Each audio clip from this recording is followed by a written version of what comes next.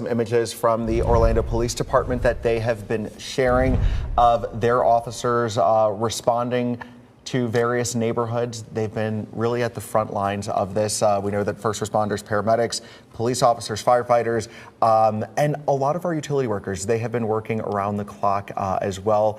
A lot of them out in the element, checking on people, making sure that things are okay. And we can see from some of these images the work that they were doing across the city of Orlando. We were just talking with meteorologist Kelly Klaus and Eric Burris about all the tornadic activity that the Palm Beach County area saw. Josie Carbonare from our sister station down there is showing us the damage in Wellington. Let me start with driving into this neighborhood. We're in the Preserve neighborhood here in Wellington. We weren't sure what we were going to be seeing. We saw some of the photos, some of the videos that came out overnight, but driving into this neighborhood this morning, wow. I mean, the sheer damage and what we're seeing as far as debris goes, it's something that I haven't seen before, and I've covered many storms, but this is one of 3 homes that experienced damage from that tornado. If you walk over with me this way, this is why this home in particular is so incredible to see as far as damage goes. If you look this way, you can see a car has been completely toppled over up against the house, and then this massive tree right here completely uprooted from the ground. I mean, this is just incredible. Again, I'm about 5'1". If I stand next to this tree, you can kind of get an idea just how massive this tree is. Again, 5'1", look at this. And the home with this car up against it, I mean, I've never seen anything like this. And over here, if you look at the driveway, there's an orange X on the garage door. That means that emergency responders have stopped by, they've cleared the home, that everybody is safe. But I do want to show you one more thing. If you follow me this way, again, the sheer damage here is just shocking, really. That's all that I can say. Across the street, as we were driving, this was all supposed to be greenery, trees that were completely uprooted. It's tough to see at this hour, but all of this has been toppled down. And then this way, when we first drove up here, we had to be very careful because this mailbox that you see here, this is cement, by the way. Look at this. This is cement totally pulled from the ground. I mean, just incredible to see. And luckily, from what we heard, everybody here in this neighborhood is safe. And the folks in that home, our crews who were here earlier, they did tell us they spoke to them and they were able to get their belongings out. A lot of these people displaced this morning. Back to you guys. All right. I believe they're okay. Yes, but thankfully the damage in that neighborhood, not too extensive, but still damage nonetheless. Caleb Califano from our sister station is showing us some of the damage in Martin County and what it looks like in a neighborhood there. I'm Caleb Califano in Stewart along Florida's Treasure Coast, and just take a look at this neighborhood we're in. Power completely out since last night. Take a look at this tree. This is a very large tree and it's completely been uprooted and turned to its side. Take a look over to this house. This house is missing part of its roof. You can see how these 2 vehicles now have been crushed together, and that's not it. There's damage all across this neighborhood. Walk with me here and you can see on the other side of this road, there's actually a boat there sitting on that gravel pathway to other homes. So a lot of damage here this morning. Obviously the sun is not up yet, so when the sun finally does come up, we'll get a better look at what happened here. But for now, a lot of heavy winds still and a lot of damage. For now, we're in Stewart. I'm Caleb Califano. Back to you. You're watching continuing coverage of Milton from WESH 2. This morning, Milton is still pushing through Florida after causing destruction across the state. The storm now being blamed for several deaths in St. Lucie County after several tornadoes. Yeah, we know this storm has been deadly and there's intense damage.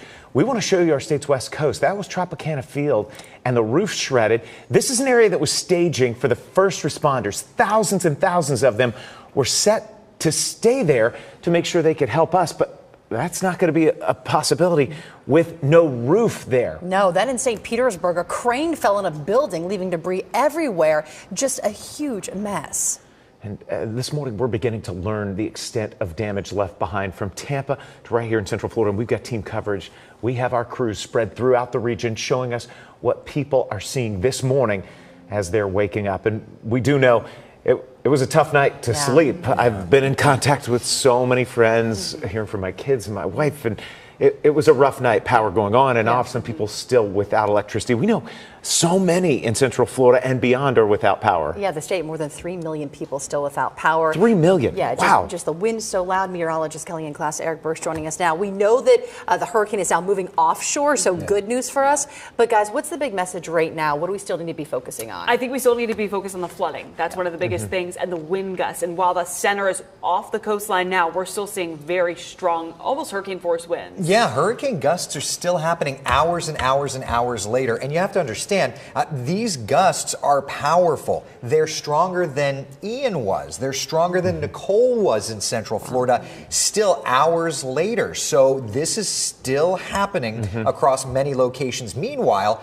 our western spots starting to see those warnings dropped. And it's great news for our East Coast locations, even though they're dealing with a lot right now. That means that the relief is on the way. So we're slowly going to inch towards better conditions for I-95 locations, especially Flagler and Volusia counties, as they've just been getting hammered with rain and wind this morning, hurricane force wind gusts, and the back edge of all of that rainfall now clearing the Ocala National Forest. It has cleared Sumter County. It's beginning to clear parts of western Lake County and working through the metro and our eastern spots. Now, I do want to get you a look at the latest and the newest information. There is a flash flood warning in effect for Lake, Orange, Seminole, and Volusia counties. This is now going to go until 9 o'clock this morning. It did replace the previous flash flood warning that was set to expire 2 minutes ago, or that did expire 2 minutes ago. So this is a new one that has been issued until 9 o'clock in the morning. We have seen reports of about 14 inches of precipitation. So a lot of rainfall, and still getting in on a lot of rain. Astor, Pearson, Altoona, you are dealing with a heavy amount, but soon there is clearing on the way. So soon you're going to start to see things gradually dry out, but still heavy rainfall for Port Orange, Holly Hill, Daytona Beach, Ormond Beach, all the way down to Ponce Inlet, Edgewater, working towards the I-4, I-95 interchange, basically south now of I-4, moving towards Seminole County. And this is where we've seen a lot of rain. 14 inches of precipitation in interior parts of Volusia County.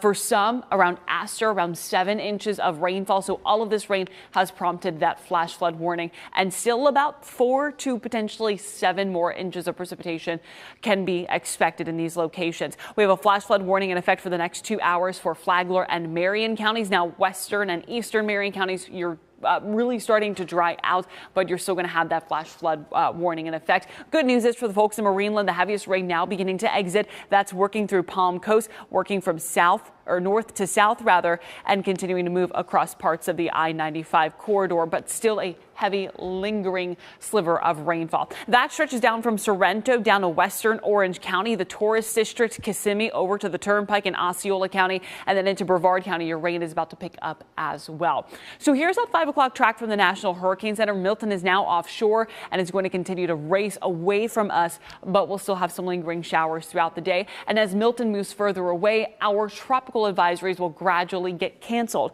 Right now, the only locations that do not have any tropical advisories in Central Florida are for central and western Marion County. For the rest of Central Florida for now, Eric, we're still dealing with those tropical storm force and hurricane force gusts. It really is something, isn't it? I mean, hours after the storm started approaching us and producing hurricane gusts, we're still in the ballpark. I have noticed a gradual downtick, at least overall, but there are some higher levels. We got to 99 at Ponce Inlet earlier. We're still in the kind of 60-mile-per-hour gust range there. Still howling, though, here in Flagler County. 69 Marineland. It's 50 miles per hour at the Flagler Airport. 56 Northern Lake County. But it's really this ribbon right in here, that white and kind of pink, that hot shade, as that works around the center of circulation getting into Orlando. 71-mile-per-hour gust just here in the last 5 minutes at Sanford. 51 in Winter Springs. 51 Altamont Springs. 55 at the Orlando Executive Airport. And 73 miles an hour down at the Orlando International Airport. So still, at the very least, a dangerous situation outside with gusts working into hurricane force. And as the hurricane itself starts to move out, these winds will rotate around and eventually work into Osceola and even Brevard counties. But I want to take a look at kind of some of the peak gusts that we have seen since midnight. Ponce Inlet made it to 99 miles an hour. That's the highest gust that I have seen in Central Florida. Marineland, 92.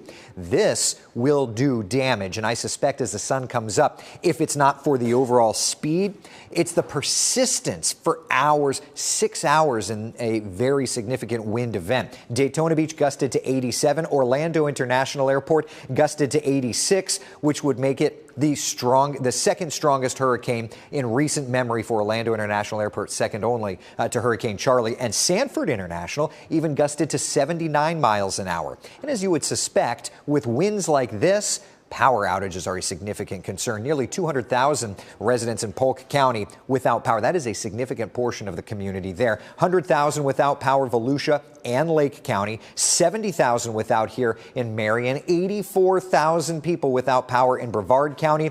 28,000 without in Seminole. My house happens to have it. I feel like if Mother Nature sneezes, we usually lose power, but here we are. So the overall idea, though, these numbers continue to go up.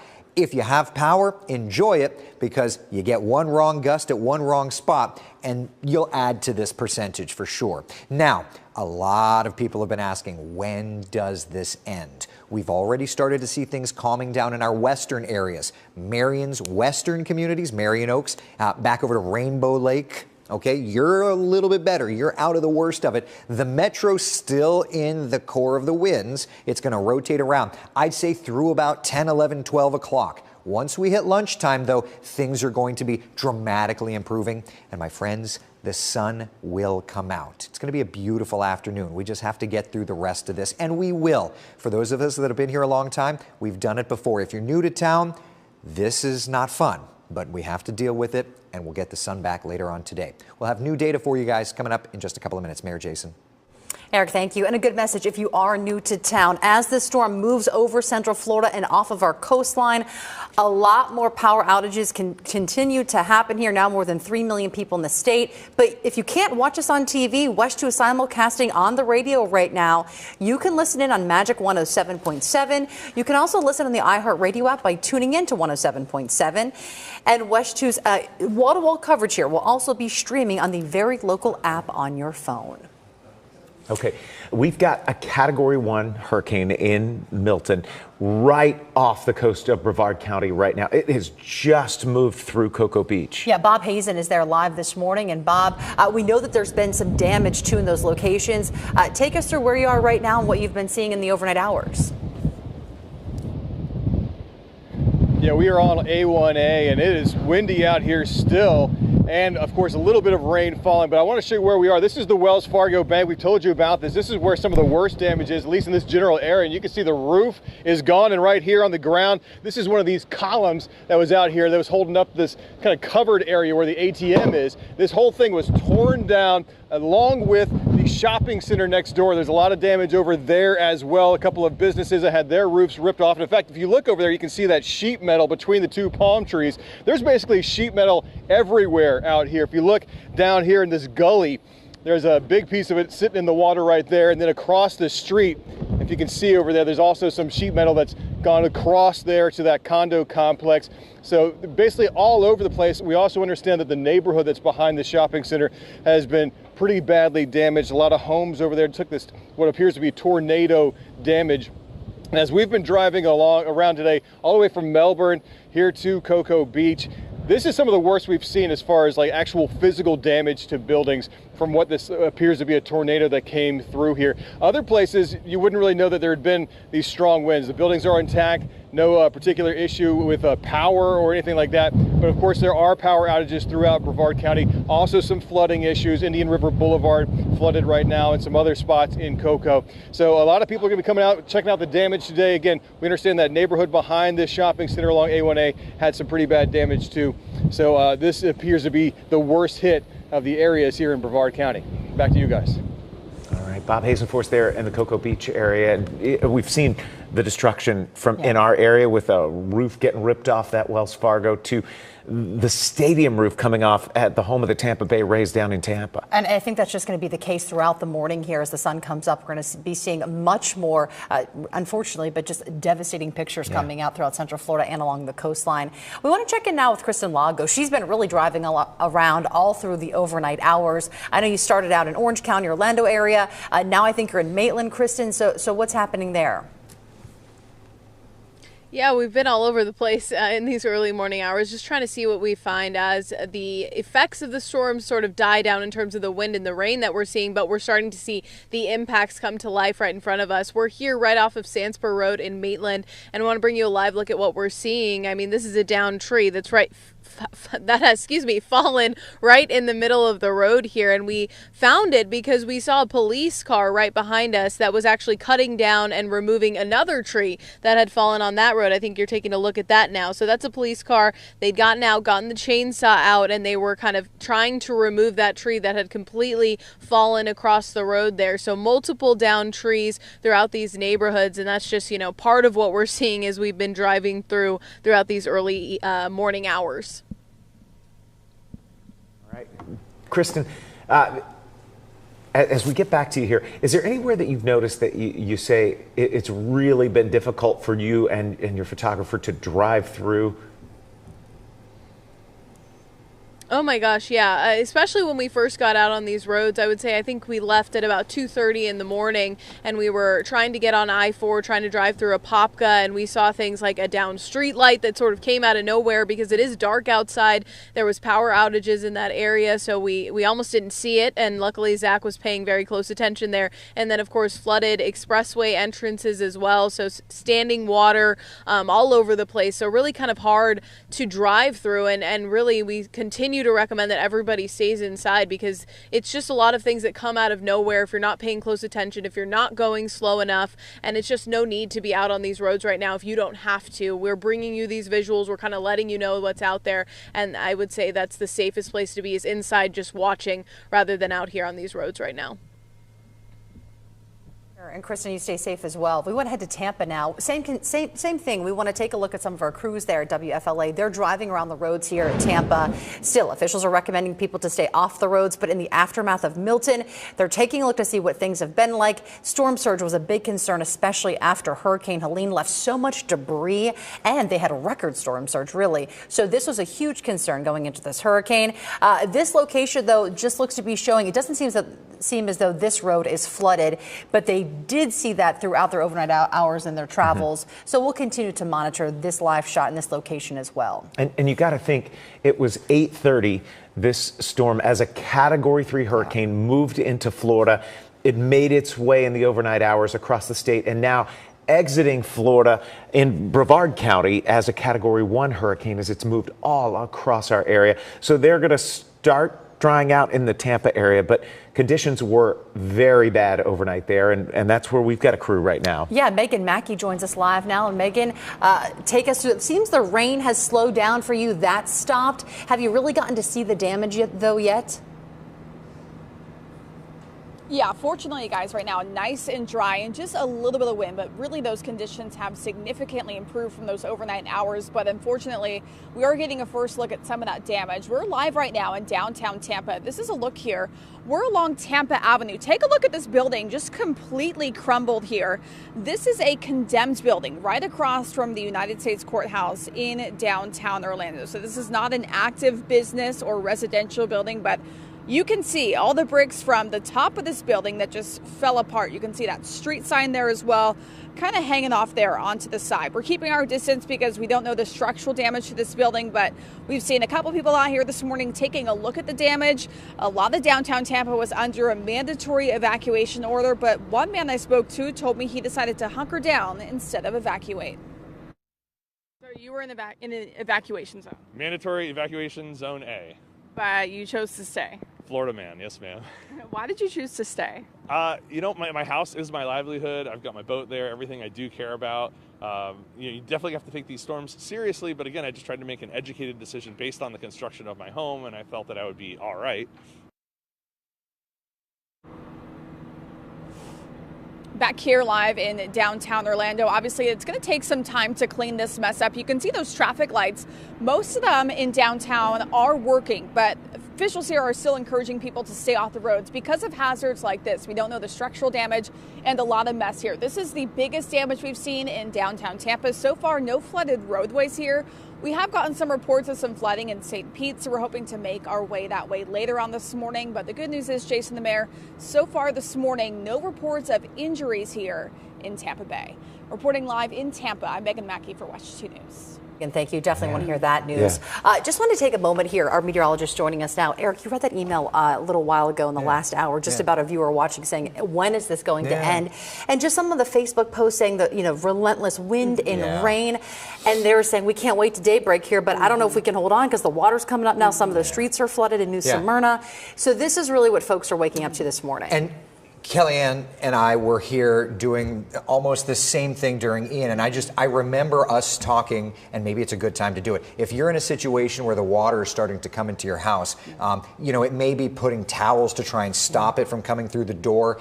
If that ship has sailed and you're terrified, completely understandable. Then what you need to do is you need to find a way to get up, whether it's sitting on a washing machine, getting up on a countertop, because we don't know, if there's any kind of wildlife in that water. There could be bacteria, could be electrified because of downline. So, water is not just water when it's coming from outside. You don't know what condition it's in. Well, the really tough thing, too, is to know that there's still more rainfall for the folks in Volusia County, Flagler County. There's still a lot of rain, but there is a silver lining to this. The rain is gradually ending each and every minute from the west. So for Marion County, most of Lake County, all of Sumter County, we're drying out. And that back edge of the dry air, that leading edge of the dry air and the back edge of the rainfall is getting closer to I-95. So there is some light at the end of the tunnel. We just have to wait a little bit longer. Now, of course, we do want to remind you, if your phones went off this morning, we have a flash flood warning in effect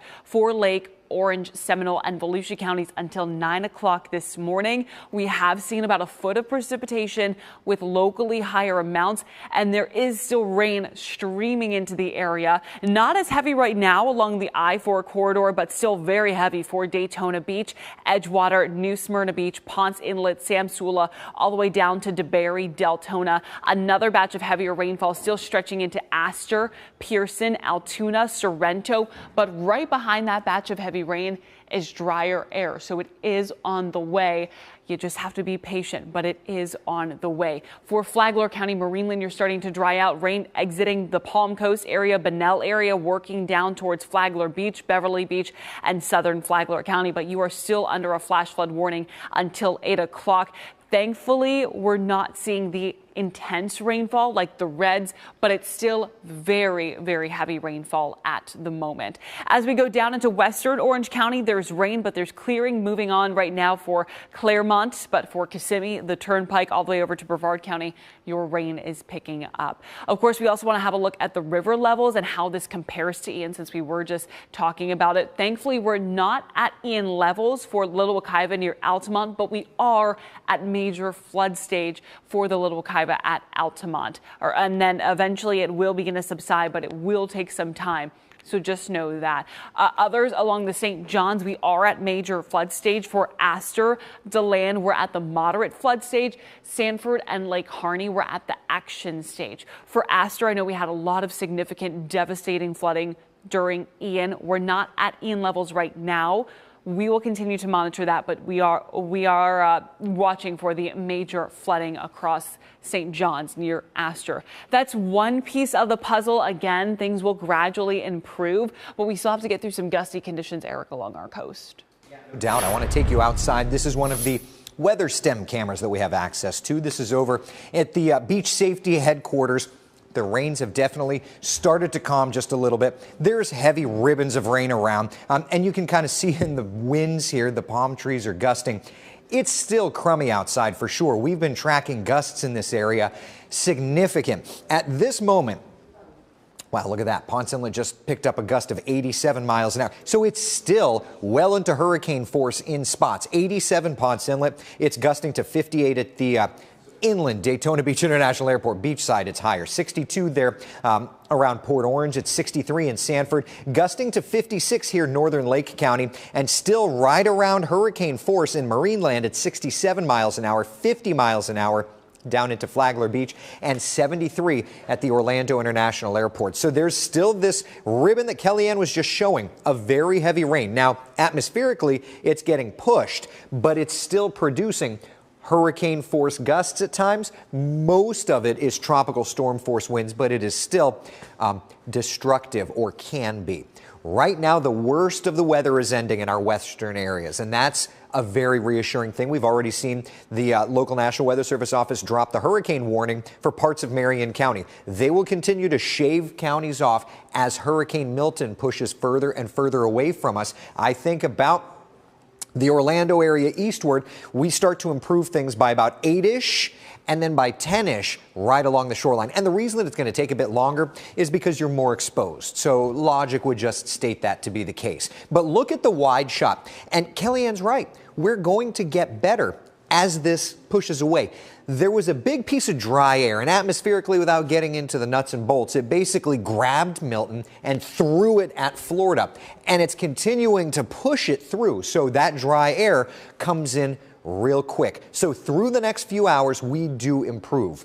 Take a look at 7 a.m. It's still rough along the shoreline, but the winds are tapering out west. And while there will be a few showers through 9, 10, 11 o'clock, notice 11, 12, 1 p.m. The storm is well offshore and it's breezy. Winds running about 20, 25 miles an hour. But the gusts will be much, much less. And through sunset tonight, northerly wind, that's actually going to help to bring in some drier air. And it's going to be a lovely night. And Saturday is going to be a lovely day. Sunday is going to be a lovely day. Morning low temperatures in the 60s. We had one random day in August get there. We're going to have a stretch of it. Mother Nature helping us out a little bit. So understand this. We've got the flooding. We've got the destructive winds right now. We're still in the rough part of the storm for another couple of hours, but we'll be able to have time, at least in terms of weather, to be able to go clean up, to be able to survey our homes, and at least start the process of getting back to normal. And we're going to do that. We've got beautiful weather ahead. Always, always, always look for that silver lining. Jason, Meredith, back to you. Yeah, and we thank you for doing that, you and Kellyanne. Okay, the eye of the storm is moving away, and that Category 1 hurricane is off our Brevard County coast, but we know power outages are still a big concern. If TV is not an option for you at some point this morning, because you may be watching us now, but you lose power, you can listen to WESH 2 News on Magic 107.7 FM or through the iHeartRadio app by dialing in 107.7. You can also watch us on your smartphone or internet-connected tablet. Our round-the-clock coverage is streaming live for you right now. Just download the Very Local app. And this is a great way to stream us anytime because we're on your smart TV, your Apple TV, your Roku device, or however you stream those television services that you may be watching on your television. Okay. A big thing this morning that we've been talking about is just the water, the flooding, the flood damage that we're talking about. Some viewers wrote in, Jason, just on my Facebook page saying they're in New Smyrna, they're in Port Orange, and just they're looking outside and seeing just how high the water levels are right now in Volusia County. Yeah, the Volusia is one of those areas that we're watching very closely. And it was one of the areas that some folks had to evacuate from, as officials said, you need to get out, whether being on a barrier island or some of the low-lying areas that are prone to flooding. Let's get to Pamela Combe. She's in the Daytona Beach area. And Pamela, conditions have been getting way worse over the hours that we've been watching you out there.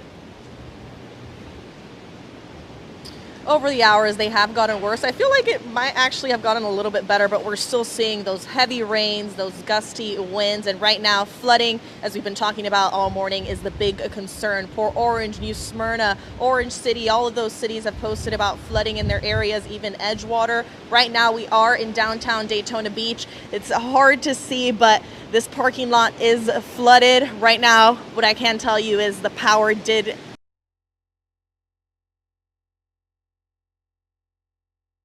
get that building, the wind. Oh, it looks like we just got this powerful gust of wind. It's really like pushing us, the camera almost knocking it over. So we really got to be careful when we're out here. We are under shelter right now. The streets so far have been pretty empty, which is good. People are staying home. There is a curfew in place here until 8 a.m. Thousands of people again are without power. I did see some posts on Facebook, people sharing just their homes. Oh God, that wind is very powerful right now. Got just this gust right now. But people have been posting about the flooding in the area, about knee-deep water in cities like Edgewater. We've also seen transformers continue to blow. I mean, the sky continues to light up this blue color. So this, of course, will continue to get more rain, and we're going to wait for the sun to come up to see just how extensive the flooding is and just how extensive this damage is. We will update you here when we're able to get out of here. Reporting in Daytona Beach, I'm Pamela Cohn. And Pamela, just leading up to the storm, I know you were talking to several business owners there and homeowners. Just there in the Daytona Beach area where it is so popular, tourist attraction, what did the majority of the owners say they were doing? I know they boarded up, but were they, taking off and leaving or staying close by? I think for the most part, a lot of them did stay, at least those that did have those evacuation orders. I know some of the shelters here are pretty full, so a lot of them did move kind of inland towards the mainland, but they did board up, they did put up sandbags. So they are taking those measures. They've obviously lived through Ian and Nicole. They had that experience. They know that Daytona Beach tends to flood, so they really are taking those precautions and leaving the area if they needed to. Right. Pamela Cohn for us there in Volusia County. And it's interesting because the rain and the wind, just while it had settled down at the start of the live shot, before we ended there, we saw, and that's how fast the weather turns. Yeah, it picks up. Yeah, that big gust of wind almost, knocking her over there. We're also watching as this system brings a lot of rain on up the coast, even into Georgia right now. Tybee Island is where we're seeing the impacts. Yeah, and a reporter there, Kyron Nouveau from our sister station there, is on Tybee Island with this report. I'm Kyron Nouveau. We are here on Tybee Island, which is about 30 minutes from the city of Savannah. And here's some of the conditions we're seeing from Milton here on Tybee Island. You can see just the wind blowing. You can hear those wind gusts. You can see those trees in the background for the most part. These are palm trees right here on the beach. You see them moving fast. I want to show you this truck over here. It's a utility truck with some flags on there. You can just see the flags moving side by side with the wind picking up here. I want you guys to also just take a quick listen to the wind speed. And so that's what really is going on here on Tybee Island wind. But when it comes to actual wet conditions, it's rain showers off and on, not too much. Now, Tybee Island has always prepared for coastal flooding and any flooding here on the island when storms come here to the island. But so far, those are the impacts of Milton on Tybee Island. But for now, I'm Kyron Nouveau. I want to send it back to you. All right, and now let's take a moment here to look at this video we have from the Cocoa Beach mayor. We were talking about all the tornado activity in South Florida. We'll take a look at this, a moment that a possible tornado here hits the mayor's house. He shared this video with us. This is the Cocoa Beach mayor, Keith Capizzi. Oh man, Keith, thank you for sharing this with us, but so scary. I can't even imagine what the folks in South Florida were going through, and here in our area, because we're still trying to confirm the one that happened in the Cocoa Beach area with that Wells Fargo that we saw. But still, thank you for sending in this video. Just, we're urging everyone to just be safe as they continue to take pictures and see what's happening outside. Look at that. Okay. Now, the other thing, officials want to get out and help people if they need help, but emergency operations had to be suspended in the Cocoa Beach area because of the strong winds. So high winds force them to shelter in place. Our police officers and fire rescue crews and other first responders and crews say they're going to get back out as things calm back down with the wind. The threshold that we've heard between 35, 40 miles per hour, if we're seeing sustained winds at that, the emergency responders can't get out. Yeah. Also want to take a look at Daytona Beach shores. This area, man, this was definitely hit hard by Ian and Nicole. And a viewer sharing this video with us of the rain and the wind. I know, I certainly love this location, Daytona Beach shores, Ponce Inlet. That whole area there is so beautiful. It'll be interesting to see when the sun comes up how they fared after Hurricane Milton, makes its way through the Sunshine State here. But again, the wind and the rain going to be the big story here. Yeah, and we want to bring in our team of first warning meteorologists as we continue our coverage here of WESH 2 News tracking Milton. You're watching continuing coverage of Milton from WESH 2.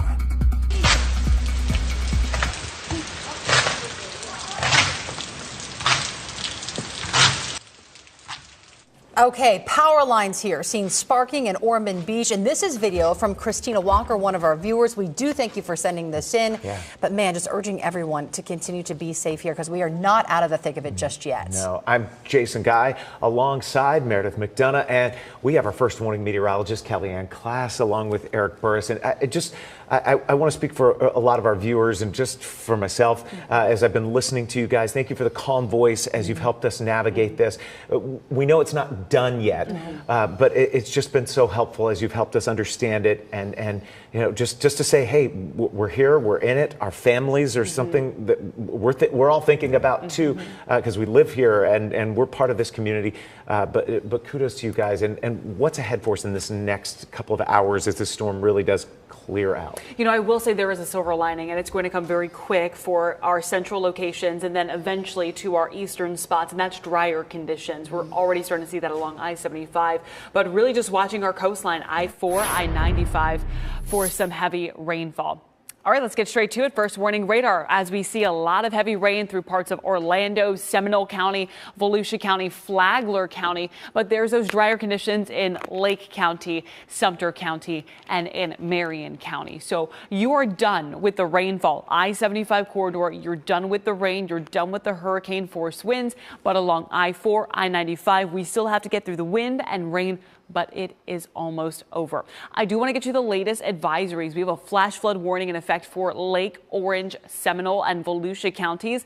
This is going to go until 9 o'clock this morning. It's because we've had a lot of rainfall, around a foot in some locations, and more streaming in. But we're starting to get clearing back towards Astor, towards Pearson, clearing in Altoona, starting to clear out in Sorrento. But from Sorrento and east, it's still heavy rainfall at the moment. We've picked up along I-4, parts of I-95, about 14 inches of precipitation. Still adding on top of that, but it should not be much more. We're not looking at the 5, 6, 7, 8 additional inches on that, which is wonderful news. We do have a flash flood warning for eastern Marion County, all of Flagler County. This is going to go until 8 o'clock this morning. And this is just because we've had about 8 to 9 inches of rainfall, especially in southern Flagler County.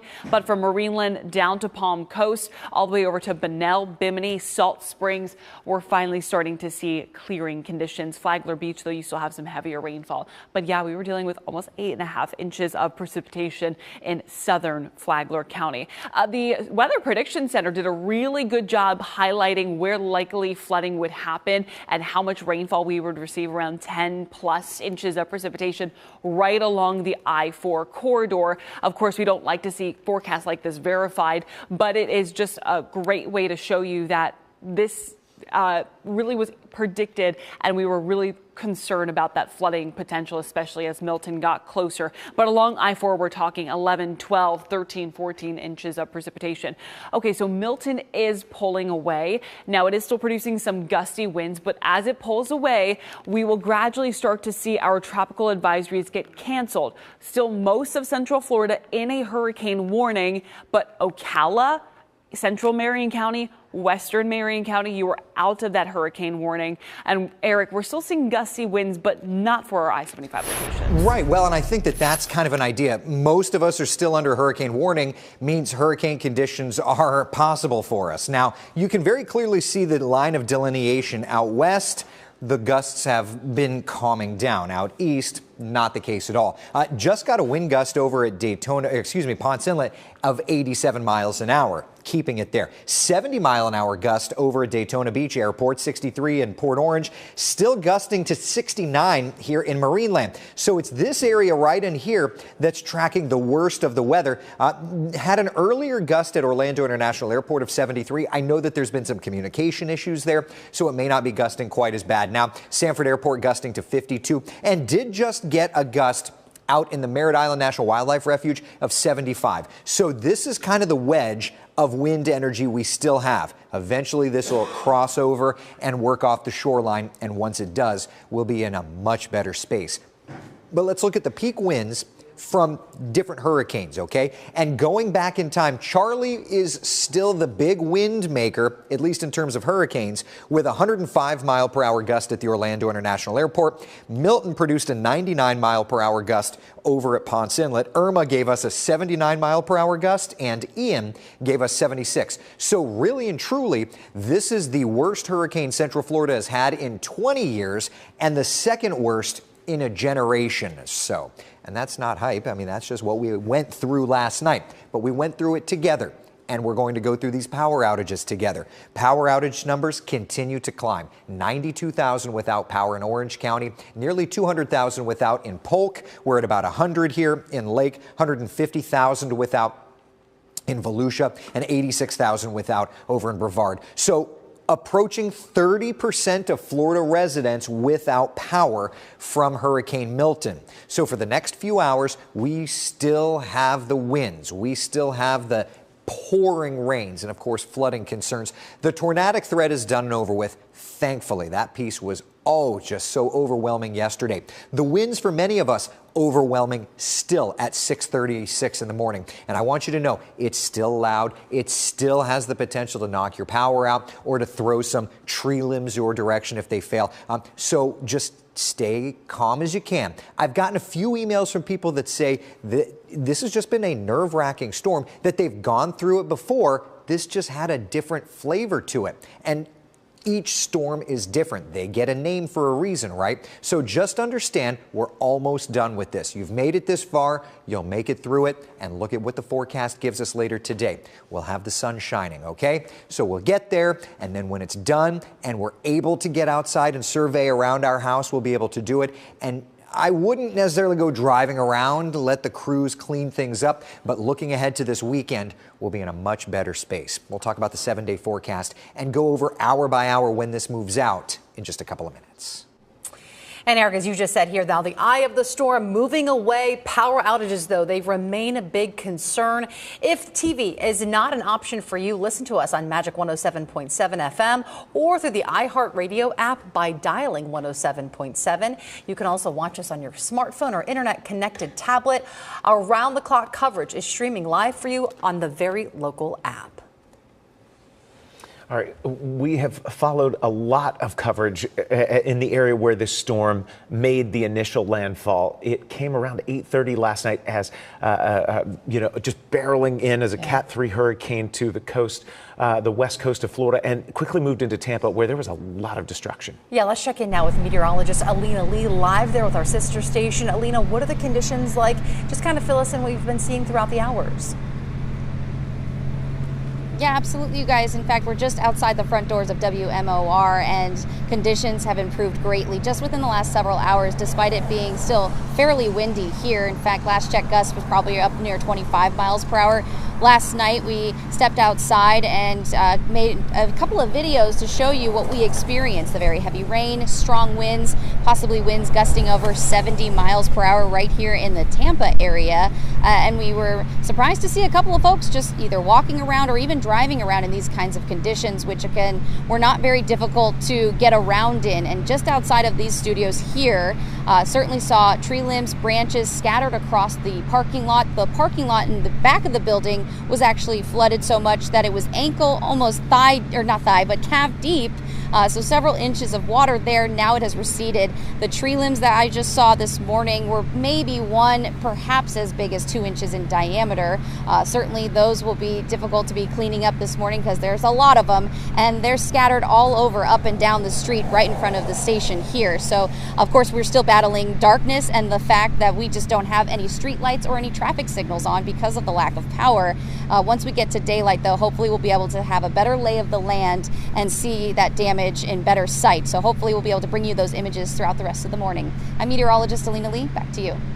Alina, thank you. And Alina just mentioning there no traffic signals in that location over in Tampa area and just debris that she's been seeing. That's the case over in Brevard County from coast to coast here. We've already seen damage. And our meteorologist, Kellyanne Clash, just mentioned that people are like messaging in saying, can we drive yet? No, you cannot. Officials are saying stay off the roads here. Yeah, we're still talking about, even if the rain has calmed down, there are high winds and those big gusts. Eric was just moments ago tracking an 80-mile-per-hour gust. This is serious. So let's get over to Brevard County on our east coast where we're going to be watching for storm surge. But look at that. Bob Hazen is standing there, and we see you getting blown around a little bit there in the strong gust. Yeah, Jason, kind of thought we were past this. Last couple of live shots has been pretty peaceful, but right now this wind is just really pounding us. And right here behind me, this is that Supercuts that is on A1A, right next to basically that Wells Fargo bank we were at about 30 minutes ago. And you can see all the windows blown out on that building.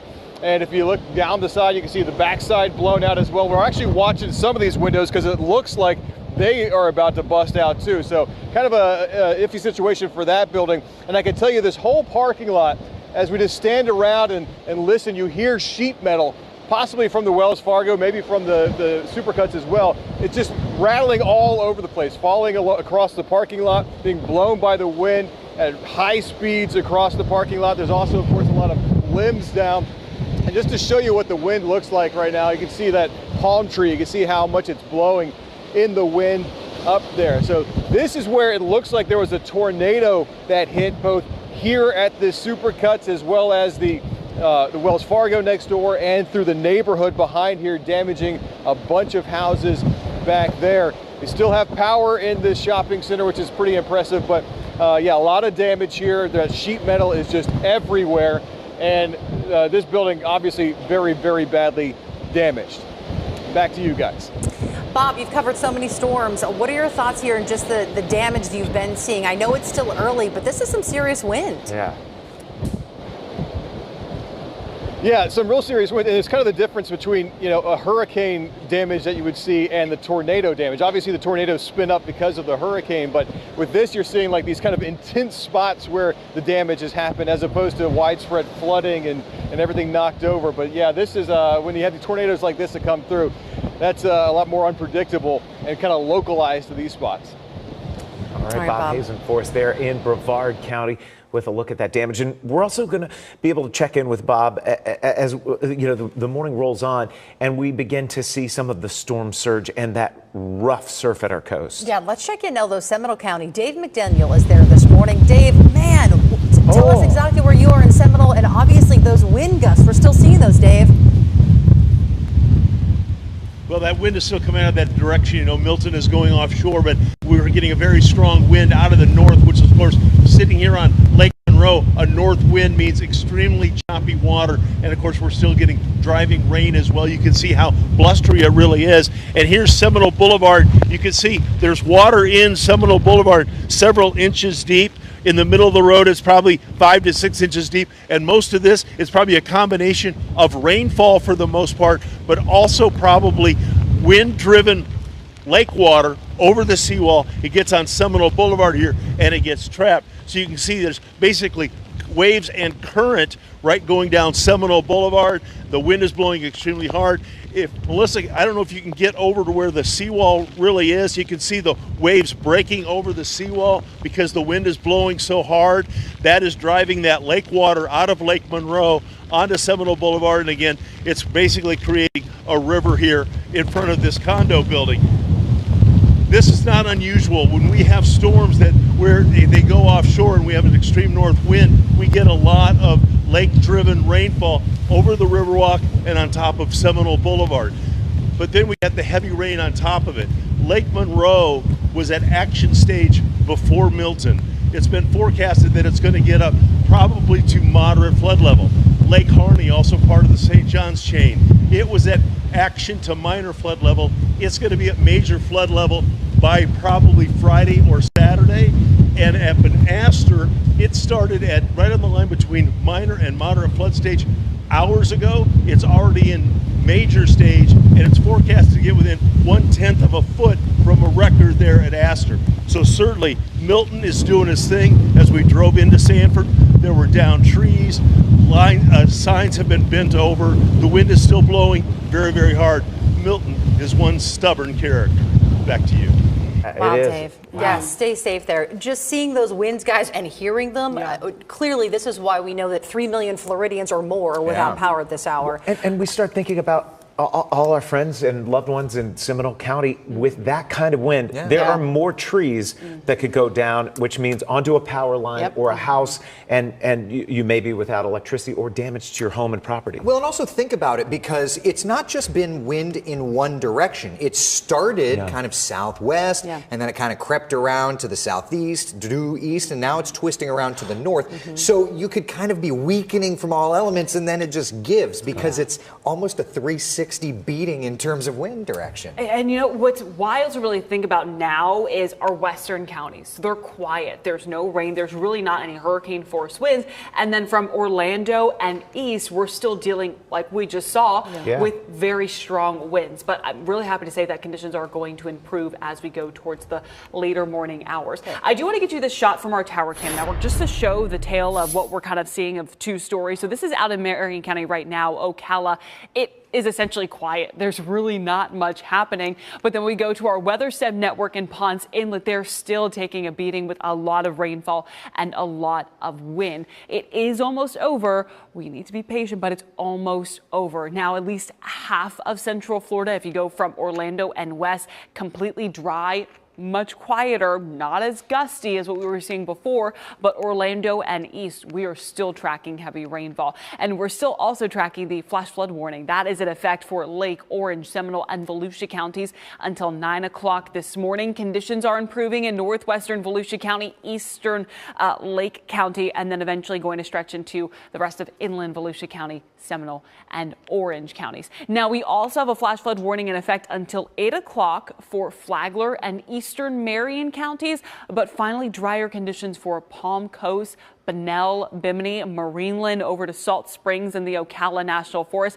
That's now making its way down towards Flagler Beach and Beverly Beach. So conditions in Flagler County are improving, but we still have a lot of standing water around. So even though conditions are improving, we encourage you not to go out yet, because there is still going to be flooding on the roads, especially in some of those localized areas. But still heavy batch of rainfall for Ormond Beach, Daytona Beach, all the way down to New Smyrna Beach, Ponce Inlet, Oak Hill, now approaching Scottsmore, Titusville, Deltona, pretty much all of Seminole County at the moment, and almost all of Orange County. But western Orange County finally starting to see drier conditions. This is working over towards Brevard County. So Brevard, Osceola County, your rain is now picking up. It'll be pretty gusty as well. In terms of tropical advisories, all of us except central and western Marion County are in a hurricane warning, but that will subside as we go throughout the day today. So Milton is already off of our coast. As it moves throughout the Atlantic, conditions will gradually improve. Our warnings will be dropped, but right now still most of us are in a hurricane warning. There goes Milton. We'll still get some wraparound moisture and some strong onshore winds. So as we go into the late morning, early afternoon hours, it's the storm surge, it's the coastal erosion, it's also the coastal flooding, so keep that in mind. But if you're west of 95, conditions look to be okay. I do also want to watch the river levels, especially along the St. John's, Astor. You're at major flooding, DeLand at moderate flooding, then Sanford and Lake Harney, we are at action stage. And just depending on when this rain gives up and just how much rainfall there is, and then just streaming into our rivers, we'll have to see if these are expected to rise over the next couple of days. But Eric, I mean, just looking at the recent wind gusts each and every half hour to 15 minutes, like, these are really impressive. They are. We get this data every 5 minutes, and so you betcha I'm going to show it to you, because it's a constantly evolving and changing situation. And still, I woke up at 1 o'clock this morning and it was like hurricaning in the metro. It's still hurricane conditions along the shoreline. Ponce Inlet sitting at 87 mile per hour gusts, 83 out at the Merritt Island National Wildlife Refuge, 77 in Port St. John. gusting over hurricane force so many hours after the core is moving through. The core is now off the shoreline and up here into Flagler. I've gotten a lot of emails, a lot of social posts, people talking about how bad it is up here. 50-mile-per-hour gusts at the airport there in Flagler County, 67 Marineland, 52 at the Sanford Airport, 57 here at the Daytona Beach International Airport, though you were gusting well into hurricane force for some time. And about 51 here at the Orlando International Airport. The period of hurricane force winds is coming to a close. Little by little, we're noticing a downward trend with this wind envelope, but it's still there. It's still gusty, so it's still not time to go outside. So then you just have to say to yourself, well, how long? I mean, just to give you an idea, those are gusts. When it's not gusting, we're sustained at 44 in Melbourne, sustained at 38 Daytona Beach, and still sustained at 44 back over to St. Cloud. So right now is when things are calming down across the I-75 corridor back over toward much of Lake County. For areas highlighted in blue, West Volusia, Seminole, Orange, Osceola counties, up through the Ocala National Forest, about 8 a.m. is when I think things will look dramatically better. And then 10 a.m. along our East Coast communities, I think we're going to be doing better. The only reason you have to wait that long, honestly, is because our coastline is obviously more prone and susceptible to that onshore wind energy. So it's going to take a little bit longer for you. But I think the overall idea is we're starting. The back end of it is moving through. Hurricane Center and National Weather Service office have already dropped that hurricane warning, as Kellyanne had mentioned, for parts of Marion County. We'll shave more off, and then we'll get better, and we'll get better. At one point, we had storm surge, a significant level. I mean, it's still not good, but we had a 5-foot-plus inundation here at Fort Myers Beach. We're actually dropping down as the winds are pulling water away from Brevard County, and we're looking better and better generally in our area. So, what's next, right? The good news is beautiful sunshine. There's Hurricane Milton pulling across, but look at all this dry air. That dry air replaces and gives it's going to be a gorgeous day. Late morning, it'll be breezy, but the storms are moving out, and by lunchtime, it's just gorgeous sunshine. More and more of it, all right? So this morning it's rough, and it's still rough for some people. I understand. It's not fun. This is just a part of living in paradise, I always say. But looking ahead to tomorrow and the weekend, the winds will stay comfortably breezy. It's not going to be a damaging setup. High temperatures in the 80s, morning lows around 70. Some of us sneaking into the 60s. A little taste of autumn, a very welcome taste of autumn, and high temperatures into next week in the 80s. Listen, we've had ourselves a storm. So now let's take a minute, have a moment, and then move forward, enjoying what's ahead. Eric, we certainly appreciate that positive note. Yes, it's a good time to be uplifted right now. As Eric mentioned, the storm is moving off of our coast now, but power outages remain a huge concern. More than 3 million Floridians still without power. If TV is not an option for you, you can listen to us on Magic 107.7 FM or through the iHeartRadio app by dialing in to 107.7. You can also watch us on your smartphone or internet connected tablet. Our round-the-clock coverage here is streaming live for you on the very local app. Okay, those strong winds knocked down trees all over. We've been seeing pictures and images of that, and it's really putting a lot of people in harm's way. And we want to bring in Christina Watkins. Christina, we're starting to see some of those scary sights that people are dealing with as they wake up now. Yeah, and we knew these downed trees would be an issue. This was part of the preparation we had been telling you about for days. And sadly, now at 6:52, some of you are starting to wake up and you are seeing that destructive damage. Take a look. This is just one example. This family is from DeLand in Volusia County. They sent us this picture. This was around 4 o'clock this morning. They were trying to catch some shut-eye, thinking the storm slowed down a little bit in their neighborhood, but they woke up to cracking sounds just in time before this tree came right through their roof and the ceiling. And you can see the damage here. Now these homeowners tell us they are taking in a lot of water. That is one of the scariest things about overnight storms. And then you look at this, similar sights in Dunellen. Look at what the police department posted. This tree fell on a house in Blue Cove. They said it went all the way through the ceiling. You can see that there, the shingles, the damage, and then it stopped right before falling on top of a woman who was in her bed.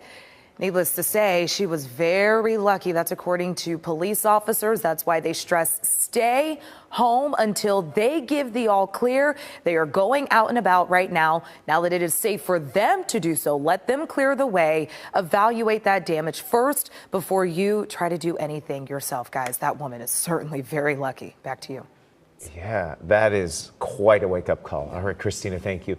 Obviously, the storm has blown through much of Central Florida. We're watching it now really hit our eastern communities, and flooding is a big concern for local neighborhoods. Yeah, Orange County first responders, they were making some water rescues from people in their homes. I was following this on their Facebook page, and WESH 2 Spencer Tracy joins us live now in Winter Park. Spencer, you're in a neighborhood there with, it looks as though ankle-deep water. That's right. So we saw it on their Facebook page, and right away we were like, we've got to go there to see exactly what's going on. The crews have cleared, but there's definitely about ankle. It's probably about up to my ankle, probably going down more. Once the sun comes up, you'll really see. But kind of the farther you go out, it's up to your ankles, probably could be more higher. But I think the big concern why Orange County Rescue came was, they weren't exactly sure how high the water was. We're not exactly sure how high the water was or if they actually did rescue anyone. We do have that video to show you right now. Crews were kind of going in, searching the area to see if anyone was inside. We actually did see a resident when we arrived here, and they seemed okay and everything was fine. But you just never know with these types of situations how high the water could be, and some people might not know exactly how high the water is outside their house, so it's always good to be cautious. We're going to continue to follow that Facebook page. I also saw in another part of Orange County, Orlando area, that they'll be also doing rescues, so it's really important to make sure that you stay in your homes. If you do see those floodwaters, to call them, because those first responders are going to be working around the clock to make sure people are safe. I'll toss it back to you guys. We're live here in Orange County. I'm Spencer Tracy, WESH 2 News. All right, and one of the things that we want to do is show you from where Spencer is there and all across Central Florida and beyond, because there's a large impact that's happened throughout the Sunshine State. Yeah, off to Collier County we go, because we want to take a look at the flooding conditions there. Let's hear from Alexa Velez from our sister station. So our journey around town in Naples has landed us here on Vanderbilt Drive and Vanderbilt Beach Road. If you take a look here, the street light is not working at this intersection at this time, and there's also still significant amounts of standing water. You can see just how deep the flooding is if you take a look at that concrete beach walk sign and the palm trees. Just a few minutes ago, a big fish swam by me and spooked me. So that's another good reason to not be walking around in these standing waters. And our car has an emergency safety light. So we have seen a couple people trying to drive down this intersection, and we've warned them because there is a big ditch right here that you cannot see because of the water. Of course, we're going to continue monitoring the conditions around Collier County and bring you the latest. But for now, on Vanderbilt Beach, I'm Alexa Velez. Back to you. Okay, from Collier County now here into Central Florida once again. The road conditions a big concern. We saw trees have fallen down, and in front of some of our reporters, they were taking a look at the roadways from Orange County into Maitland. Kristen Lago got a view of some of those locations. Yeah, and she's been traveling all over. Let's get to Kristen right now. And Kristen, our producers are telling us you've made your way now to Conway. What is that area looking like? There are some spots there that have had bad flooding in past storms. Yeah, and that's kind of the reason we wanted to go to this area, to see if there was any flooding in these neighborhoods that are prone to that during these big storms. But actually, we pulled to a stop, and I'm going to have Zach Maskovich operate the camera because I'm not good at using this roof camera. But you can see this front yard fence or backyard fence. Can't really tell in this dark lighting, but you can see all of these posts that have flown off with the wind gusts that this area got. You can also see some of the debris on the ground from the plants. But, I mean, this fence is completely torn apart all across. So this poor resident is going to wake up and find that. But that's not the only type of damage that we've seen. You talked about seeing a lot of the debris on the ground earlier. And just a little bit ago, we were in Maitland and we saw a tree that had completely fallen into the center of the road. And at least now the conditions have gotten a little bit better to allow these emergency crews to come out and remove that debris. We saw a couple of police officers and other first responders coming out with their chainsaws and getting that off the ground, because it had completely blocked the roadway there. So we've seen a lot of this sort of damage from the storm. As the winds have died down, we've been able to drive through and see it. And I'm going to bring you live once again to this area in Conway. Like I said, this fence completely torn apart all across. So the wind gusts were really heavy over here. And we've seen just the damages that these residents, these neighbors are going to wake up and see come first light as the sun begins to rise. So we've definitely seen it all as we've driven all throughout Central Florida this early morning. And yeah, there's a lot going on right now, but luckily the conditions have gotten better. We're not seeing the wind. We are still seeing a little bit of rain, but that's the worst of it right now. You're watching continuing coverage of Milton from WESH 2. Battering Florida. Around 8:30 last night, Milton, a Category 3 hurricane, slamming our state's west coast. Dumping massive amounts of rain, ripping off roofs, and blowing out power. Millions are without electricity, homes are underwater, and lives have been lost. Now the storm churns away from Central Florida, but our coverage continues. We thank you for staying with us here at 7 a.m. You've got your Sunrise team. I'm Jason Guy along with Meredith McDonough. Yes, and meteorologist Kellyanne Klass and Eric Bursch joining us. Guys, we know that the hurricane made landfall last night around 8:30 near Siesta Key. We also know that this is a deadly storm. There's a tornado outbreak in South Florida. We're still waiting to find the information there for officials to release that. And now we're just dealing with the flooding still, a big concern for us, and these winds. Yeah, and the flooding right now, because we're not going to see, as the hurricane moves away from us, the threat end, because Kellyanne, you've been talking about flood stage and things continuing to rise for some time after the storm. Yeah, and that's going to be especially along the St. Johns. Even the Little Wekiva River, we're at major flood stage right now. So we're going to have to watch that very closely to see if this is just because of the wind and all of that wind pushing it towards the gauges to make it rise, or if this was truly in some parts just a lot of rainfall. Not wanting to compare it to Ian, but the last time we had significant rain like this was Hurricane Ian. And it was a significant event. So it'll be interesting to see when the dust settles. Like you said, was that a surge or was that actually a water rise? But at this point, we're not done and over with just yet. Brevard County getting some of the worst weather they have seen yet as the storm exits. And then when this band moves off the shoreline of Brevard County, we will all dramatically see an improvement in our weather. And you know what? Back towards our west right now, things are much better there. And in fact, some locations already are out of hurricane warnings. That includes central and western Marion County. I do believe at the 8 o'clock advisory, a lot more counties across Central Florida will get out of these warnings. But do know for now, it's really Orlando across our direct central locations and east towards I-95 that this is where we have some of the stronger gusts at the moment and the heavier rainfall as Milton continues to pull away. When we look at first warning radar, most of Lake County, all of Sumter County, all of Marion County are dry, and we're finally starting to dry out in Flagler County as well. But there are two heavy ribbons of rainfall now working through Daytona Beach over towards the Cape, down to Oak Hill, Scottsmore, and Titusville. And just want to remind you that we have a flash flood warning in effect for Lake, Orange, Seminole, and Volusia counties going until 9 o'clock this morning. A closer look shows things starting to dry out in Astor and Pearson. Still some rainfall for DeLand, Sorrento, but it's not the heavy rainfall like we're seeing just east of I-4, right along I-95 from Daytona Beach all the way down to New Smyrna Beach, Oak Hill, Scottsmore, and Titusville. We also have a flash flood warning in effect for Flagler and Marion counties. This is going to go for the next 48 minutes rather, until 8 o'clock this morning. So just know that while it's not raining anymore in your location, we still have that flooding potential, especially in low-lying areas, especially around the Palm Coast area. As we go down into the metro from Volusia County to Seminole County and to Orange County, still a lot of heavy rain. That's now stretching into Osceola County and Brevard County, where you're starting to see some of your gusts pick up, still some heavy rainfall, but at least the worst of the weather is now beginning to approach our metro location, so things will gradually clear out and calm down as Milton pulls away throughout the morning hours. So it is expected to pull away.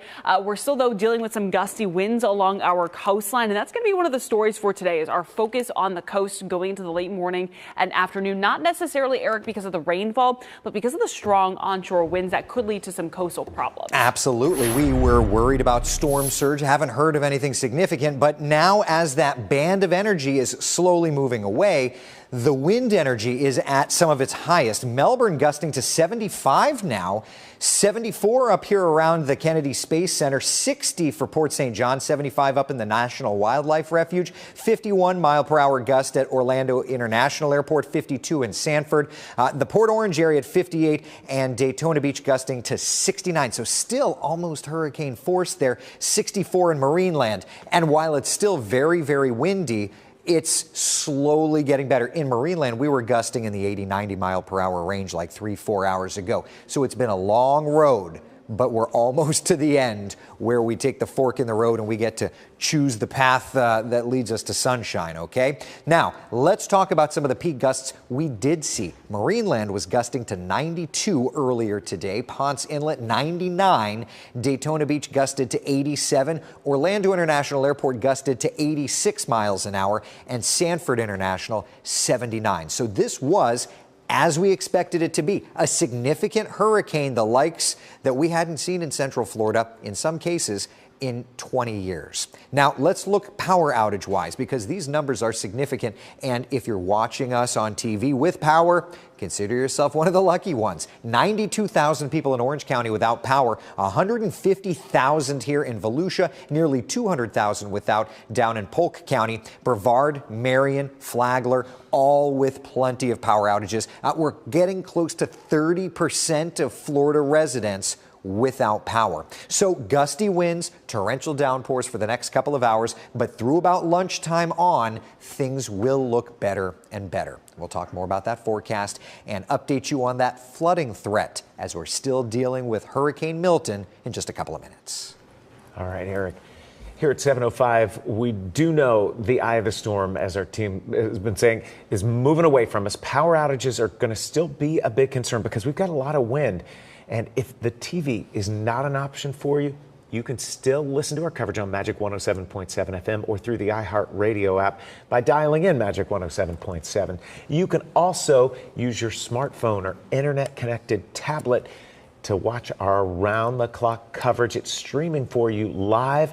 Just download the Very Local app. That's a great way to stay connected to us on streaming devices. All of them. Find Very Local now. For sure, because the impacts of those outer bands, they are still raging, and the folks in Brevard County, they're really seeing the worst of it right now. Yeah, let's get to Bob Hazen once again. And Bob, the wind has really picked up there in the Cocoa Beach area.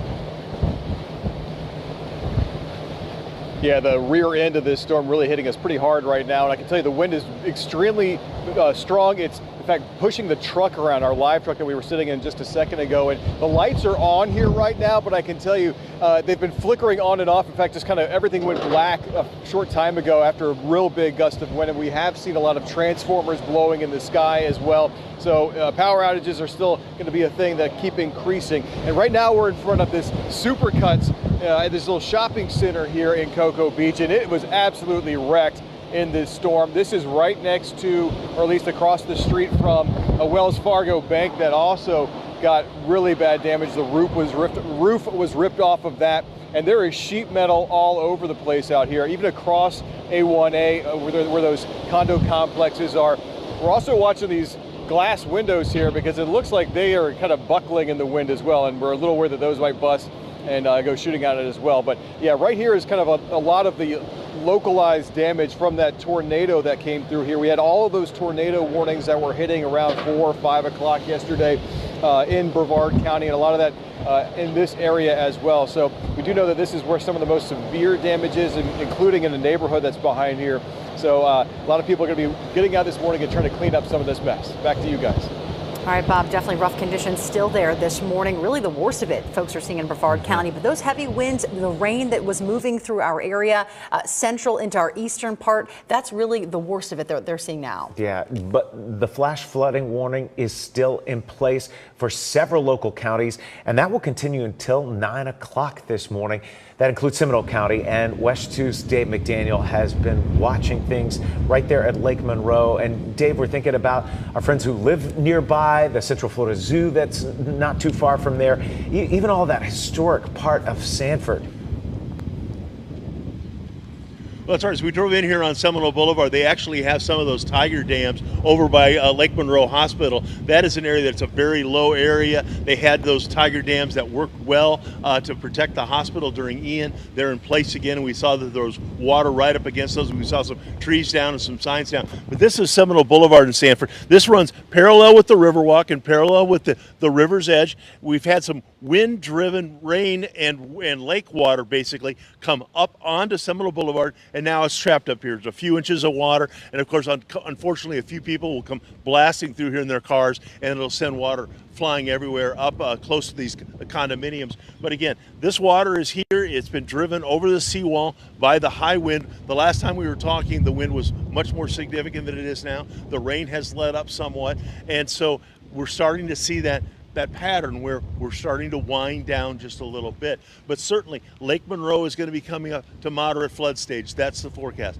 Lake Harney out to the east of us, it's going to be to major flood stage in just a couple of days. And as we take the St. Johns River up toward Astor in Lake County, it is going to be at major flood stage already. It went from basically minor, moderate, right on the line there, to major flood stage in just a matter of hours. And it's forecasted over the next couple of days to get just short of a record flood stage at Astor. So people are going to be dealing with a lot of water. I know Kellyanne's been talking about the Little Wekiva. That's always a very flood-prone area. When we had this heavy rainfall, certainly we had a lot of heavy rain. But again, the situation here, Seminole Boulevard is passable, but it does have water on it. It's always great advice, though, if there is water over the road and you can't see the road underneath you, to not drive through it, because you never know if there's going to be a washout. Various communities around the area put out a lot of information that roads are either trees over them, water over them, or some of them are washed out completely. So it's really a good idea to not be out running around, because there's a lot of hazards still, because Milton is still a factor. Reporting live in Sanford, Dave McDaniel, WESH 2 News. All right, Dave, thank you so much there from one of the areas really being impacted greatly by the wind, and Milton slammed into the Gulf Coast as it first hit about 8:30 last night as a Category 3 hurricane, then swept through Tampa. WESH News' Megan Mackey joins us live now in downtown Tampa. They've seen some damage to some buildings there. Megan, I know you've got a good view of it, but still don't know the structure of that building, how secure it really is. Yeah, so we are seeing some of that damage this morning. Fortunately, it looks like just one building here was significantly damaged. Other than that, though, things are pretty quiet here. You can see, though, this is some of the hazards. This is a downed stoplight here, and this is a lot of what we're seeing here in downtown Tampa, pretty close to Water Street. You can see this is where that stoplight actually came off. And then just around the corner here on Tampa Avenue, right in front of the federal courthouse, is where that damaged building is that we've been monitoring all morning. You can see those bricks here kind of fell off the top of this building. This likely happened last night when we had all that wind and heavy rainfall. Now, we do know that this building was condemned, so it wasn't a business here in downtown Tampa. It used to be, but looks like it was vacant. So a lot of cleanup to be done here this morning. I did talk to a couple people who stayed in the area, even though this part of Tampa is under a mandatory evacuation order. They decided to ride out the storm. I'm in a concrete block house. I kind of made a game time decision to stay. I was watching and tracking the storm the entire time. All my neighbors left. I was the only person kind of lasted the Mohicans on the block there. And I just kind of hunkered down and I made it. Are you surprised to see all this? That's wild. Yeah, I don't even know where all this did or didn't come from. It totally blows my mind. So yeah, we've seen a couple of people out here this morning. Of course, officials in Tampa are encouraging people, just like they are in Orlando, to stay inside because you really don't know what kind of hazards there are. You can see Hotel Floridian across the street here is boarded up, but looks like the lights are on there. In downtown Tampa, we've seen the flashing lights here for the stoplights as well as in some of the buildings. So it looks like some people have power here and some people don't. And as well as where that structure fell, the road is open, so partially blocked, but that cleanup will likely start later on today. At least here in downtown Tampa, that appears to be the only significant damage, and so far, no reports of injuries in Tampa Bay. Reporting live in Tampa, Megan Mackey, WESH 2 News. Megan, that is good to hear, and you've been there for a few days now. Most of the folks, though, do you feel evacuated from those locations where they saw the storm surge? I think you asked about storm surge, Mara. Sorry, it's a little windy here, so I couldn't hear what you said. But at least in downtown Tampa, that storm surge was a significant concern. And I can tell you we're not seeing that this morning. We saw a little bit of flooding as we were getting onto I-4 from some of those on and off ramps, which is typical during these rain events. So looks like most of the roads, at least in the Tampa metro area, are passable, but I heard closer to St. Pete there was a lot more flooding on the road. So we're hoping to get there as the sun starts to come up, but it seems like that storm surge, since the storm didn't exactly hit directly to Tampa, it looks like it wasn't that big of an issue, at least in this area. Possibly though in Sarasota. We're hoping to learn more, and of course we'll bring you those details right here live on WESH. All right, Megan, thank you. And it is good to hear that without that storm surge hitting Tampa directly, folks there are able to do a little bit more after Helene, which brought in so much water. Yeah, just Davis Island, at Treasure Island there, some of those locations really were hurt bad after Hurricane Helene. So as Megan said, when the sun comes up and we can really assess and see the damage there, we'll of course bring those pictures and images to you. We want to also turn to Fort Myers Beach, and we saw a good bit of debris, again, from this storm making its way right through there, and the strong winds associated with Milton. Yeah, Britt Leone reports from our sister station there in Fort Myers, showing us all of that debris. Good morning. We're on Times Square on Fort Myers Beach off of Estero Boulevard. I want you to take a look to my right here to check out Estero Boulevard. You can see that there's a lot of debris on the road here, also a lot of sand. So we're seeing debris like plastic cups, plants. We saw glasses earlier, alcohol bottles. We don't exactly know what this door is to, but it almost looks like it could be a porta potty door. Again, we're not sure, but we're just seeing some sort of random debris, plastic spoons, forks, etc., covering Times Square. I want you to take a look over here. You can kind of see the front of this business, H2O Souvenirs. You can see some sandbags placed out front. The door looks like it's held up, and the windows are looking pretty strong right now. We've seen sandbags in front of a lot of the businesses. I also want to point out we did see a little snake earlier too here on the boat. It looked like it wasn't a snake that I've ever seen on land, so I'm not sure if it was in the ocean before. But yeah, I want you to take a look. You can see rocks kind of scattered all along this street, this strip of businesses, this bench in front of this ice cream parlor. Looks like one of the legs has ripped off.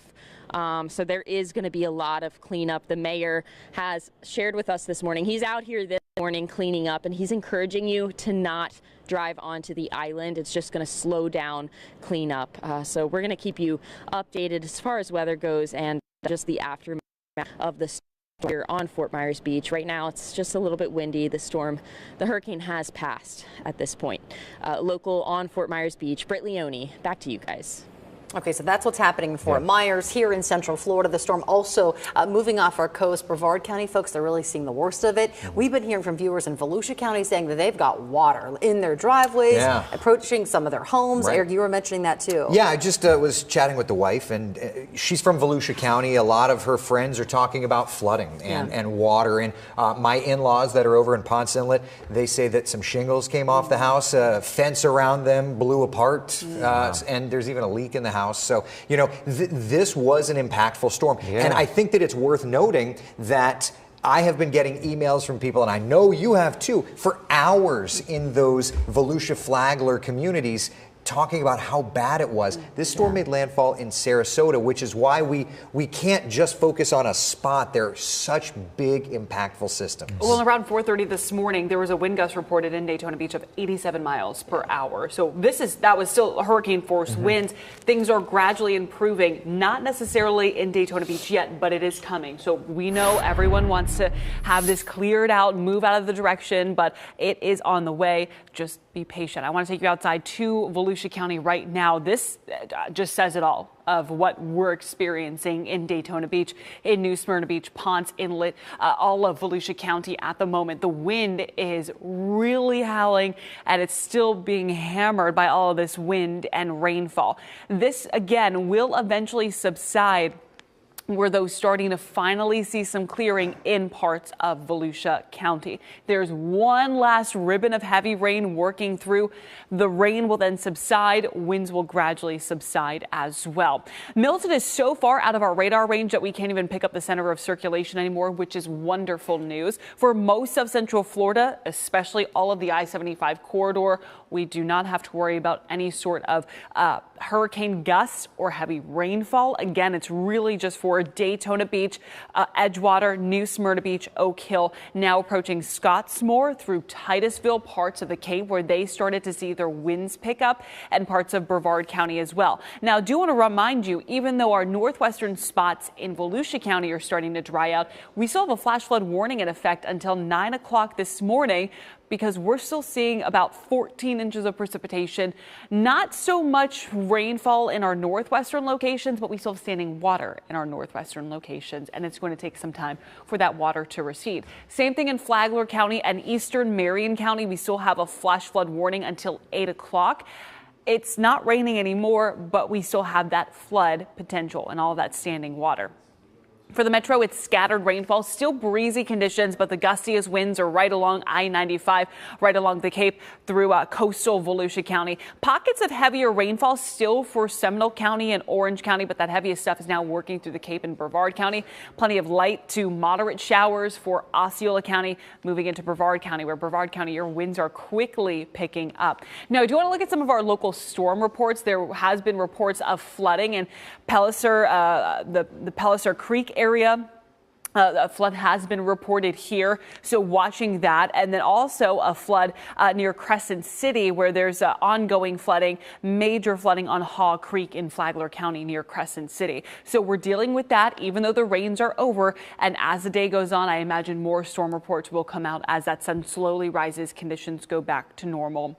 But we will be assessing all of the damage. So Milton moves away. We'll still have some lingering showers, some breezy conditions later on this morning along our coastline. We'll focus on coastal erosion, our high coastal impacts, even though Milton is pulling away, just because we still have those strong onshore winds. Eric, we're still dealing with very strong winds along the coast, but that won't last all day. No. As a matter of fact, for folks in Brevard County, this is kind of some of the worst that we've seen. Out at the Kennedy Space Center for rocket launches, they have a ton of towers.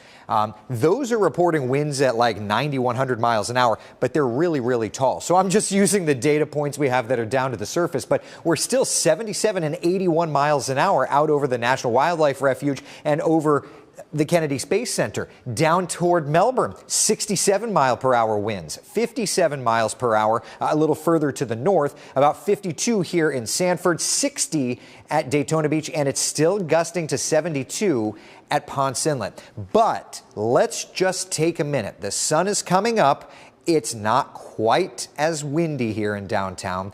Little by little, things will be getting better. So areas in green, the worst of the weather is done for you. Little by little, we're shifting that east. For Orlando's metro area off to the east, we have to wait a little bit more until about 8 o'clock. And then right along the shoreline, I'd say about 10, 11 o'clock, things will dramatically improve. Take a look at Futurecast, timing it out, okay? 7, 8, 9 o'clock, still with some of these showers, but the winds, these are sustained, okay? 20, 30 miles per hour. We're going to keep a breeze late morning, but we're pushing the last of the activity off 1, 2, 3 o'clock, and then into the afternoon and evening. Sure, a nice breeze out of the north at 10, 15. Let me tell you something. That breeze from the north is grabbing down some lower humidities. So at the very least, we're going to be doing better and better. And take a look at the infrared satellite and radar. We're dragging in some drier air. It's clear sky that's pivoting our direction. So if any of our tower cams worked, I'd be able to show you probably some improving weather.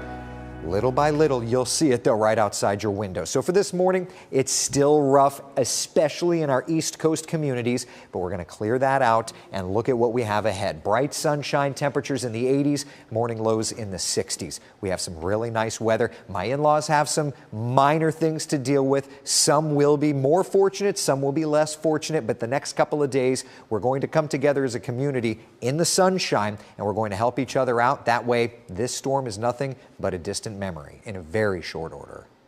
Yes. All right, we're looking forward to that, Eric. Milton is moving away, but power outages are still a big concern If TV isn't an option for you, listen to us on Magic 107.7 FM or through the iHeartRadio app by dialing in 107.7. You can also watch us on your smartphone or internet-connected tablet. Our round-the-clock coverage is streaming live for you right now on the very local app. All right, so a few of the big concerns, the flooding we've been talking about, and also the wind. And Volusia County, we're really honing in on that county right now because they are seeing some of the worst conditions. Yeah, that concern is certainly there for us. We want to get to Pamela Combe, who is live this morning. And Pamela, now that the sun's starting to come up, are you able to see if trees are down, any other damage and debris out where you are?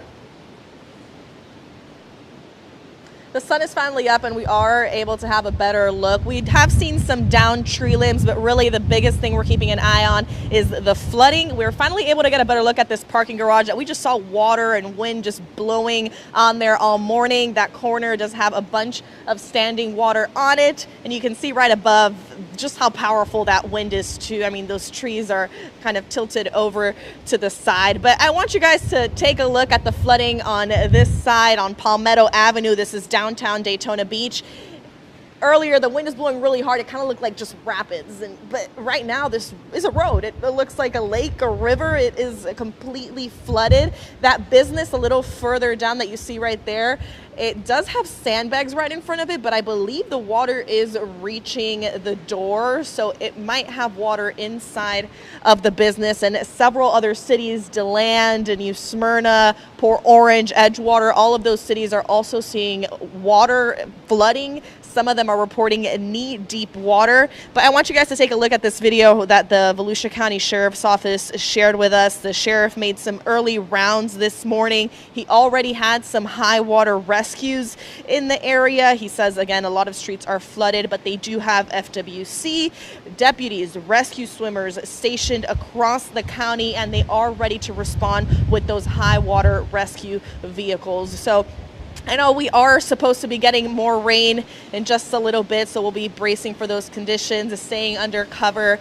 And again, there is a curfew in place until 8 a.m., which it seems like a lot of people are, complying and abiding by because the roads have been pretty empty this morning, which is a good thing. Just stay home until the storm passes. Reporting in Volusia County, I'm Pamela Combe. Yeah, good advice there. Yeah, for sure, Pamela. And Pamela, we've been hearing from some viewers emailing us or messaging us on Facebook, and they were in Volusia County, New Smyrna, Port Orange. They said that their flooding is really bad in those spots. I know folks aren't out yet, but are you hearing the same thing from the sheriff's office? Oh yeah, the flooding is terrible in those areas that already typically flood. I would say it's about knee deep in cities like Edgewater. It's getting into people's homes. It's on the roads. I mean, it's impassable. There are some road closures in the area. And cities like DeLand, they say that there's so much water on the roads. They're asking people to conserve water just to not overwhelm their stormwater system. I imagine as the day continues to go on and more water continues to fall, we'll see more cities ask residents to do the same. All right. Pamela Combe live for us there in Volusia County, and really a hard hit area as we've seen in Brevard County, where the wind has been very strong.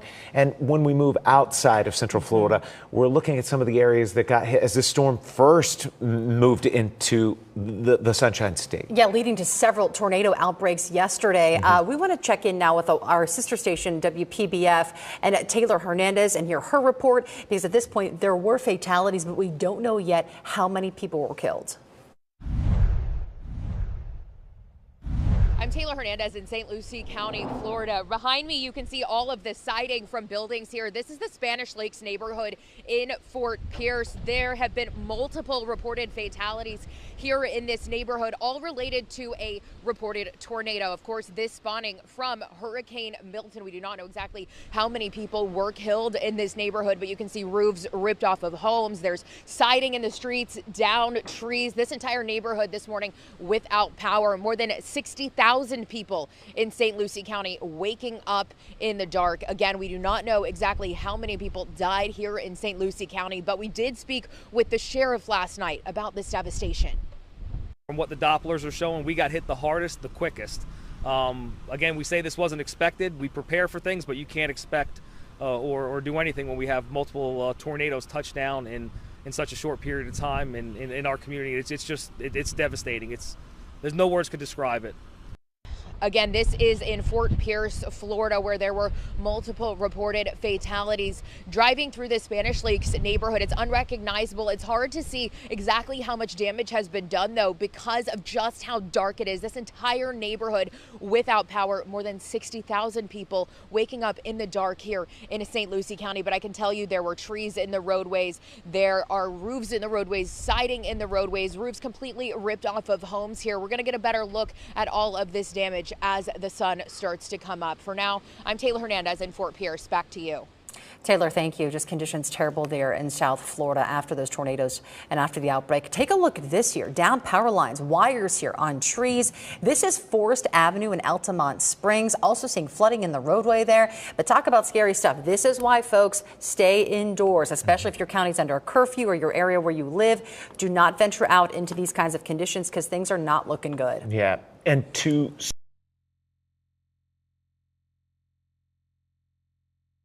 Casey for sending this in. That crane collapsed. It went right onto the building there, and part of it is in a road.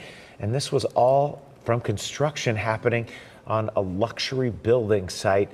And with strong winds, construction crews are asked to secure everything. And in this case, the crane just couldn't stand up to the wind that was in that area. And stay with us right now because our coverage of Hurricane Milton continues. You're watching continuing coverage of Milton from WESH 2.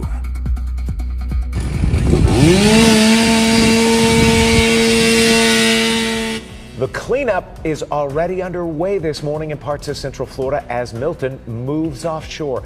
This is how things looked just moments ago in Maitland as our crew found these workers beginning to remove trees and branches from a road. Good morning. The time right now is 7:30 on your Thursday. I'm Meredith McDonough alongside Jason Guy, meteorologist Kellyanne Class, and Eric Burris. So much to cover with Hurricane Milton. Making landfall last night as a Category 3 storm around 8:30 in Siesta Key. We know this is a deadly hurricane. Several fatalities have been reported in South Florida after those tornado outbreaks. Hopefully we will get those numbers soon. And here in Central Florida, big stories, guys. Just the flooding we're seeing for so many folks and the wind out there. Yeah, and as we get over to Kellyanne and Eric, wind is still going to be a concern along with the flooding, but we think, oh, I'm watching it on the map, this thing's moving away. Yeah, you know, when we look at the radar, we don't actually see how windy it is, right? So we have to rely on reporting sites. We also have to rely on our tower cam network, on our weather stems, so those cameras. So when we look at the radar and we think, okay, wow, like things are really improving, for some it's still really windy. And I would also say, like, I'm looking at the radar over your shoulder. When you show it, notice how the colors are green and yellow. And on a normal day, green and yellow is just some rain, but there's something about the flavor of a tropical system that the radar does not do this justice. No. The driving rains would be what you would think of like a purple on the radar during the summertime. And then because it's just such a big storm, the rain isn't only where the winds are, it's outside of that as well. I was just going to say, we have team coverage all across Central Florida, even over in Tampa. And Eric, we saw those windy conditions with Bob Hazen, Dave McDaniel, their locations. It is blowing them around, including our live trucks. Yeah, oh yeah, they said the truck was bouncing a little bit as it was just parked. Right. So imagine if you had a high profile vehicle and you're getting on somewhere like I-4. That's why right now, everywhere, authorities are saying, stay put. Don't get out right now. Well, and you also want to let the crews do their job and out clean the roads, right? We don't know what has trees over the roads, what has power lines over the roads, so it's just best to stay off the roads right now. In terms of what we're experiencing, it really is a tale of two stories. We have really calm conditions on our west coast along the I-75 corridor, but along I-95 in Ponce Inlet, New Smyrna, Daytona, Oak Hill, it's still windy and it's still rainy, and you can see all of the rainfall and all of the trees still lashing around in the wind. So this will eventually subside. It's getting there. We're not there yet, but we are getting there.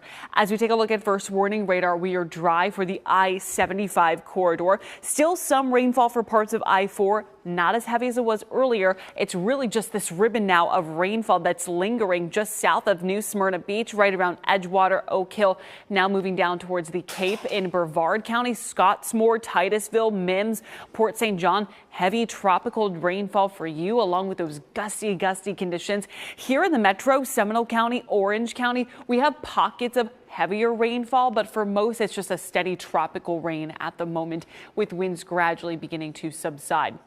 Now, we do want to remind you, we have a flash flood warning in effect for Lake, Orange, Seminole, and Volusia counties until 9 o'clock this morning, because we've already had about 14 inches in some locations of rainfall falling. Same thing, not as heavy, not as much rainfall accumulating in Flagler County, but still a flash flood warning in effect until 8 o'clock, even though it's not raining anymore. We still have some of that standing water.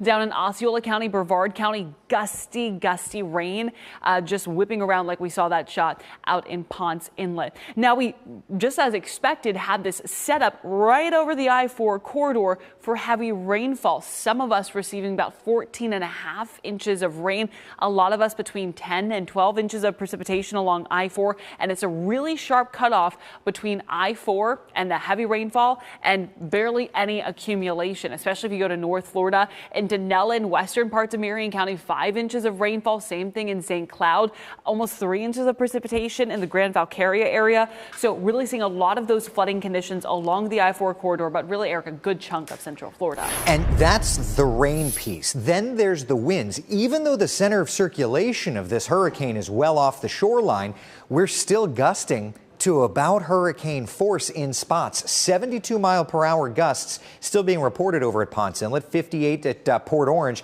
52 Sanford Airport, 51 at the International Airport, 58 miles per hour over at Patrick Space Force Base, up into the Cape Canaveral Space Force Station area, 69 miles per hour, and even into Flagler County. At least you've fallen below hurricane force. You were sitting at like 90 miles an hour for what seemed like hours and hours and hours, but things are starting to quiet, and you see the cutoff of significant winds is slowly working into the metro. These reds and oranges, that's the significant winds. Those kind of hotter colors are the more destructive winds. But I want to take and compare what we saw overnight to significant hurricane hits, okay? Hurricane Charlie was the worst hurricane in at least the modern era, we'll say. Had winds of 105 at Orlando International Airport. Milton gave a 99-mile-per-hour wind gust over in Ponce Inlet. Irma, the highest wind gust in Central Florida, was 79 miles an hour, and Ian, the highest wind gust, was 76. So Milton did exactly what we had expected. It would fall somewhere between Charlie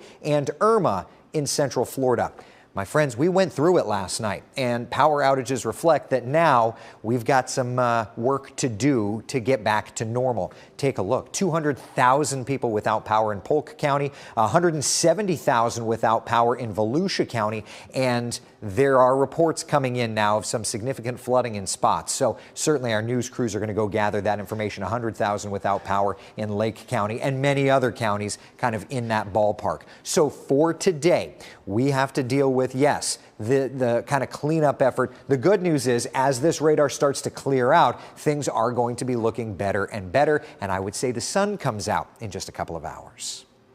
All right, we're going to be looking forward to that. Thank you, Eric. And right now, we want you to know, if your power goes out, there is a way you can stay connected with us. And even though the storm is moving off the coast, we've got the winds, we've got the flooding. There could be power outages. So you can listen to us on Magic 107.7 FM or through the iHeartRadio app. Just tune it to Magic 107.7 on that app. We also have a way for you to stream us on your smartphone or internet-connected tablet. We have round-the-clock coverage of WESH 2 News streaming live for you on the very local app. And now we want to share some updates with local law enforcement that they're providing. Oviedo police right now say that they are evaluating the storm damage in their area. Officers say that they've shut down a few roads because of trees down, flooding, and also power lines. We want to give you these locations. Stevens Avenue between E. Franklin Street and County Road 14 is closed because of flooding. And then Central Avenue at Clark Street, there's a power line down across the road there, so they have a partial closure. They're asking that you stay inside and give them time to assess the situation and get this cleaned up to make it safe for everyone there in the community.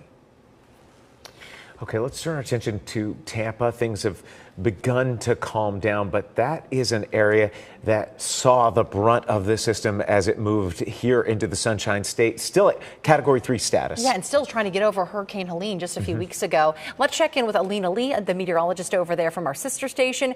Joins us live now from Tampa. Alina, how's it going? How are you today? Good morning, you guys. I'm doing a little bit better. I mean, of course, just less than 12 hours ago, we were, experiencing landfall, of course, in Siesta Key. But here in Tampa, we certainly had some significant wind and some very heavy rainfall that certainly was powerful, even this far inland. But of course, we have a small portion of the area that we were able to kind of survey ourselves this morning. And now that the sun is up, we've got a better view of what's going on. And I'm happy to report for once that, the damage here is not extensive. It's not widespread. Again, I just want to remind folks that I've just only looked in this, maybe a couple hundred yards here in, around me. And so far only seen tree limbs and of course some twigs and branches that have been snapped off and scattered across this parking lot and several parking lots. And I'll also want to mention that the street lights are still out. And of course, even, just when the sun was down, of course, we had no light from any traffic signals. So I know there are more cars on the road at this moment, and hopefully we won't have any accidents, because I know sometimes when those lights go out, some people, get a little hasty. So hopefully we don't experience any of that this morning. We'll certainly bring you more coverage if we end up seeing any more damage that's a bit more extensive and let you guys know about that. For now, though, things have quieted down. It's still kind of breezy, though. We're just thankful that the rain stopped falling as well. I'll send it back to you. All right. Alina Lee, thank you so much for that report. And we want to move from her location there a little bit more on the outskirts to the downtown area. Yeah, our very own WESH 2's Megan Mackey is there in downtown Tampa. Megan, I know that there's one location you're seeing some damage in the area. Kind of take us through that. Yeah, this is along Tampa Avenue. You can see here behind me, this building kind of crumbled from the top. Take a look. These big bricks kind of fell down here sometime overnight when we got that storm, probably from those heavy winds and that rainfall. I was talking to Tampa police in this area, and this is a condemned building. It's right across from that federal courthouse in downtown Tampa, and this looks to be the biggest damage we've seen here, at least in the metro downtown Tampa area. We've seen a lot of people out here. There's actually a woman across the street you can see walking her dog. A lot of people live in this area. There's lots of high rises here. So I spoke to one man a little bit ago who said he decided to stay and ride out the storm. So you were in an evacuation zone? Mandatory evacuation zone A. But you chose to stay? Florida man, yes ma'am. Why did you choose to stay? My house is my livelihood. I've got my boat there, everything I do care about. You definitely have to take these storms seriously, but again, I just tried to make an educated decision based on the construction of my home, and I felt that I would be all right. As I mentioned, this building here is really the biggest damage we've seen in downtown Tampa. You can see those flashing stoplights. It appears, at least in downtown Tampa, all the stoplights are working. We've seen some people come out to try and look at the damage. This one, of course, you can go through, but then the other way, it is a flashing red, which means you have to stop. If you come across an intersection that's completely out, of course, you need to treat that as a four-way stop. But right now, officials both in Tampa and Orlando are encouraging people to stay home because, of course, there's going to be a lot of cleanup that needs to be done. And also, there's still a lack of gas. There's really no gas stations open that we've seen this morning. All those restaurants closed yesterday. So people just waking up this morning, assessing the damage. So far, no injuries reported in Tampa Bay. We hope to make our way to St. Pete very soon to give you a look at the damage there. And we'll bring you that right here live on WESH 2. Reporting live in Tampa Bay, Megan Mackey, WESH 2 News. Okay, Megan, we're going to get you to hang with us here for just a second. We are interested to know about St. Pete, so we want to let you get on your way there. But you mentioned gas stations are closed, restaurants are shut down. First of all, have you seen any people out and about? And they're supposed to be off the streets right now. But the other thing is, what are you doing as a crew to make sure that you can get some water, and if you need to fuel up the news vehicle? Yeah, well, we actually did prepare before coming down from Orlando. We left on Monday, so we have tons of water and food. And food that means like Cheez-Its. You know, that's what I have for breakfast this morning. You know, we don't really have hot meals, and we haven't had a hot meal since Tuesday. Today's Thursday. So, yeah, pretty much all these restaurants shut down. So we've been kind of living off our snacks and supplies, those dry foods that don't need to be refrigerated or cooked. And then in terms of gas, we're actually struggling right now. We're trying to find a gas station that's open. We have been using the Gas Buddy app, but most of those, at least in the Tampa Bay area, haven't been updated for about 2 days. So every time we go to a gas station, there's no gas there. So we did hear Governor Ron DeSantis say yesterday that they are trying to ship some gas down. Hopefully we do find one of those, but that's really what's kind of preventing us right now from getting to St. Pete, is we need to make sure we have gas to come back into Tampa Bay. So hoping to find that. If I do find a gas station, I'll post on my X and let you know, or if you know, hit me up, shoot me an X, and we'd love to know where there's some gas in Tampa Bay. Okay. All right, hang tough Megan, there in Tampa Bay. You're making like an all-around laugh. I've never heard the shoot me an X. Eric and I both laughed here. That's great. I love that. And Megan, this is the reality of our crews. Yeah, our crews are doing this work to show you these areas, and they're putting themselves, in these tough situations where they aren't able to always find a hot meal. As Megan said, it's been a couple of days now. They're sleeping where they can. We do have, I think, an Airbnb for them. And then, just to move around and to keep doing this work, they've got to find gas. And so, it's certainly something that I think a lot of times we forget about. And I really appreciate Megan just kind of explaining the ins and outs of what she does out there. Okay, also want to talk about the impacts that those outer bands are still having along our eastern coastline we're seeing. Let's check in now with WESH 2's Bob Hazen. Bob, your live shots this whole morning have just been so impressive and incredible to see the winds that you're dealing with there. Yeah, and right now I can tell you, it seems like the winds they're still strong, but they're not as violent as they seem to have been in the past hour or so. So that's good news about that, possibly calming down a little bit. But right now we're on St. Croix Avenue. This is in a neighborhood behind that storefront that we were at last hour. And this thing in my hand right here, this is a roofing tile, and it's pretty thick. You can see it's a pretty substantial piece of tile there, and that came from the roofs in this neighborhood. And you can see as we walk along here, right over here, this house, lots of those shingles, parts of the roof all ripped off, the siding ripped off as well. And then closer down to the bottom of the house, you can see that wind actually pushed the garage door in as well. And then the front of the house over here, more damage there. So that house seems to be one of the worst hit in this neighborhood. But I can tell you, all throughout this neighborhood, you can see all these trees, these palm trees that all got ripped in half, knocked to the ground. So that's basically all up and down this street as we were coming in. And then down on the ground, just like that tile that I was holding when we first started out here, there's pieces of it all over the place as well. And as we come down the street some more, just to show you some more of the damage that people are dealing with over on this house on the left, it looks like actually that thing up against the truck right there, that might be part of the roof from the house across the street that blew over there. And then on the side, obviously the siding of the roof pulled up as well.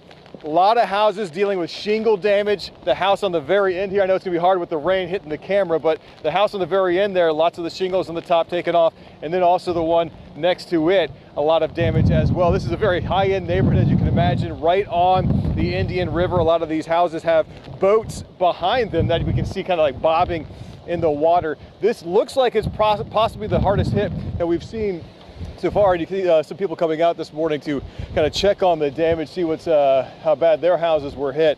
But yeah, a lot of people are going to be doing this cleanup in this neighborhood, not just for their houses, but also the trees that have come down are blocking the road in certain parts. This is the neighborhood right behind that Wells Fargo bank where the roof was ripped off, and that Supercuts where the whole building was blown out. So this area looks like it was where that tornado did the most damage in Cocoa and Cocoa Beach. Back to you guys. All right. Okay, Bob, and we're seeing damage like that in neighborhoods across Central Florida. It is certainly something.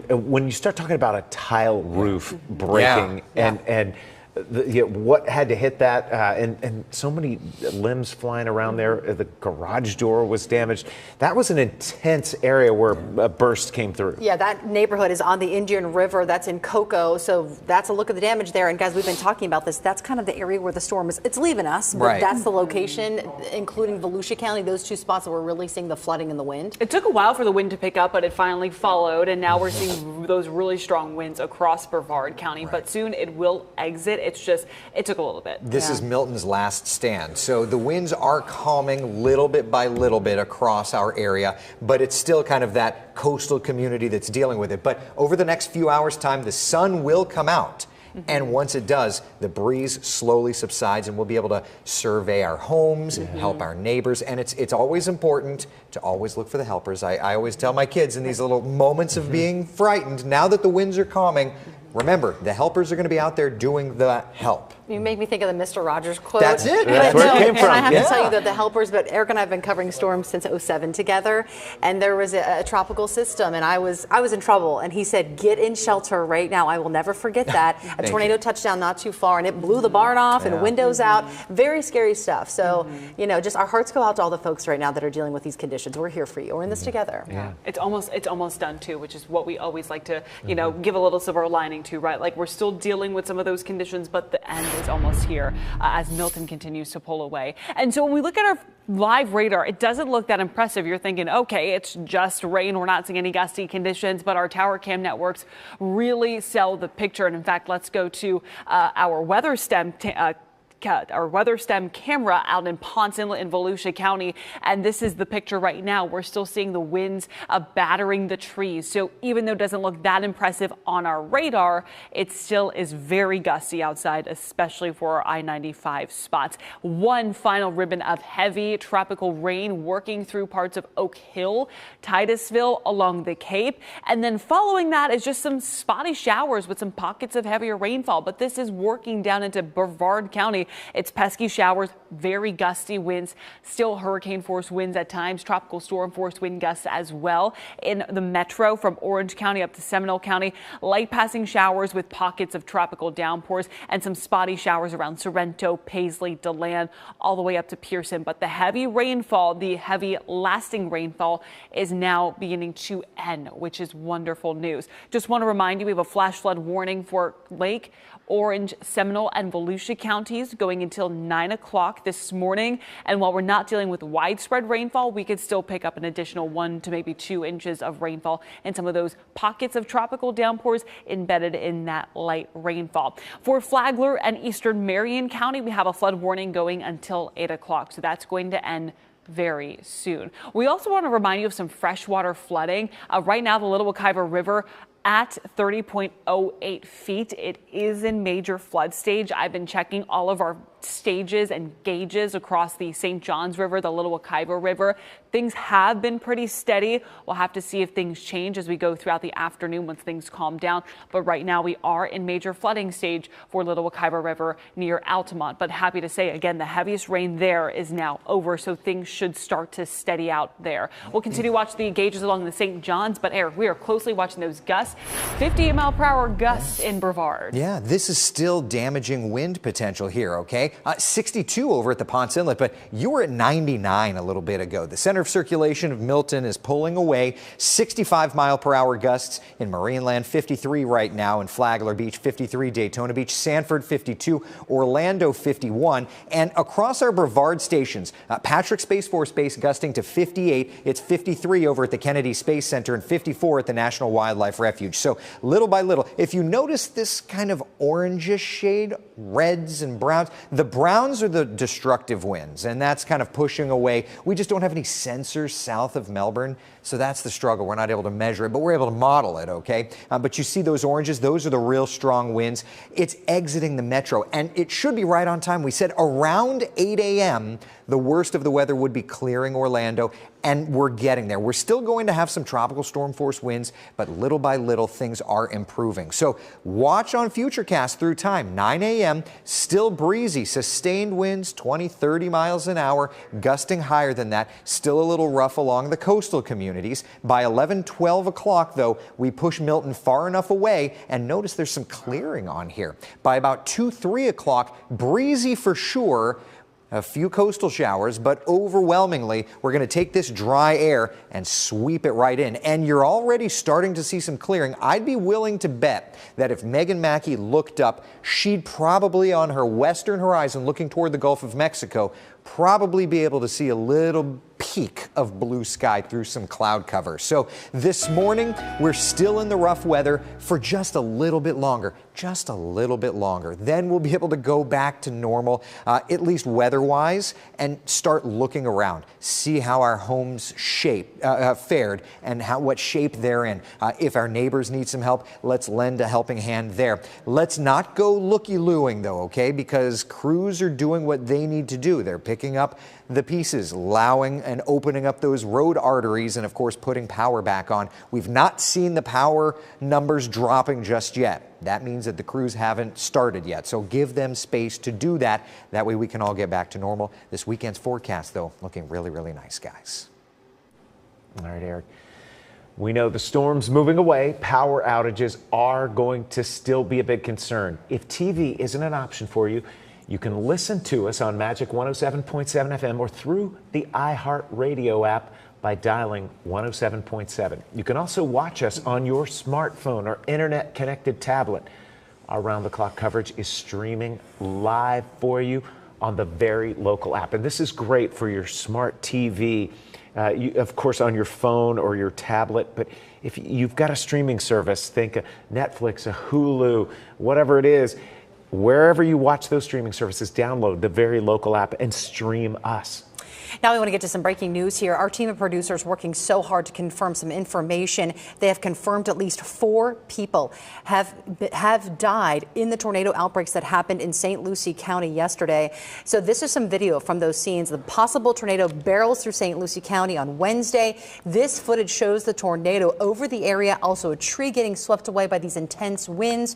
Officials there reporting there were fatalities, and now we have confirmed at least 4 people are dead. We will continue to follow that situation out of South Florida. Also, strong winds, flooding, still lingering concerns as Milton slowly passes through our area, now off the coastline, but we're still feeling the effects. Oh, yeah. And a flash flood warning remains in place for several of our local counties until 9 o'clock this morning. So we've got a little more than an hour left on that warning. And one of the spots is Seminole County. Look up at your screen right now. Are you seeing Dave McDaniel there? Dave, the camera's a little bit hazy, but we can see that the wind is really whipping up that water behind you there on Lake Monroe. Well, the camera might be a little bit hazy because the world is a little bit hazy. The ceiling is really low. You can barely see across Lake Monroe at all to see our neighbors to the north. It is all chopped up because the wind is still significant out of the north, not nearly as bad as it was, say, maybe an hour and a half ago. But we're still getting some rainfall. We still have some wind. We've got debris on the Riverwalk. There's water over the Riverwalk. And again, Seminole Boulevard has water over the top of it. Now, this is clearly a combination of the fact that we had pouring rain for hours, but also when we got here, the wind was howling out of the north as Milton was going offshore, howling out of the north, driving that lake water over the seawall, over the Riverwalk, and onto the road. But now, because the things have slacked off a little bit, now it's starting to drain the other way. Water is running back out of Seminole Boulevard, off over the Riverwalk, and back out and down into the lake. So Mother Nature is doing at least somewhat taking care of herself. But again, the water here is significant, and there's going to be some issues on Lake Monroe coming up over the next several days because water from the south in the St. Johns flows to the north. Right now, Lake Monroe is at action stage before Milton, but over the next several days, like early next week, it's going to be at moderate flooding. Lake Harney to the east of us, our friends out there in Geneva, they were at minor flooding stage. It's jumped to major right away, and it's going to continue to climb over the next few days. They figure it's going to be major flooding, not near record flooding. It'll be well below record flooding from Ian, but they're going to be over 10 feet probably by Friday or Saturday. And then, of course, we talk a lot about Astor over in Lake County. It was already right on the cusp of minor and moderate.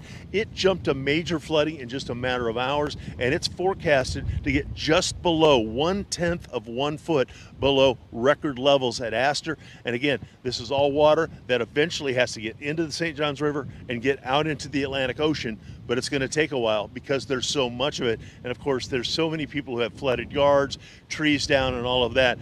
There's going to be a mess. It's going to take a long time to clean it all up.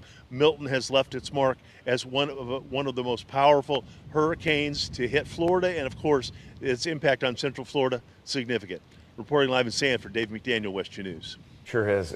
We've seen Lake Monroe look like glass, Yeah. and today it looks like a rough ocean. It sure does. Let's check in now with Kristen Lago. She's been driving all around Central Florida. Kristen, where are you now? And I know you've seen trees down, debris. What are you seeing in this location?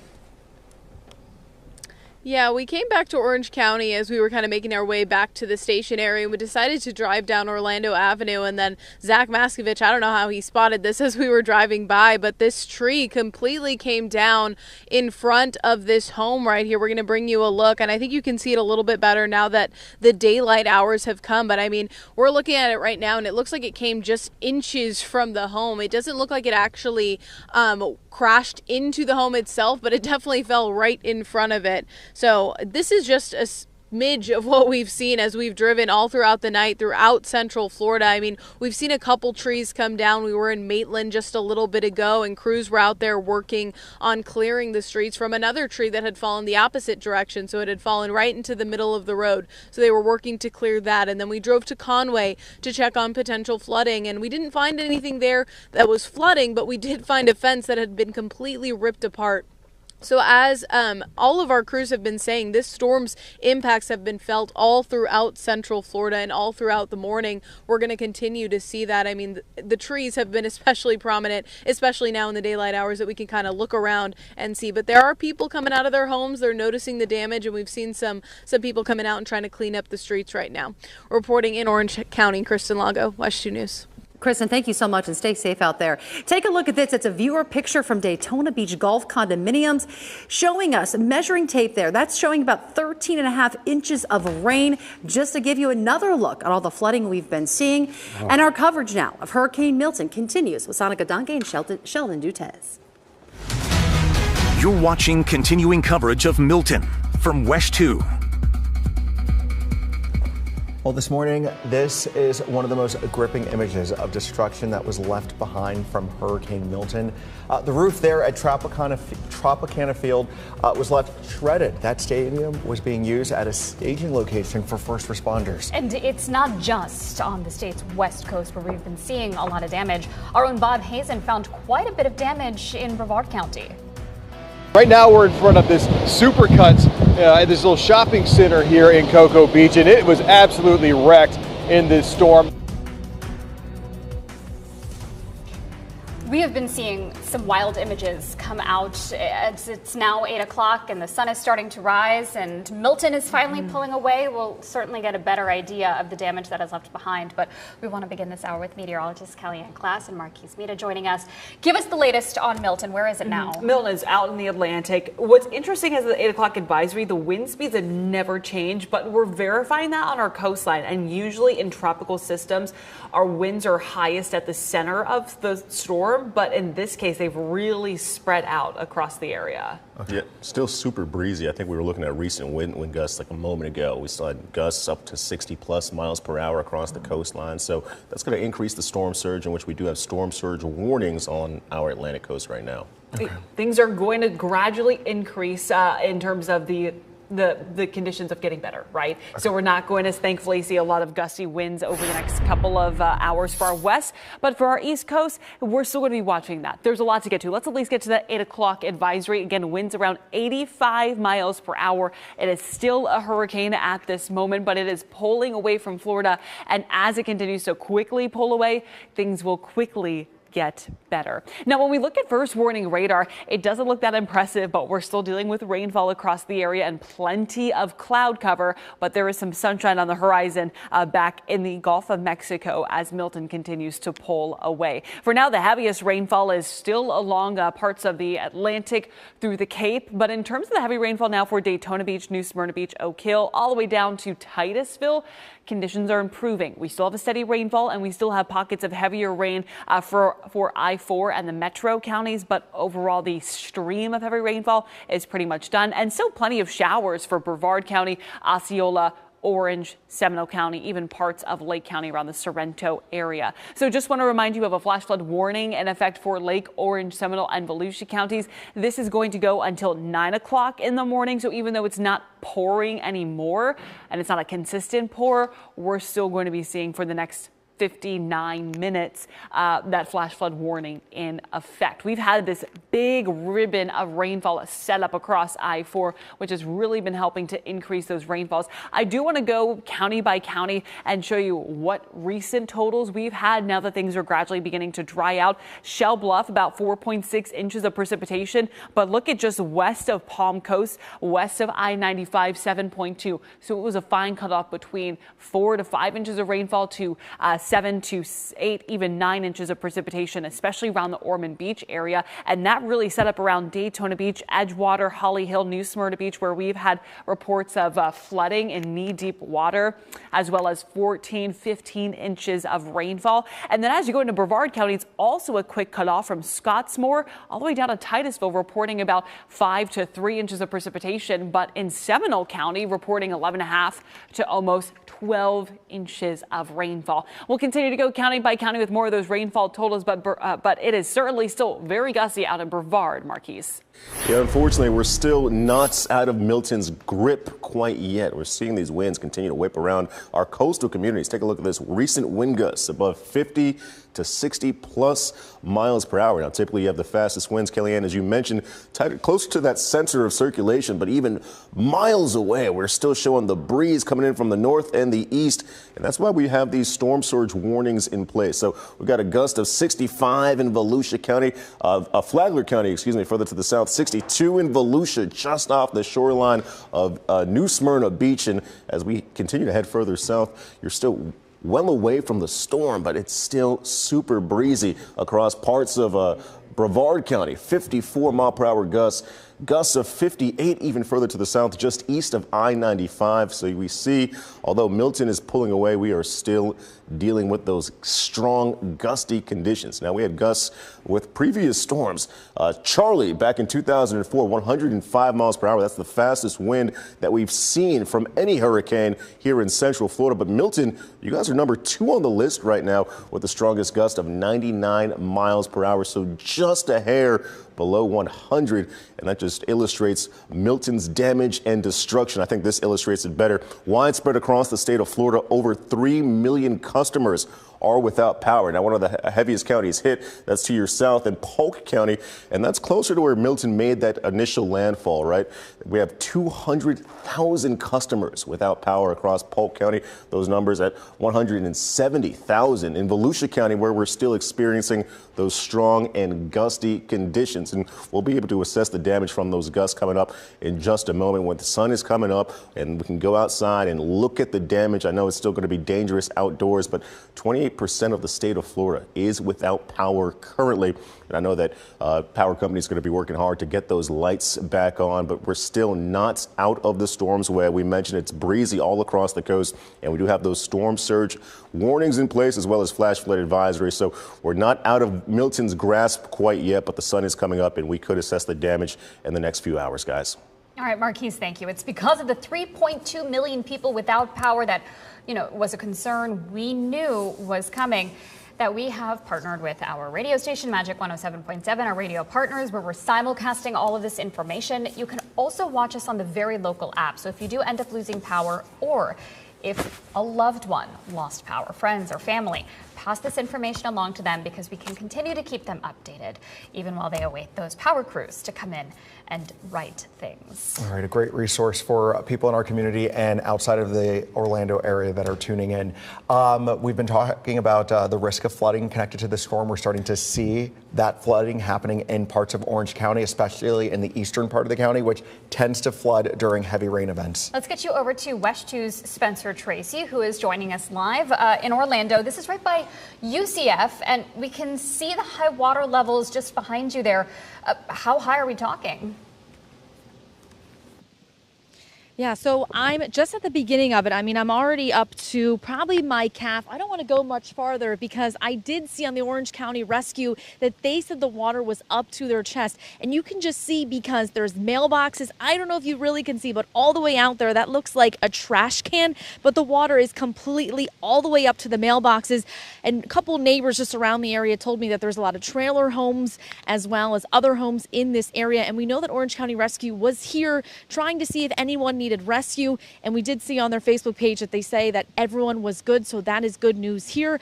But just the water, the amount of water that they've got overnight, and it continues to rain. And one neighbor does tell us that this area is prone to flooding. They had major flooding back in Hurricane Ian, and they said the water was even worse. But they are really concerned as the rain continues to happen. But that's why they're really asking people, if you do see your roads to be flooded like this, to not drive through them, because you just don't know how high it exactly is. That's why I'm kind of staying pretty close to our car, because I don't want to go out any further.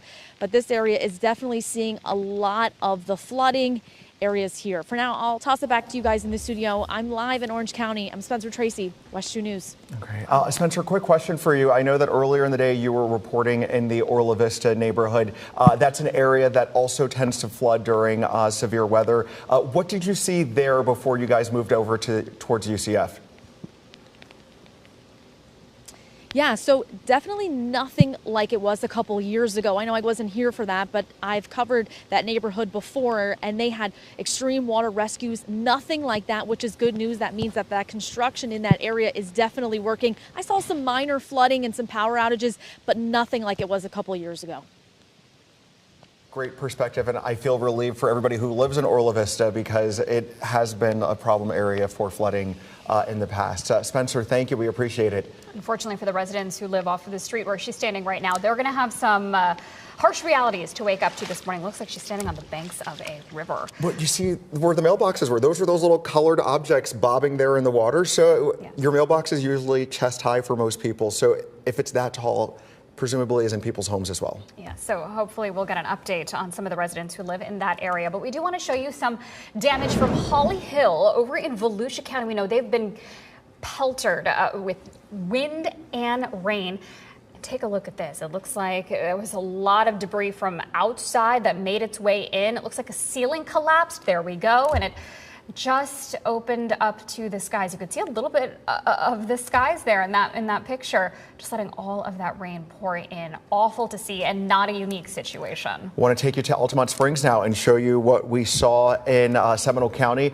Some down power lines got mixed up with these trees. It looked like it sparked some flames there. This was on Forest Avenue in Altamont Springs. Oh my goodness. I know, but this is why we cannot stress enough how careful you have to be if you're out and about, because you don't know what's an active down line. You don't know what's under some of that water. So just keep that in mind as you're starting to go out and about throughout the day. There are actually some curfews that are going to be lifted here during the 8 o'clock hour, but we also want to impress upon you to stay off the roads, because emergency response teams like the Orange County Sheriff's Office one that we are showing you here, they are going to be making their way out. They already have been out in parts where it is safe to make those rescues that are necessary and any assistance that is required. That's also why officials and ourselves and meteorologists are asking everybody to stay off the road for now, as damage is just getting assessed. All right. And yeah, we'll be monitoring the damage throughout the day, which will really give us a big indication of the impact that this storm had on the Orlando area. But we know the Gulf Coast took the brunt of this storm as it made landfall last night in Siesta Key. Right, that happened around 8:30. WESH 2's Megan Mackey has been reporting for us from the Tampa area, and she has more as people wake up to a damaged downtown. We're getting a look at the damage that was left in downtown Tampa by Hurricane Milton. Take a look. This building behind me completely crumbled from the top down, all these bricks. And this is a condemned building pretty close to Water Street. This is along Tampa Avenue, pretty close to the courthouse in downtown Tampa. No injuries reported, thankfully, but you can see a lot of cleanup is going to need to be done. This area was a part of a mandatory evacuation zone, but I did speak to some people who told me they decided to stay here and ride out the storm. So you were in an evacuation zone? Mandatory evacuation zone A. But you chose to stay? Florida man, yes ma'am. Why did you choose to stay? You know, my house is my livelihood. I've got my boat there, everything I do care about. You definitely have to take these storms seriously, but again, I just tried to make an educated decision based on the construction of my home, and I felt that I would be all right. Obviously, this is going to take a lot of time to clean up. Other than this damage in downtown Tampa, we can see some damage done as well to these stoplights at some intersections, but for the most part, they are working in most areas. But still, officials are encouraging people to stay home in this area. Thankfully, no injuries reported, but some cleanup definitely needed to be done here after Hurricane Milton. Reporting in downtown Tampa, Megan Mackey, WESH 2 News.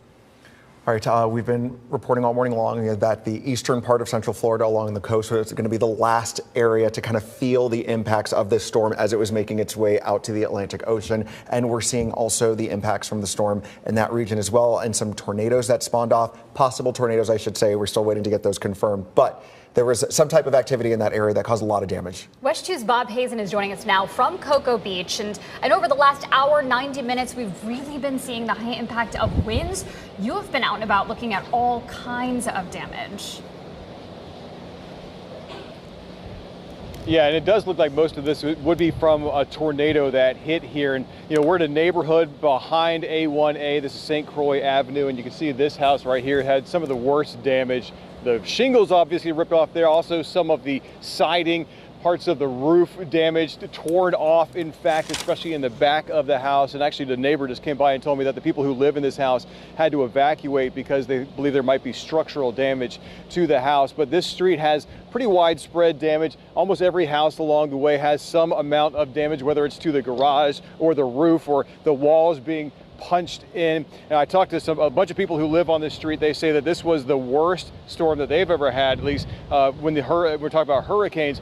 But it wasn't so much the normal hurricane type situation. It was more that tornado that apparently came through here, also hit the shopping center up on A1A and just came on through this way, causing more and more damage. It looks bad when you look at this particular street, but I can tell you that most of what we've seen today is not like this. This is all because of that tornado coming through, or at least possible tornado that came through. But most of the houses are not anywhere near as bad as they are on this particular end of the street, which butts right up on the Indian River.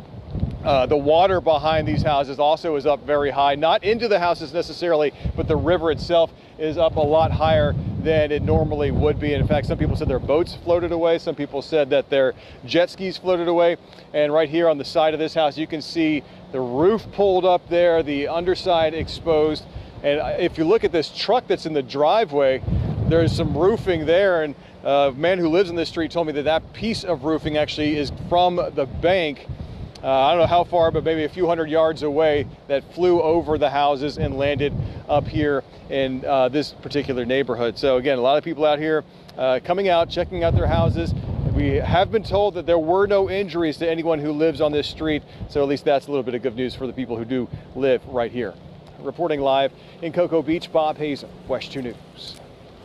That damage is almost unbelievable. I'm curious, Bob, I know last time we checked in with you, it looked as if people were starting to poke their heads out of their homes to take a look around. Have you been seeing a lot of them? Have you been able to speak to any of them about what they experienced last night?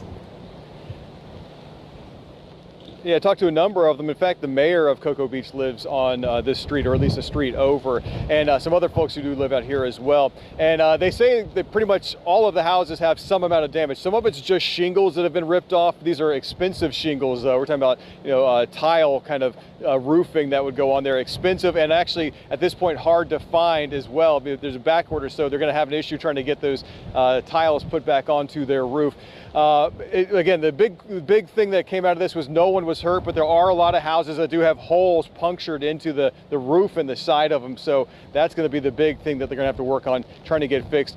I am told that some of the people who live here have lived here for decades. It's been a very tight-knit neighborhood, so all of them are trying to help each other out. In fact, the street was supposedly, they said it was filled with water last night. It was flooded when the rain was coming down so hard, and you can see some of the roofing tile that's still down here right now, but this road was completely flooded, and some of the neighbors came out here and cleaned out a drain that was clogged, and that helped the water go back down and make it so that people could come out here and kind of take care of business this morning.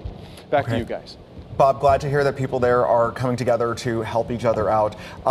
Earlier, you were reporting from some of the damage near that shopping center where the Publix is, that Supercuts, and the Wells Fargo. That damage was very staggering. Just give us some perspective on how far away that shopping center was from where you're standing right now, just so we can kind of see maybe how far this tornado traveled. Yeah, I would say it's only a couple, or maybe 300 or 400 yards from that front of the neighborhood. Basically, the street that runs beside the Supercuts and that Wells Fargo, that's the street that comes up into this neighborhood. So it's not a very long distance at all, and it's a straight shot right through there. And again, it goes right back over top of the river. And so people who were here said that they saw all of a sudden just metal start flying through the air when they were looking out their windows, and that's when they knew that something bad was coming this way. Wow. Okay. We appreciate that perspective. Thank you so much for showing us what's happening. I do have to say that possible tornado activity, because we still have to wait for confirmation. It takes a little time for the crews to get out there and assess the damage to see if in fact it was a tornado. But guys, there were so many reports of those all over our viewing area yesterday. And South Florida. And South Florida, that's the thing. All the National Weather Service offices from Tampa, Miami to Melbourne all have to go out to their respective areas that they cover, and they have to wait until it's safe. So they haven't been able to go out and assess the damage, but they are, at least the National Weather Service in Melbourne is going to go out tomorrow to start doing the preliminary data and things like that. So it'll be very interesting to see the reports, because we usually don't see tornadoes like that here in Florida, let alone in tropical systems. It was interesting because for a while there we were checking in with Bob, and it seemed like nothing was happening. He was sort of in a break from rain and wind. This was a couple of hours ago, and then all of a sudden it hit in full force. And I feel like Brevard sort of had it off and on.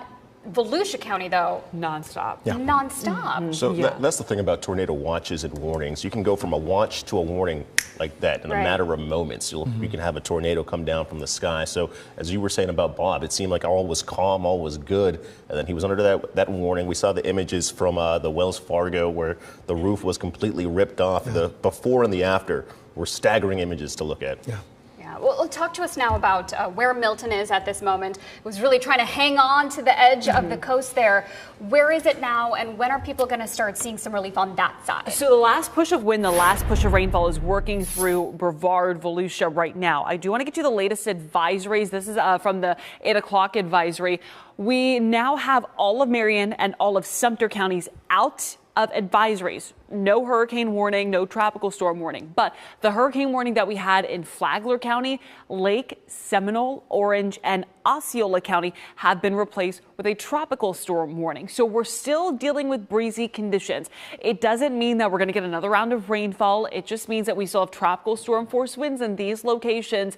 But as Milton continues to pull away, that will begin to improve. We still have hurricane warnings in effect for Volusia and Brevard County, because we've seen hurricane force wind gusts pretty recently over the past couple of hours. And now I want to take you outside to Marion County right now. Here's a look at our Tower Cam network in Ocala.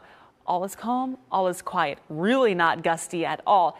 It's a different story, though, in Marineland. We're still gusty, and if you look very closely, you can see that the seas are still very angry. On the backside, we have those strong northeasterly winds, so we're still going to be dealing with rough and high surf today and the potential of some coastal flooding. Right now, first warning radar is showing that line of heavy rainfall, that band of heavy rainfall beginning to exit. We still have some residual moisture. It's steady rain, pockets of heavier rainfall for Seminole County, parts of Volusia County, around Deltona, and around the parts of DeBary, but then going into Bithlo, also seeing some rainfall. Again, it's not the consistent steady rain or heavy rainfall, but it's just some pockets of heavier rain at times, and a couple of showers for parts of Orange, Osceola, moving over to Brevard County. But we are still dealing with very gusty conditions. So just know, while the heaviest stuff is over, we'll still have some lingering showers, but that line of rain is now off of our coastline. Do want to also remind you we have a flash flood warning in effect for Lake, Orange, Seminole, and Volusia counties until 9 o'clock this morning. We had a lot of rainfall across the I-4 corridor, continuing to go county by county with rainfall totals here in Orange County, almost 1.5 feet in parts of the northern locations around the Zellwood area, Apopka, almost a foot of precipitation,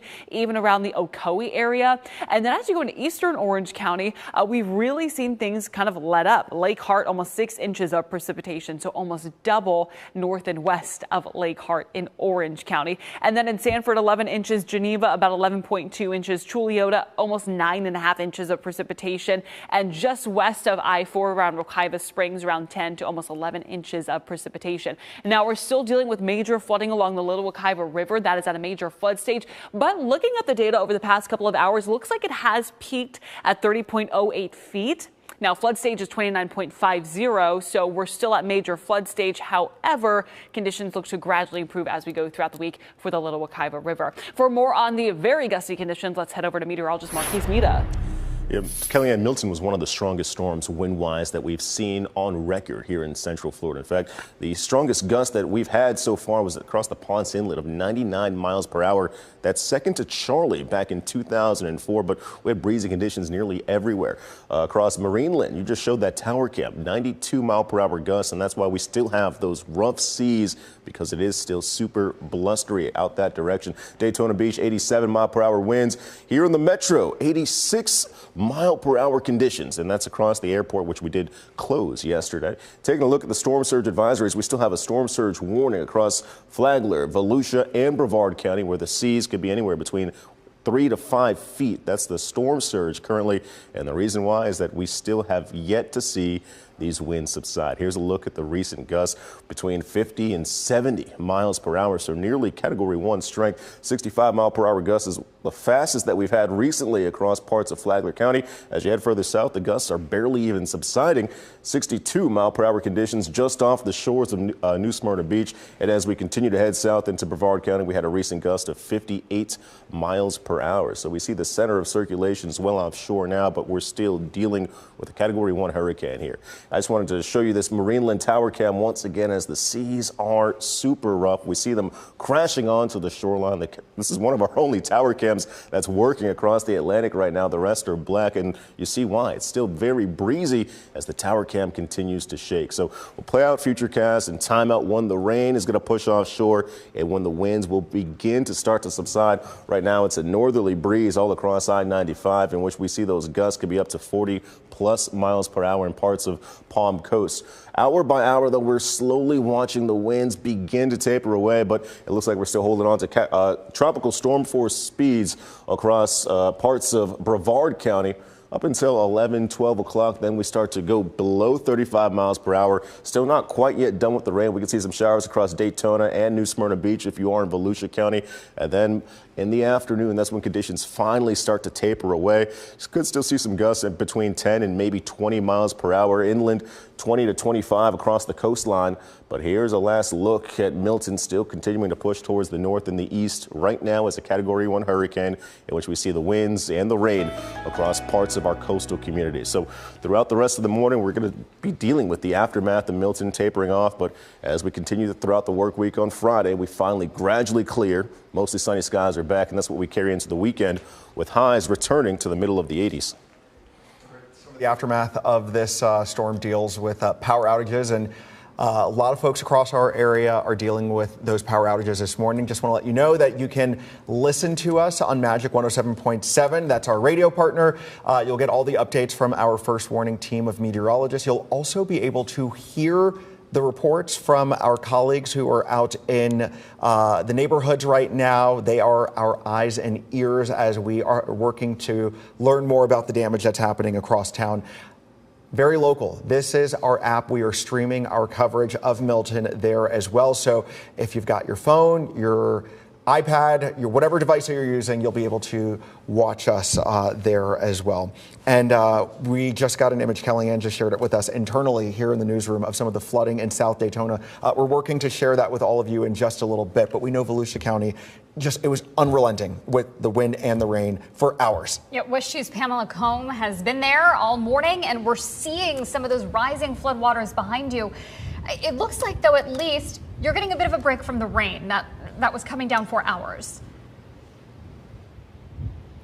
It is, you know, after hours of pounding rain, those gusty winds, we're finally getting a bit of a break from that rain. It's still very windy, but we were finally able to kind of drive around a little bit and look at all the damage and kind of what's going on in the city. We're in downtown Daytona Beach. This right here is Palmetto Avenue. This entire avenue is flooded. This is about a foot of water. The good news is we haven't seen much people drive by here. I will say there are a few cars parked on this road. There is a van a little further down. If you can zoom in, I don't even think you can see the tires from here. So that van is stuck there at least until the water recedes, and that's considering that it wasn't damaged because of the floodwaters. But this right here in Palmetto Avenue, this flooding goes all the way down to Beach Street, further down, and we're seeing a foot of water here in Palmetto Avenue, which is actually a little bit higher ground than Beach Street. So we imagine that Beach Street down there is just in way worse shape. And this isn't the only area in the city that is flooded. The Daytona Beach Fire Department also shared some video of Clyde Morris Boulevard and France Boulevard. They've been driving around, the Volusia County Sheriff's Office as well, just making sure everyone is staying safe. They have high water rescue vehicles available. They have FWC and rescue swimmers stationed across the county. That's a Volusia County Sheriff's Office. So now the curfew, there was an 8 a.m. curfew here in Volusia County. It has since been lifted. However, there's a lot of flooding, there's damage, there's roads that were damaged. We have also seen a lot of downed trees. So there is a lot of hazardous things that you can run into if you're out. So they ask you to stay home, to let the officials go out, make the area safe again, so you can once again come out when those bands and this storm finishes passing through the area. Reporting in Daytona Beach, I'm Pamela Coe. Pamela, I know earlier you had talked about seeing transformers being blown. In fact, you were in a parking garage where it looked like the lights had gone out. What are you hearing about power outages in that area, in addition to all of the flooding that we can clearly see? There are thousands of people without power all across the county, not only here in Daytona Beach. I mean, this entire block, there aren't any stoplights that are working. There are no businesses open. There are no street lights that are on. This is completely a ghost town. It's completely dark. Well, now it's obviously daylight outside, but there is not a single light on in this neighborhood and in a large portion of the city and the county. Wow, okay, well, the images really speak for themselves there. Pamela, thank you. So many reasons to stay off the road this morning, even though the curfew has been lifted. Those roads are one clear example why, but as she also mentioned, power lights are also out. We really need to give time for those power crews to get out there and fix things before people start trying to head outdoors. And in Lake County this morning, the city of Mount Dora sent out this notice. They are asking everyone in Mount Dora, stay home right now. Just stay inside until they can assess what's going on. It really is your safest bet right now until the professionals can do what they need to do to declare something safe before people can go out. Wind conditions right now are too high for crews to begin restorations at this time. That is according to the officials there. So a little over 50% of the electric utility customers are without power right now. We're also seeing road washouts on Wolf Road, and this is in the Round Lake Road area. One lane is completely washed out, according to the city of Mount Dora. Britt Road near Future Farm Road also washed out, and Round Lake Road and Wolf Branch Road flooded and starting to wash out as well. Another reason why they're telling folks, stay home. A lot of flooded roads as well. We've posted a lot of them in Mount Dora on your screen right now. If you are in and around one of these areas, just take note. It may take some time to get the water off of these streets. And Sonica, they also, city leaders want people to know that there are downed trees that are blocking roads in these areas here. We've got those intersections pulled up for you on your screen, and we're also seeing some of those images from overnight of the damage that went through this part of Lake County. Just trees and utility poles down in so many different spots. You're watching continuing coverage of Milton from WESH 2. All right, we begin this half hour as the sun starts to rise in the wake of Hurricane Milton. Look at the damage happening right there in real time. This is video from the DeLand police. This is a dash cam video, actually, capturing that tree falling on another car. This was as Milton moved through the area, highlighting all of the risks that were out and about as that storm passed by. I mean, that could have been very different, ended very differently, but you just never know. The winds were gusting like crazy yesterday. Again, we just had those notices from Mount Dora telling people to stay inside just for a little bit longer until we can kind of see what's going on.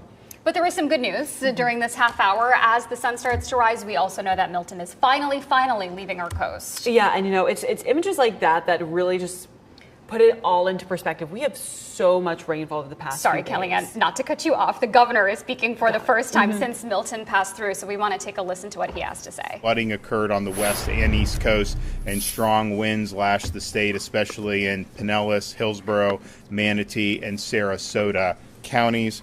Over the last 24 hours, heavy rainfall totals upwards of 10 to 15 inches has been observed across much of the Tampa Bay area, Nature Coast, and spreading eastward along north of I-4 corridor towards Sanford. Isolated pockets of up to 18 inches of rainfall were observed in Pinellas and coastal Hillsborough counties. 5 to 10 inches of rainfall has been observed further northward towards Gainesville, along eastern portions of the I-4 corridor, and south of the western I-4 corridor towards Sarasota.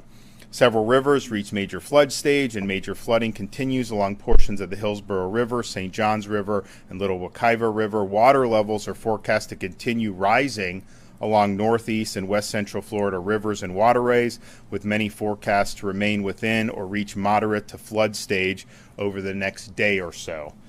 We had over 80,000 people that were into shelters overnight as the storm hit the state. We will better understand the extent of the damage as the day progresses. And you have people that are out there assessing damage right now. First responders have been working all through the night to help people who were in distress.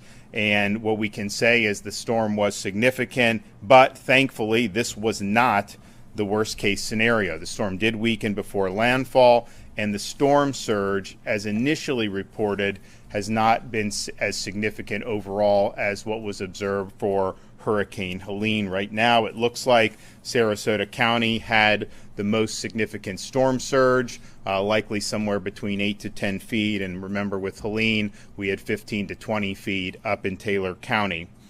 Rescue missions have been underway throughout the night. State search and rescue teams report at least 48 individuals have been rescued as of 0630. National Guard search and rescue teams have worked overnight and successfully executed rescues of families and pets on the West Coast and from the destruction of the tornadoes in the central and eastern parts of Florida. The Guard continues to work into the morning and have 31 rescue aircraft operational and hundreds of rescuers engaged in over 125 active missions in 26 different counties. Over 6,500 soldiers are deployed throughout the state. Florida Fish and Wildlife Commission has made land and water rescues in Pinellas, Hillsborough, and Pasco County. The State Guard has also been engaged in search and rescue, assisting with floodwater evacuations as well as damage assessments. There are currently 3.1 million accounts without power. There have been 635,000 restorations since Hurricane Milton hit Florida. The areas that have the most significant outages as of this morning are Hillsborough, 75% out, Hardy, 97% out, Manatee, 82% out, Pinellas, 68% out, and Sarasota, 75% out. Of course, there are 50,000 plus linemen that have been pre-staged. A lot of what they'll do this morning is likely assess the damage and then begin restoration operations very quickly. And we appreciate everybody that's in that fight because that's very important for a lot of people. Cut and toss have begun at First Light by the Florida Department of Transportation. 328 crews are active in the field with over 350 pieces of heavy equipment and trucks. 150 bridge inspectors were dispatched at first light and have begun performing inspections to open bridges across the impact areas. As I put in my executive order, residents have a right to be back into their homes as soon as the roadways are deemed safe. In Tampa, the Gandy Bridge and Howard Franklin Bridge have been inspected, cleared, and are open, and inspections of the Sunshine Skyway Bridge are underway. There is debris on the Sunshine Skyway as well as the Courtney Campbell, but once that debris is clear, we anticipate those bridges opening later this morning. Other bridges are being opened as soon as the state inspections are completed. The Tampa Airport is repairing minimal damage and should be open no later than tomorrow. Seaports are awaiting Coast Guard channel surveys to reopen waterside, but as of now, our initial assessments is they will likely be able to resume operations very quickly.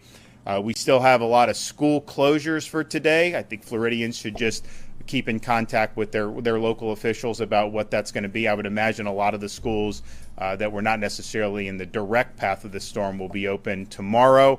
It may take a few more days for some of the places that were harder hit.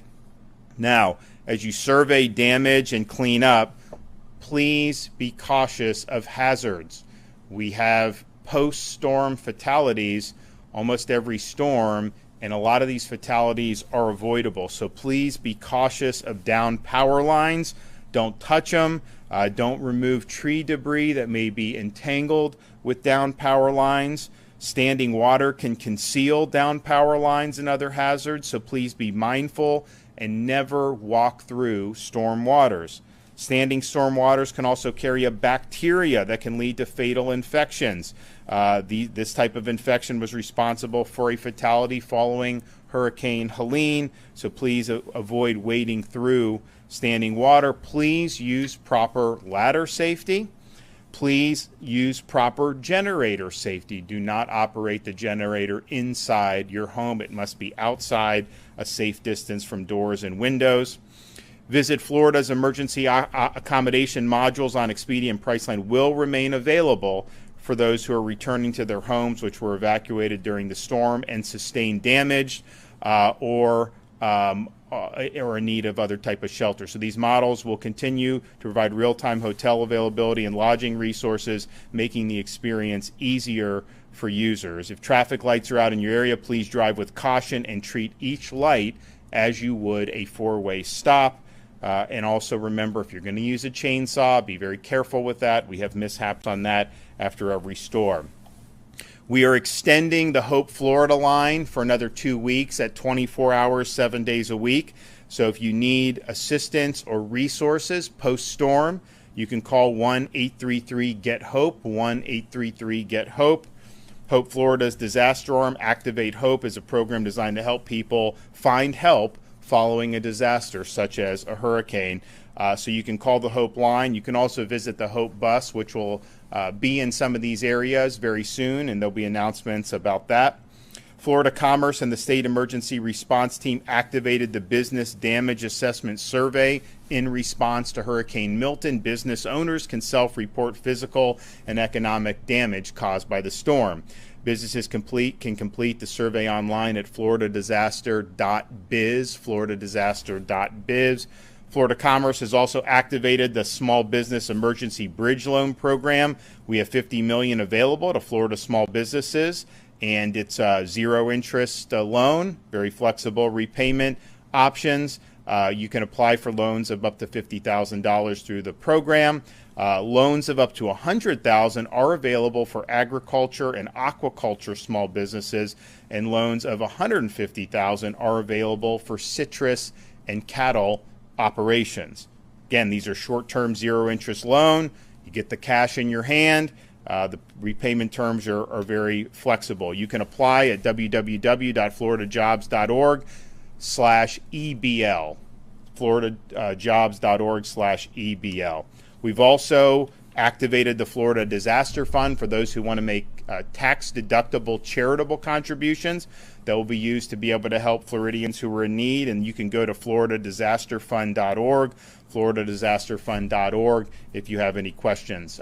We're going to continue to support all remaining rescue missions that are underway and that may be needed in the near future. We'll also continue to assess the damage that was done from the storm. We also anticipate that because of the amount of water, you may see flooding happen not just now, but in the subsequent days. But I think everybody responded very quickly. I'm proud of everybody's hard work. We got more work to do, but we will absolutely get through this. Okay, Kevin Guthrie. Good morning, everyone. Governor, thank you for your leadership time and time again. I know you and the State Emergency Response Team will lead the charge as we respond to and recover from this storm. Hurricane Milton officially made landfall. As you heard the governor say, the impacts from the storm are still being felt across north and east central Florida, even right now as that last banding train of rain starts to move offshore. Please, especially if you're in the areas, if you're in those areas of northeast Florida, the east Race Coast, Space Coast, please make sure you're sheltering in place until officials determine it is safe for you to leave. In the first 72 hours after a storm, there is a parallel effort to search, secure, and stabilize the area. As search and rescue missions continue in response to Milton, please do not go out and visit the impacted areas. You will be inhibiting first responders by doing so. Right now, we need those roadways clear for electrical crews, fire crews, EMS crews, urban search and rescue crews. We have 20-something urban search and rescue teams that will move into the area and do a door-by-door search. Even though, as you heard the governor say, this was not the worst-case scenario, we still had damage. And we're going to need to get out there and go door-to-door and make sure that everyone is okay. So please stay off the road. Listen to your local authorities for updates on when it is safe to go outside and when it is safe for you to return to your homes. I know a lot of people evacuated, and we appreciate that. Do not be in a hurry. Check in with your local emergency management agency, your local sheriff's offices, to see if they are posting anything on if it's safe to return home. Please make sure you do that. Again, as the governor said, we're going to open up roads and bridges so that you can do so, but there may be extenuating circumstances at the neighborhood level, so please make sure you're checking before you come back home. Major flooding continues along the Hillsborough, St. Johns, and Little Wekiva rivers. I want to take just a moment and just talk about there is going to be another phase to this particular incident, and that is very similar to Hurricane Ian. We have a lot of rain that has fallen over the central portion of Florida. The St. Johns River basin that comes down into Seminole County, Brevard, portions of Brevard, portions of Volusia County, and on up the St. Johns River. Those headwaters have experienced a lot of rainfall. That river takes about 45 days to completely flush itself out to the Atlantic Ocean. So what we're going to be seeing first is impacts down in the Seminole County and surrounding county area, and then you'll see that move up into Palatka, Weelacka, and then on up into St. John's, Flagler, Clay, Duval counties. So that's going to be a long-term effort when it comes to making sure that people are monitoring the situation on the St. Johns River, as well as the ones that I mentioned, the Hillsborough and the Little Wekiva. Some roadways are flooded, which is not a safe situation for anyone. Please do not attempt to walk or drive through floodwaters. Accidents due to floodwaters are 100% preventable. All you got to do is turn around. If you're sheltered in place or when you return to your home and you're looking at the damages around your home right now, do one thing for us. Take out your phone, take some pictures. Inside and outside. All four sides of the house, every room inside the house. What are things that you should be documenting? Make sure you're documenting just the physical damages, but then also, since this was a flooding event, we want to make sure that you capture those what we call high water marks on your home. Do that inside and outside. For a point of reference, when you're on the outside of the home, make sure you get like the doorknob of the outdoor house. That'll give us a reference, a point of reference on how high that water got. If you're on the inside, make sure you have like an electrical socket or a light switch or, again, a door handle on the inside of your home in the picture so that we can get some type of reference as to how high that water is coming. If you're beginning the cleanup process, please ensure you're wearing the appropriate safety gear. Do not attempt to clean up hazardous debris or down power lines, as the governor has said. Report all of that to your local authorities. Do not cut any lines.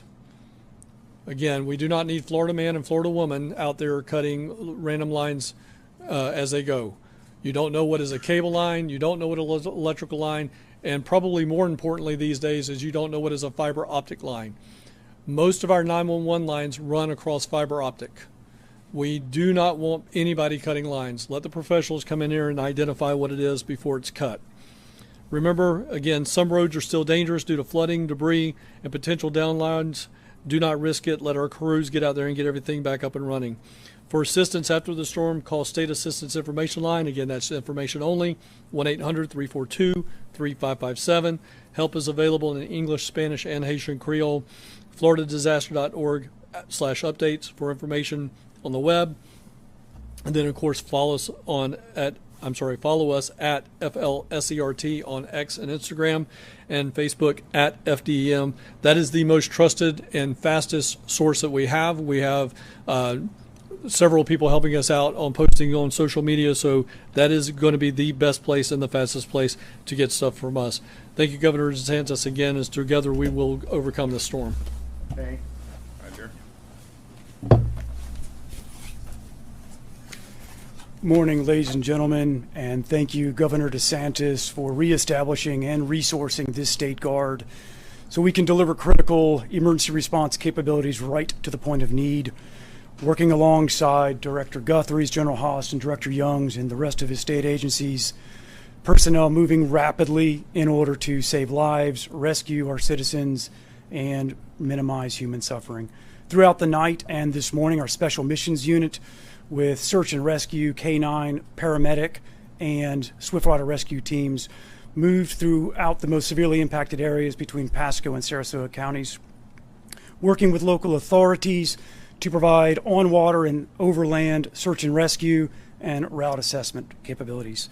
Our maritime unit is also engaged with FWC with 10 boat teams and high water vehicle teams in order to expand the capacity of the local counties' abilities to conduct waterborne reconnaissance and search and rescue operations. Our aviation unit with Black Hawks and drones with live stream and 3D map rendering capabilities will be conducting air operations today in coastal and inland community areas in order to enable those local authorities to paint the picture and focus their resources. Ladies and gentlemen, we are laser focused on search and rescue operations today.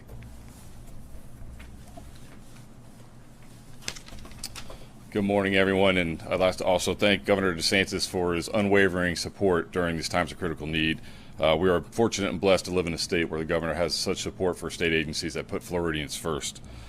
I want to also thank DEM Director Kevin Guthrie for his outstanding leadership and support, and his DEM team for their coordination and communication with all state agencies, making us the leading leaders in the nation for emergency response. We're privileged and honored to be a part of that team. Responding to hurricanes and natural disasters is what we do. As FWC officers, we have unique equipment, training, and support from Governor DeSantis and Director Guthrie to be able to provide immediate support in the wake of natural disasters and hurricanes.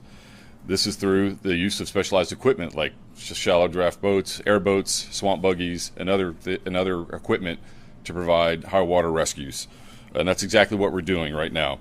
We have deployed 135 officers teamed up with the Florida State Guard, the Division of Finance Services Cut Teams, Florida Ag Law, the Florida National Guard, and the Miccosukee Tribe Law Enforcement, and local sheriff's offices up and down the coast and across the state to provide search and rescue efforts to those in greatest need.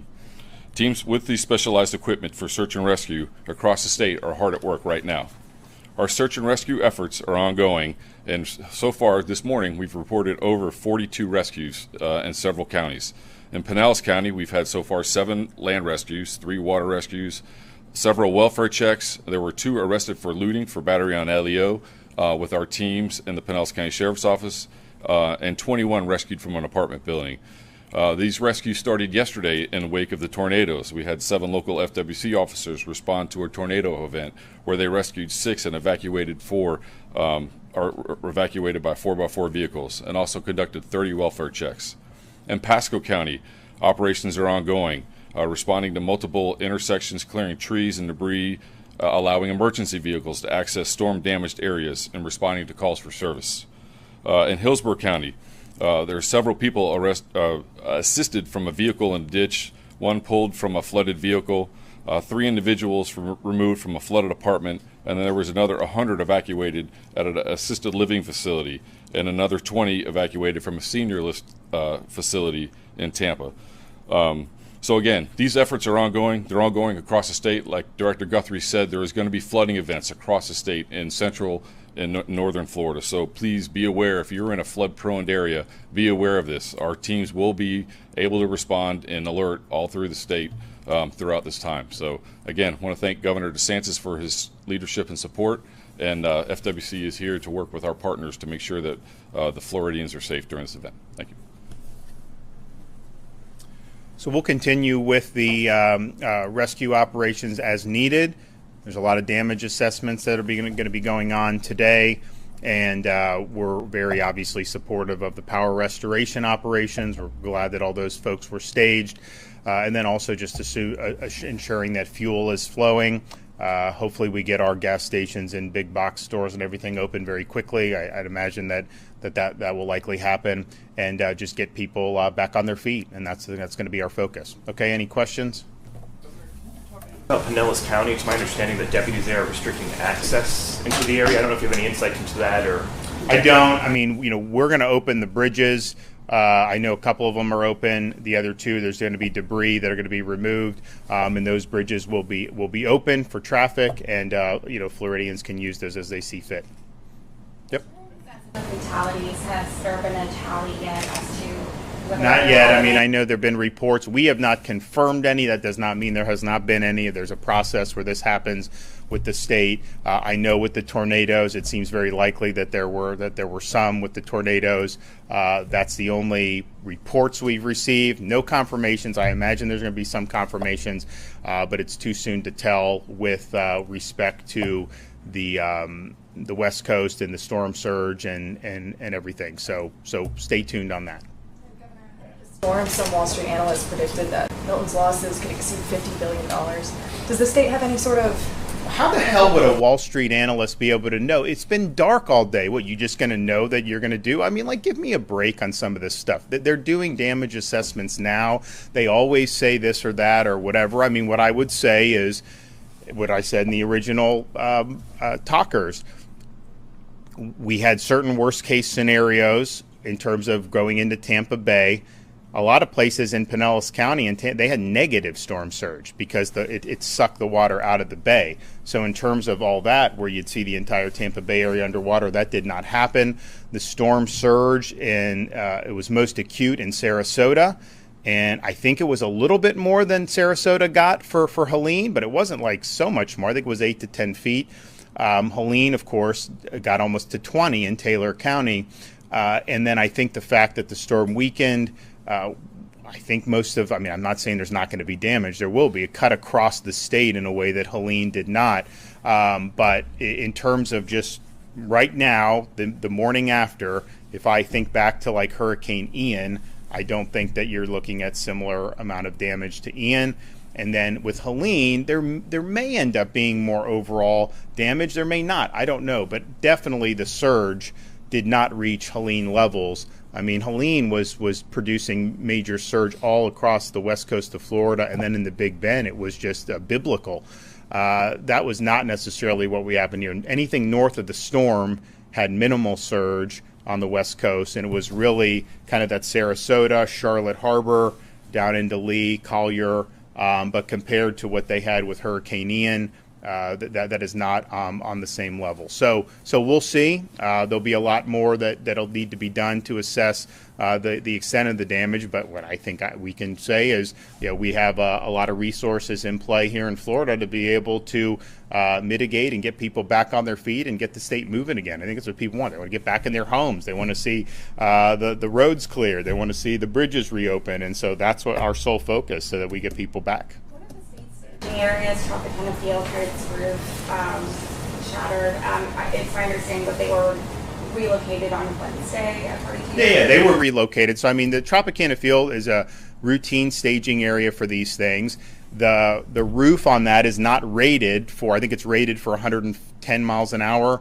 And so the forecast changes, but as it became clear that there was going to be something of that magnitude that was going to be within the distance, they redeployed them out of Tropicana. So there were no state assets that were in Tropicana Field. I think Duke also removed all their assets as well. And you look, the roof is basically it's like a fabric almost with that. So that was something that we understood and acted accordingly. They were moved before the storm. So there was no issue with anything with that. Remain break in St. Petersburg. My understanding is at least earlier this morning, the city had no Kevin access can to talk about that. I know he's been engaged in that. Yep. So about 1:40 this morning, I received a phone call. Woke up, got over here from that building to this building. Got over here and started working the issue. Right now, there are several water main breaks throughout Pinellas County, different water systems. Some are municipal, some are county. But what they're doing is they're slowly raising pressure in those lines to actually figure out exactly where the breaks are at. And they're going to start repairing those breaks one by one by one. You may start to see some things come out of the hospital industry. We have stabilized the hospital situation. There is one active evacuation of a hospital right now. I do not have the name of that hospital. We can certainly get that back to you through our folks. But we have stabilized the water pressure in 4 out of 5 hospitals from getting any worse. So we're going to continue to closely monitor that throughout the day. But again, one active evacuation going on, but we have stabilized. We have water tankers on site pushing pressure back into the systems. But I think our biggest thing to talk about, or I should say talk about, but the biggest thing right now in that Pinellas, St. Pete area is going to be the water system, but we're working in conjunction to see how we can support and supplement the cities and the county on what resources they need. We've already dispatched logistical folks into the area. We've sent in engineers on our dime to be as helpful as we can. In one situation, it may be a gasket or a flange. In another situation, it may be a complete water main break. But we stand by ready to support Pinellas and St. Pete and other municipalities to help them get that water back on and running. Because again, power and water are right there together. We can do a lot with power, but we got to have water. Are you aware of any impacts to the Kinder Morgan Central Florida pipeline system? Jason, I don't have anything on that particular pipeline system, but I'll find out what I can offline, and we'll close the loop back with you guys. All right. Will that impact any of the post-storm recovery efforts, given that they're in Jacksonville? No, well, they're not in. There's some came from Jacksonville originally. Kevin put them in different places to just ride out the storm and then come back in. So no, it's not going to have any major impacts at all. These are just things you've got to do. You stage and you figure out kind of how to go. They were staged during Helene there, and it worked well. When the forecast said that it may not make it through with the roof, then they adjusted accordingly. But they're in the fight and they'll continue to do it. Okay, thanks.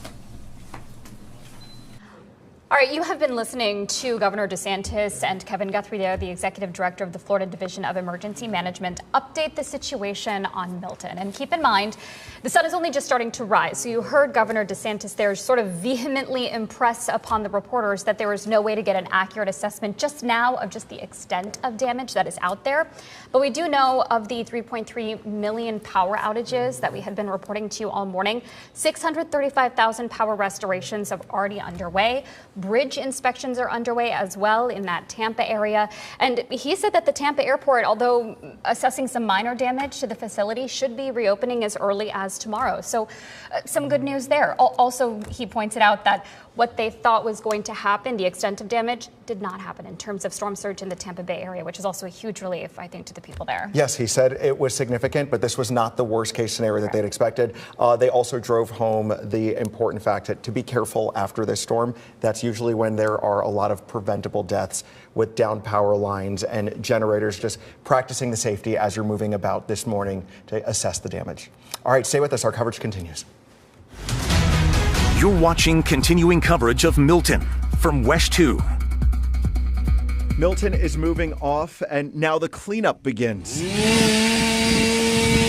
People across the region are waking up to the damage left behind. Roadways flooded. Homes and property damaged.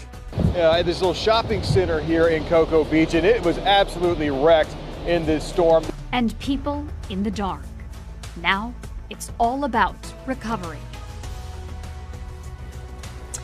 Thank you for joining us here at 9 a.m. as we continue to cover what is now the aftermath of Milton as the last bands start making its way off of our state. Yes, we're still seeing some gusty winds in Brevard County. We checked in with Bob Hazen a little bit ago. Volusia County looks like the flooding is widespread and very bad. Yes. Yeah, so I've got family there, and a lot of kind of friends of family are reporting significant flooding. And I even had some, and this struck me, one person said, this flooding is worse than Ian. And at least to that person, they flooded during Ian. So that's telling without being able to quite get there yet. You know, we're going to have to do surveys, and certainly we're working to get Chopper 2 in the air to survey once the weather is quiet enough.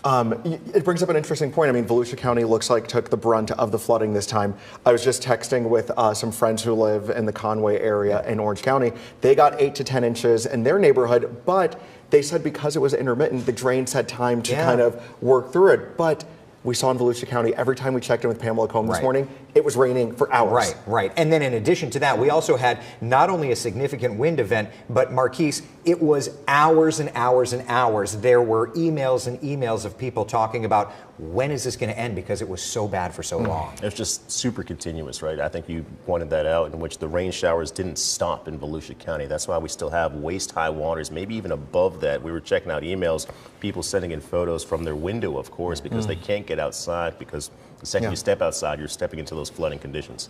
Yeah, so let's take a look at the live radar and just kind of get a lay of the land right now. Status update. The good news is the winds are gradually coming down, but that said, rain also coming down, and we have a new flood warning in effect for Volusia and Seminole counties, and we hear the bells and whistles in the newsroom going off, kind of representative of it. So the western areas, it's cloudy, but when I was on Coffee Talk a moment ago, I took a live camera out of the Tampa area where the skies have already gone blue, all right? So there is dry air working in from the west, but at this point in time, you can see this band of very heavy rainfall, and it's this swath of rain that just prompted that flood warning. Downtown Orlando, shower exited, but just off to the east, Bithlo, Christmas, Chuliota, Wedgefield, Lake Mills, I should say, up through Lake Pickett. There's Lake Jessup, driving rain. Just a torrential downpour, and we say it once, we say it many times.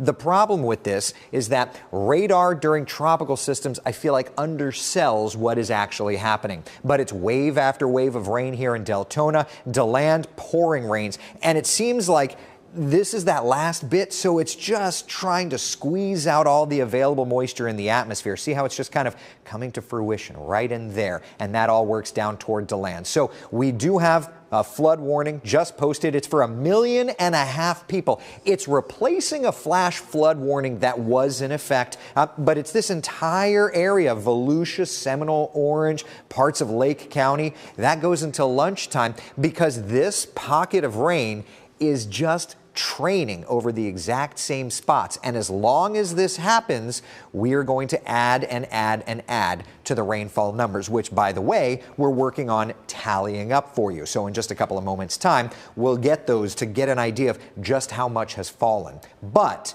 that said, boy, was this a significant storm. For the last couple of days, we said it was going to be right up there with Hurricane Charlie in terms of winds. How did it end up? Marquise Meadow. Well, it definitely crashed the top 5. In fact, it's number 2 on the list. Charlie, 2004, we had maximum peak gusts of 105 miles per hour. Just below that with Milton. 20 years later, 99 was the fastest that we saw. That was across the Ponce Inlet. Also in the top 5, Irma and Ian taking up spots 3 and 4. And those are recent storms from 2017 and 2022. Still breezy, though, along the coast. The gusts haven't subsided. We know that Milton, well offshore, but we still have gusts of 52 miles per hour in Daytona Beach. And you still see the tropical storm force winds across Titusville, Melbourne, and Palm Bay, all sliding in from the north and the northeast currently. Now, with those breezy conditions, the wave heights still remain high across our coastal beaches, but take a look at what's happening well offshore. These wave heights are anywhere between 15 and 20 feet, and it may be a while before they subside. As we press play here, we watch Milton continue to push off towards the east, possibly gaining some heights and waves in which we could see 21 to 25 foot conditions by Friday in the morning. Along the coastline, though, 4 to 8 foot waves are still likely with those strong rip current risks. We're likely going to carry that storm surge across the rest of the day today and then into Friday as well across Flagler, Volusia, and Brevard counties.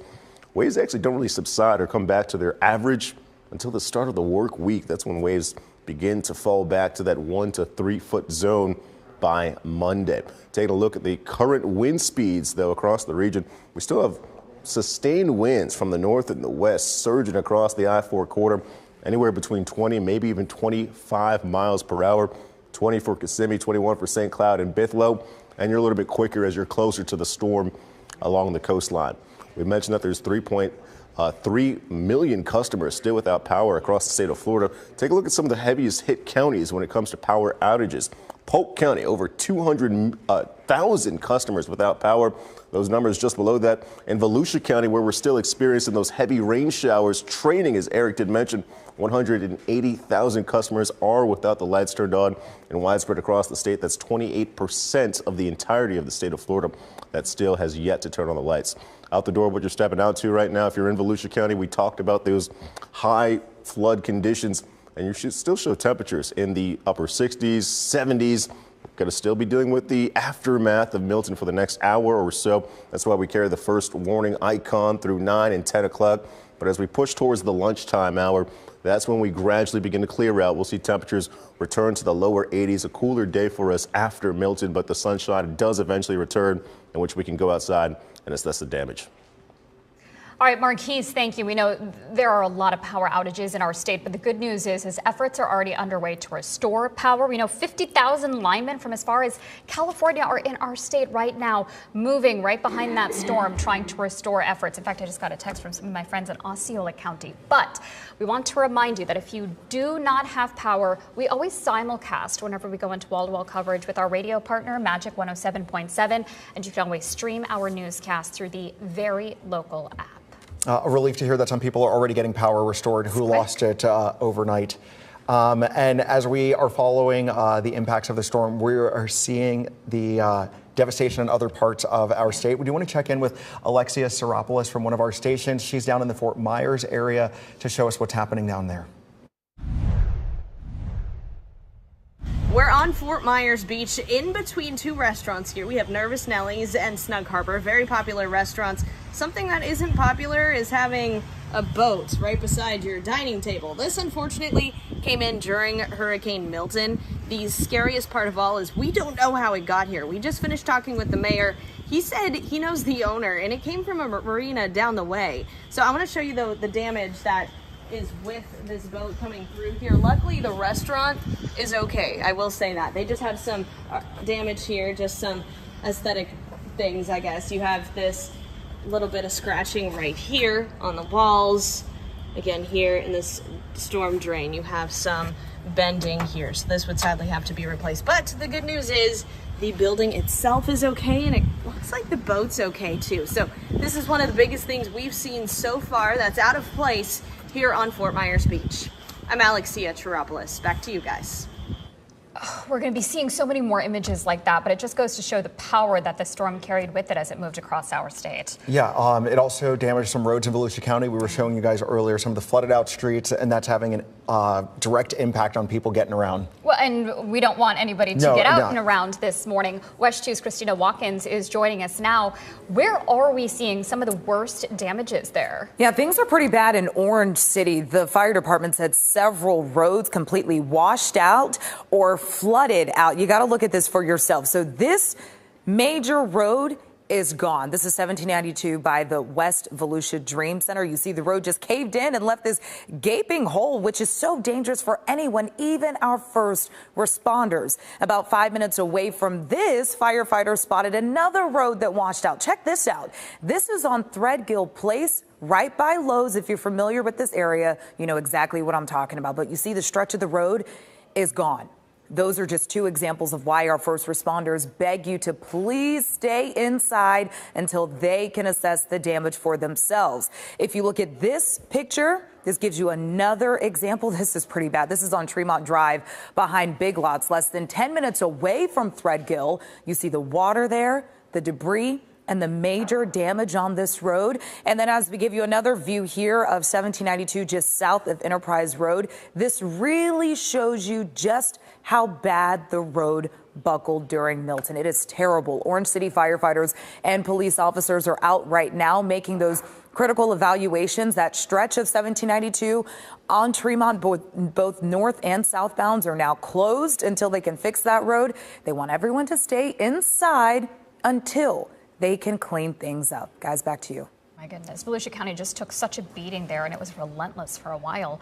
We want to stay on the coast here, but take you over to Brevard County. This is in Melbourne.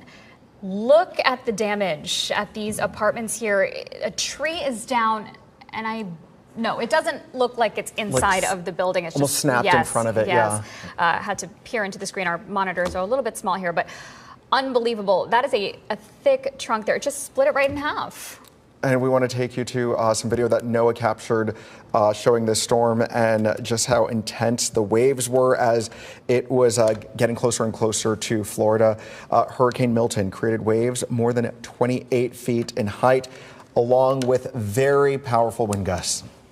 Take you over to Daytona again here. This is Lantern Park. And once again, highlighting the need to stay indoors.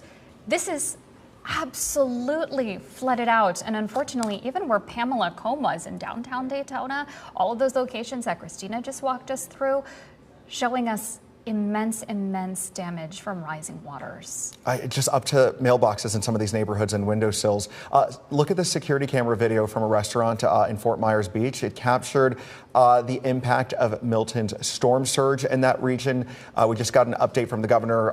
The storm surge was a little bit lower than it was for Helene up and down the Gulf Coast, but it was still catastrophic nonetheless, as we can see just how high it got in this video. We want to show you some more video from some of the rescues that we saw overnight. We're getting them into our newsroom to help you put in perspective how intense this storm was. All right, take a look at this. A mother and her children were rescued from rising floodwaters early this morning in Polk County. The family was trapped inside their home. You saw them waving out of the window. And she says she just had to find a way to get out.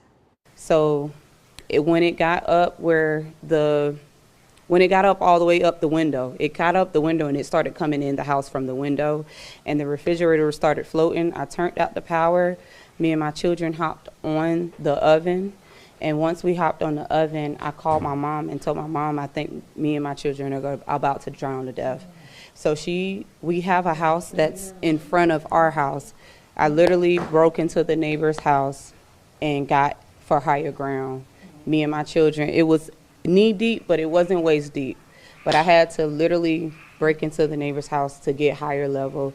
And thank God I looked out the window. I don't know what told me to look out the window, but I saw you guys, and you guys came to save us. Oh, that's so nice to see. You can see the reporter there lending a helping hand as that family was able to get out from those rising floodwaters.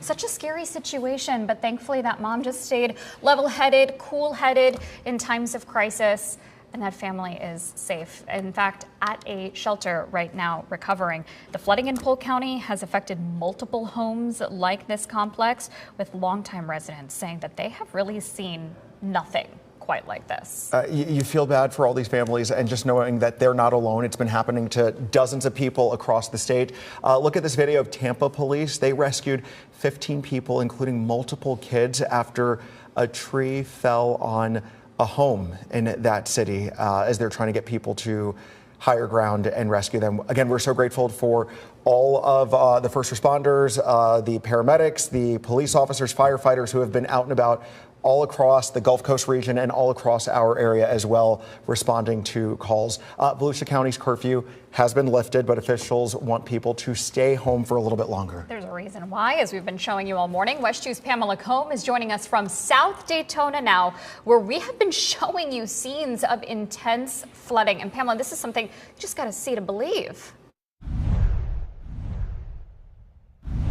After hours of rain here in Daytona Beach, we finally got a break. It is still very windy, and now we're preparing for another one of those bands to move through and more rain on the way. But right now we were able to finally take a look around the neighborhood, and the biggest concern here is the flooding. We are on Palmetto Avenue. I would say this is about a foot of water. The entire avenue is flooded all the way down to Beach Street. And what's more concerning is that here we're on a little bit higher ground. Beach Street is actually much lower, so I imagine it's much worse down there. We also are dealing with power outages in this area. We have not seen a single light on in the time that we've been driving around. All the stoplights are off. All the buildings are off as well. There is not a single light on in this neighborhood. And right now, the Volusia County curfew has been lifted as of 8 a.m., but officials are asking people to stay home. They are working to just clean up the area, remove all the trees, because there are a lot of downed trees here in Daytona Beach and around the county. There are also several roads that do have some hazards. So just stay home until the entirety of the storm, until we're in the very end of it. It's for your safety, so stay out of the roads. And we'll be keeping an eye on things out here for the time being. We're going to be heading over to another neighborhood where we hear there might be water in people's homes. So we, of course, will update you right here on WESH when we have more.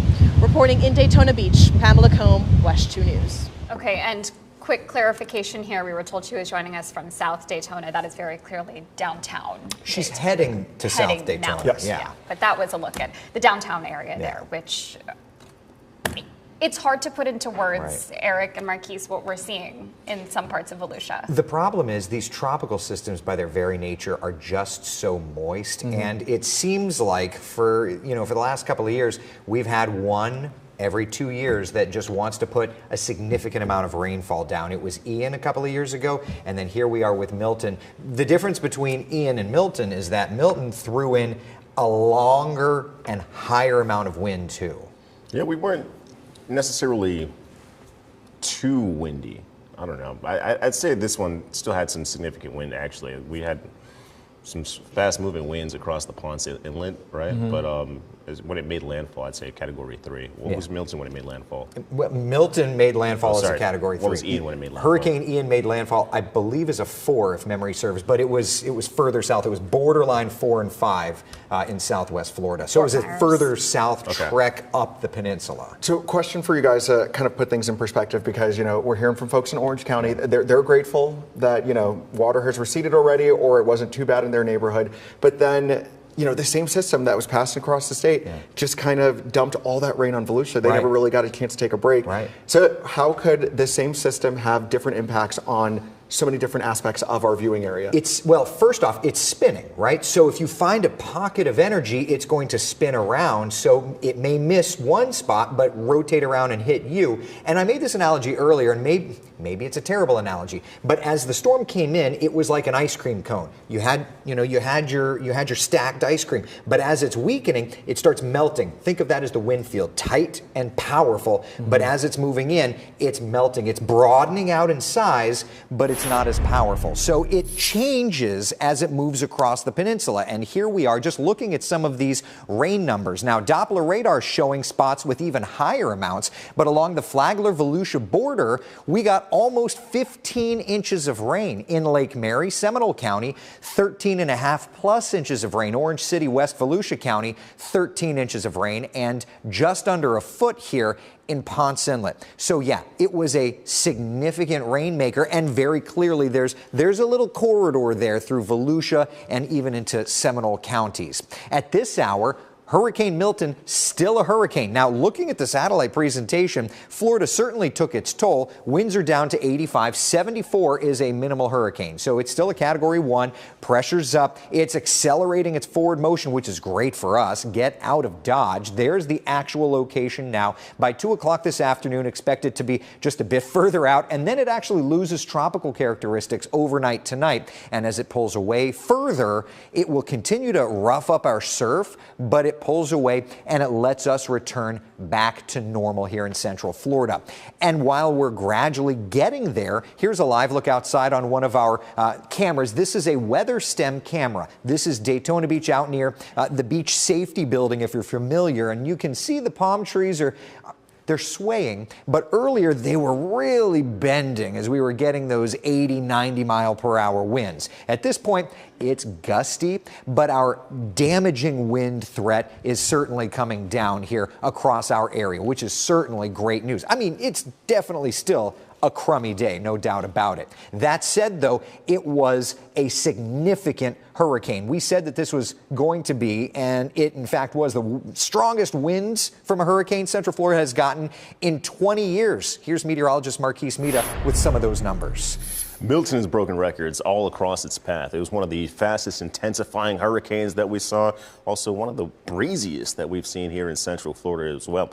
As you mentioned, Eric, we had wind speeds of 105 miles per hour with Charlie just about 20 years ago. The Ponce Inlet, that's number 2 on the breeziest storm that we've seen here in Central Florida. Across the Ponce Inlet, we saw 99 mile per hour wind gusts.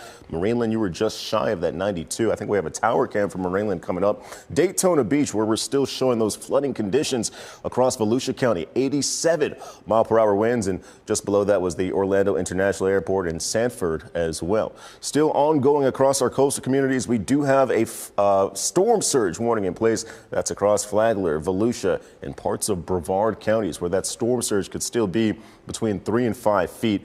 We're likely going to continue to carry this all the way into Friday coming up. So a last look at the tropical advisory. As you see, if you're west of Brevard, Volusia, and Flagler counties. Well, Flagler, you're actually in the tropical storm warning. Looks like Lake Orange, Seminole, and Osceola County, you're still under that warning too.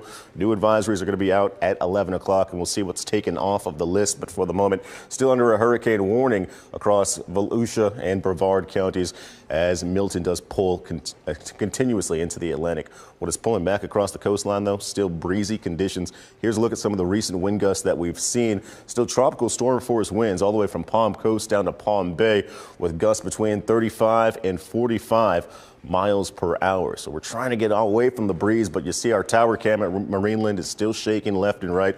We still have the rough sea conditions, and we mentioned that storm surge warning that will remain in place tonight. Taking a look at Futurecast, we see hour by hour that the winds are trying their best to subside. We're trying to get out of the way of the rain. Here we are at 11 o'clock coming up. Still showers across our coastline and Palm Coast, across Daytona Beach, New Smyrna Beach as well. Eventually, though, as we continue throughout the afternoon and into the evening, we do watch the rain pull offshore. The breezes come down. We'll get rid of all those warnings for you tonight. And here's a look at where Milton is now, pushing towards the north and the east across the open waters of the Atlantic. So we're still going to be dealing with Milton's tropical storm force winds across our coastline for the rest of the morning, most likely. Then we'll gradually begin to see those conditions subside as we step into the evening. And then as we head into the weekend, it's back to your typical Florida weather. We're back in the mid-80s with sunshine on Saturday and Sunday. All right, we saw how bad the flooding was in Volusia County. We know that parts of Orange County that tend to flood also flooded during this storm. Now Orange County first responders are working on rescues. WESH 2's Spencer Tracy is taking us to Orlando near the UCF area. We're here near Riverdale and Buck Road, where I'm at the beginning of this water, and it's all the way up to my ankles. But back there is a complete different story. And we know that there's a lot of townhomes and people that live back there. And you can even see the water is all the way up to the mailboxes, even that trash can out there. Just so much water has formed. It almost looks like a river, a lake out here in this area. And we've spoke to a couple neighbors that tell us that this area is prone to flooding. They had flooding back in Hurricane Ian. They said this whole area flooded and even worse. So they definitely were expecting this when they heard so much rain. We actually saw two people kind of make their way through these waters. They went all the way up to their chest. We know that the Orange County Fire Rescue was here trying to see if anyone needed to be rescued. And they did say on their Facebook page that everyone was okay and didn't want to leave their homes. But it is important, if you do see flooding like this, to report it, not to drive through. And officials are really saying it's important not even to walk through, because you just never know maybe what's in this water or how high it could go. Some parts could drop off. But right now, what we're still seeing, the rain continuing to go down. The flooding can continue, but this area definitely has a lot of water here. For now, I'm reporting near Orlando. I'm Spencer Tracy, WESH 2 News. Obviously not something that we would recommend doing, but it certainly brings it into perspective again how high the waters are when they walked through it. I feel terrible. You don't know where people have to go. Maybe it's so bad in their house that they have to get to someplace else, but man. All right, we do want to take you a little bit further south. So this is in the Sarasota area, Punta Gorda, where you can see so much debris littering the roadways here.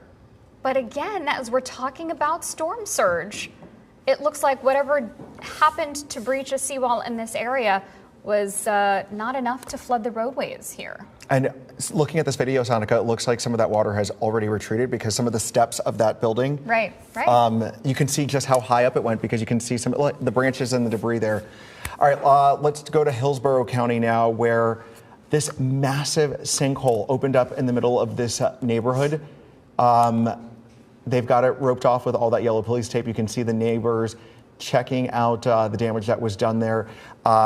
Sometimes this happens after a lot of rain falls. Sinkholes are a common occurrence in Florida, but this is huge. Like, at least from this video and the vantage point that we're seeing in it, ginormous. And that's the only word I can use to describe it because it looks so big. Yeah, ginormous is the perfect word for it. Police rescued people who were trapped in an apartment complex amid flooding in Clearwater. In fact, yes, take a look here. The video zoomed out just a little bit to show you that they're actually trying to rescue people here in rafts because the streets were so flooded that was the only way to reach what looks to be a second-story apartment. That first story is the garage. You can see that has been boarded up. And then that second story was where they were rescuing those people from. Again, we see video like this in the aftermath of storms. But look at that car with the trunk open just behind the canoe. That entire car, almost to its ceiling, completely filled with water. We know it happens, but to see it happen, wow. And, you know, these families are in a neighborhood. Oh, look at it. Some of these are almost up to the roof. There's no escaping it at that point. You feel bad seeing all these videos, and we've seen them in neighborhoods in our area too for previous storms. Let's take you back up to Volusia County and show you some of the damage that we saw in Holly Hill. One of our viewers sent this to us earlier this morning. You can see just debris scattered all over their home after an opening there in their roof. Just a terrible scene, and we know that Volusia County took the brunt of this storm as far as damages, at least as far as we've seen so far. We're still checking in with our reporters and photojournalists who are scattered all over the area. But to have a tree or any projectile coming into your home like that and then have that gaping hole and then waiting to figure out when you're going to fix it and then dealing with all the aftermath, that's what folks are dealing with. Yeah, and they just took such a beating from both rain and wind. Yeah. No telling what exactly caused the hole in that roof. It could have just been incessant rain that happened to just soak through and punch a hole there, or wind was ripping off shingles over there on our coast as well. All right, let's take you back a little bit further inland towards Seminole County. This is in Winter Springs. And again, rising floodwaters here. And keep in mind, there were flash flood warnings in several locations across Central Florida. Many of them did expire at 6 o'clock this morning. But these images that we're showing you right now are why they even went into effect. There are a lot of low-lying areas that tend to fill up with water even during normal summer afternoon rain showers. And we were already so saturated as Milton approached our state. Scenes like this were almost inevitable, as sad as it is to say. We want to stay in Seminole County, but this time we want to take you to Altamont Springs, and you can see a wire came down, caused those flames there in the distance with a tree, creating some issues for folks in that area, and you can see that road was flooded out as well. When we see images like this is why officials are warning all of us not to go out just yet. And if you are going out, to be mindful, because you don't know if there are downed lines mixed in with the trees or in any of this water, the standing water that we're seeing in neighborhoods all over Central Florida. Heard in the last hour, Governor DeSantis ensure that crews are going to be moving into affected areas as soon as it is safe to do so, as the wind dies down and floodwaters recede, to try and restore power to some of the hardest hit areas. So that effort is already underway, with 635,000 people already seeing power restored. We made you a promise from the start. We're going to be here with you until Milton fully leaves our area. Our coverage continues right now. You're watching continuing coverage of Milton from WESH 2. All right, it's almost 9:30 on this Thursday morning, the day after this storm has come through. Yeah, this is a dash camera video that we got from DeLand Police. They were following behind that car on the road, and that tree branch came crashing down, did some damage to that car right through the windshield. Again, another reminder of why you don't want to be driving around during severe weather, because this was yesterday afternoon when a lot of those warnings were popping off, when all of our phones were blowing up about the tornado warnings all over Central Florida. So we thank you for staying with us for another half hour. I'm Sheldon Dutez alongside Sonica Donge, Eric Burris, and Marquise Mita. And as you join us here this half hour, we are in sort of the aftermath. Yeah. We're shifting more to Right. the aftermath status of this Hurricane. Milton is now slowly moving offshore, but man, has it really dug its claws into the East Coast. Well, and from landfall to exiting, the winds were gusty, but they also were changing direction. And I'm really, really glad that we showed that video, because my paramount concern is that these trees, they may have been weakened in the storm and then still succumb to that at some point. And I could tell you, there are fatalities from every year from trees falling on folks traveling after storms. So just because anything hasn't fallen yet does not mean that we're good and in the clear. I mean, Marquise, it's still gusty, less than it was, but there are still gusts from time to time. It definitely breezy across the coast, especially where we have those training rain bands in Volusia County. We have tropical storm force winds of 35 miles per hour or even greater. And that's why we're still under tropical storm and hurricane warnings in parts of Central Florida, right? So let's look outside and see what the radar is like right now, okay? Our western areas still breezy, but those tropical bands have exited your area. Our live radar showing, though, still pockets of heavy rainfall across about the eastern half. And I would add that it's these areas that are still under hurricane warnings, because hurricane conditions are possible here. So let's take you into Flagler County, where we're kind of developing new downpours along the shoreline and transporting them right through the county. But Flagler Beach down through about Holly Hill and Ormond Beach, Painters Hill, watching those heavy downpours. It's still raining in DeLand along the St. Johns. This is certainly not an area that needs more rainfall. For Deltona, maybe a bit of a break, but we've already seen some significant rains through there. That continues to train down into Chuliota, Bithlo, around Wedgefield, eventually down into Holapaw, and even here into Brevard County. It's just still raining torrentially.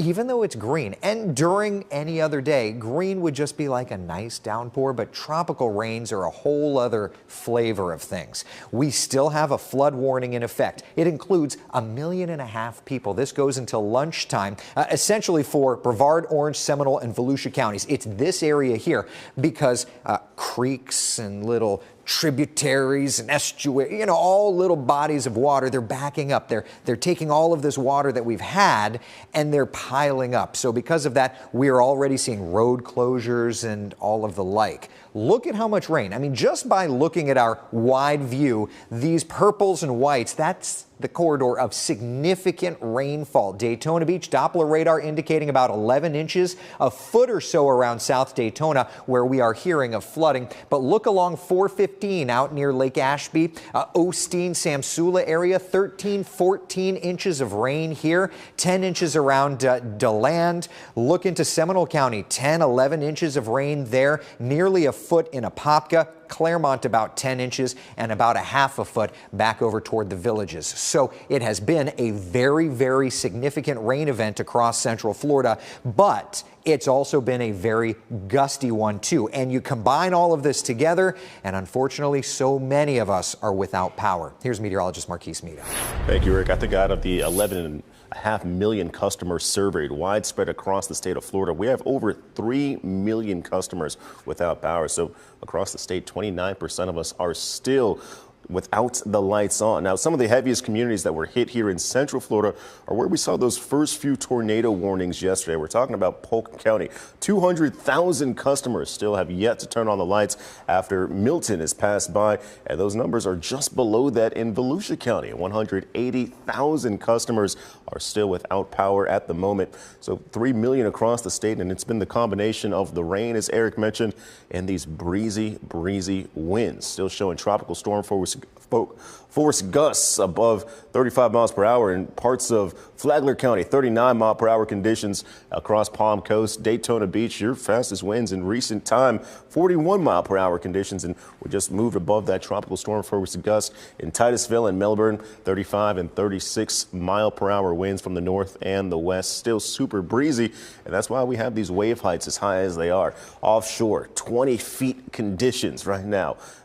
Close to the shoreline, though, wave heights are anywhere between 4 and 8 feet, and that's because Milton is pulling away, and what it's pulling along with it are still strong and gusty wind conditions. So as we take you through time with your forecasted wave heights, it's going to be a while until the waves subside to their seasonal average. We're still showing 4 to 8 foot conditions over the course of the weekend, close to the shoreline, anywhere from Jacksonville all the way down to Miami, as a matter of fact. So all across our East Coast, the waves remain high. We're going to carry that storm surge warning likely till Friday across Flagler, Volusia, and Brevard counties. And it's not going to be until Monday that we start to see the waves come down to 1 to 3 foot conditions across the shore. So current sustained winds still showing above 20 mile per hour speeds through Kissimmee, St. Cloud, Bithlo, Daytona Beach, 22 miles per hour from the north and the west there, having temperatures in the upper 70s. So warm in Daytona. Some of us, though, waking up to temperatures in the upper 60s, like the Villages, Leesburg, Claremont, Kissimmee, 69 degrees across the board. And as we go through time, we are still going to show the impacts of Milton across our coastal communities. Still rainy in Flagler and Volusia counties, but eventually the rain does subside. Sunshine begins to peer out as temperatures remain cool. We're back in the mid 70s by 7 p.m. Still sunny, though, and we'll carry that sunshine into the upcoming weekend, where we can continue to assess the damage from Milton coming up. All right, Marquise, we appreciate that. Strong winds and flooding are lingering concerns right now, even though the radar doesn't show any rain falling as Milton leaves our area. Well, flooding is an especially concerning issue near our waterways. WESH 2's Dave McDaniel is in Seminole County at the Sanford Riverwalk. Water covering Seminole Boulevard in Sanford. Most of it rainwater combined with lake water driven over the seawall over Lake Monroe because of the winds of Milton. Milton was blowing wind incredibly hard from the north, driving the lake water over the top of the seawall, covering here. You can see here on the Riverwalk itself, there's water. Out on Seminole Boulevard, there's water. But interestingly, now that the rain and the wind has slacked off some, now the water is starting to drain back off of Seminole Boulevard, back down across the Riverwalk, and back out into the lake where it belongs. Obviously, we've got a few little small branches here and a lot of debris on the Riverwalk. As we drove into Sanford this morning, we saw some trees down along the Riverwalk. There's, of course, heavy rainfall, driving wind the whole way. There's a street in Sanford, Rosalia, that had some water on it. A viewer sent us some video of that situation. But for the most part, Lake Monroe itself, it's probably going to get to moderate flood level by, say, Monday, but presently it is not over the seawall. Lake Monroe itself is not flooded. The flooded street is because of the heavy wind, the heavy rain, driving water onto the road. And again, as things start to dry out, as the sun comes up, things ought to rectify themselves, but people will have a lot of cleanup, of course, because Milton did a number on Central Florida. Reporting in Sanford, Dave McDaniel, WESH 2 News. All right, Alina Lee, a meteorologist from our sister station, was in Tampa. And taking a look at the conditions and shows us what it looks like there. Alina, you've been reporting throughout the morning and you've seen the gradual changes. What's happening right now? We can see that devastation behind you.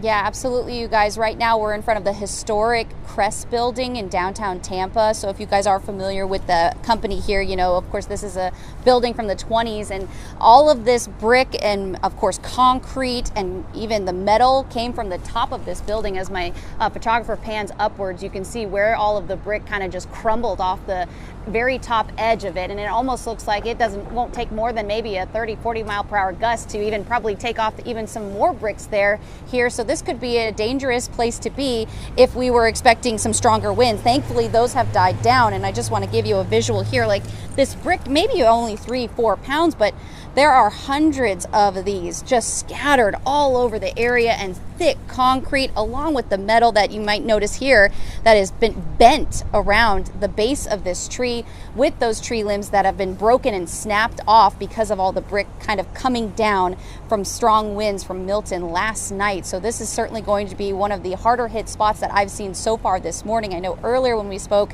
it was still too dark to tell. All we noticed were that there were some tree limbs and branches and maybe a little bit of ponding, but certainly no flooding concerns, at least in this area. Thankfully, all of that water has pretty much dried up. Of course, now the winds have relaxed as well, so there's still a lot to be done here, and we'll bring you more updates if we notice any more damage. But this is probably one of the harder hit areas in downtown Tampa. And of course, live for you guys this morning, I'm meteorologist Alina Lee. I'll send it back to you. Alina, we can see that the sun is out, such relief for people as they head out and start to look at some of the damage that maybe they sustained in that area. I'm curious, how did you fare overnight when that storm was making landfall? Sure. Well, my photographer and I were very fortunate to be able to kind of hunker down and stay with a bunch of people with our sister station at WMOR. So we were there overnight. We did manage to peek outside, though, and kind of take a visual for ourselves and experience it firsthand. When Milton was making landfall, the winds were very strong. We saw very heavy rain, of course, and even some, wind up to 70 miles per hour. The building that we were in may have lost power for a brief moment, but the generators have managed to work and get the power back up and running. So we didn't really run into too many issues. So we were very fortunate for that, for sure. That's great. Alina, we appreciate all the updates that you've been giving us all week long and all throughout the morning this morning. Thank you. A lot of people are kind of curious. They want to get outside and see what kind of damage was left behind now that the sun is up. We do want to warn you that officials are encouraging people to stay inside just in case, because you don't know what's out there. No. The winds certainly did pick up in Brevard County this morning after a tornado possibly ripped through the area yesterday. WESH 2's Bob Hazen has a look at Milton's aftermath in Cocoa Beach. This street, St. Croix Avenue, is about the worst hit in Cocoa Beach. This house right here, in fact, you can see the siding was ripped off, the roof on the back torn apart as well. There's a lot of damage to the side of it, to the garage. If you go around here, all of these houses have some amount of damage to the tiles. And then over here on this side of the street, you can see a piece of a roof that's fallen on against this truck. The house itself has a hole in the roof and the siding, and the house next to it also has a pretty large hole that was punched into it by the storm. Again, this is about the worst damage that we've seen in Cocoa Beach. We did talk to the mayor. He says no one was hurt out here in this storm, but again, this does look like the worst damage caused by a possible tornado. And I talked to a man who said he was looking out his window when he saw that tornado start coming through. I was actually in the bathtub upstairs, and I was looking over the water, and the next thing you know, I started seeing metal hitting my house and flying over the top of it. And I'm going, what the heck is going on? And the palm trees were like sideways. Again, the most important thing here, we are told that no one was hurt when this storm came through this neighborhood, but obviously a lot of rebuilding for these folks to do. Reporting in Cocoa Beach, Bob Hazen, WESH 2 News. Recovery efforts just getting started for so many in Central Florida. Yes, and it's still early in the process. A lot of assessment does have to be done today, but just so far, initially, it seems like Volusia County took the worst of the damage so far as flooding and wind. WESH 2's Pamela Combe is joining us now from South Daytona, where we've seen parts of the area are just completely underwater. They are underwater. Several neighborhoods are flooded. We've been driving around and it truly is devastating. We are in this neighborhood right now in South Daytona. This is right on Magnolia Avenue and Big Tree Road. Water rescues are happening right now, right as we speak. We've saw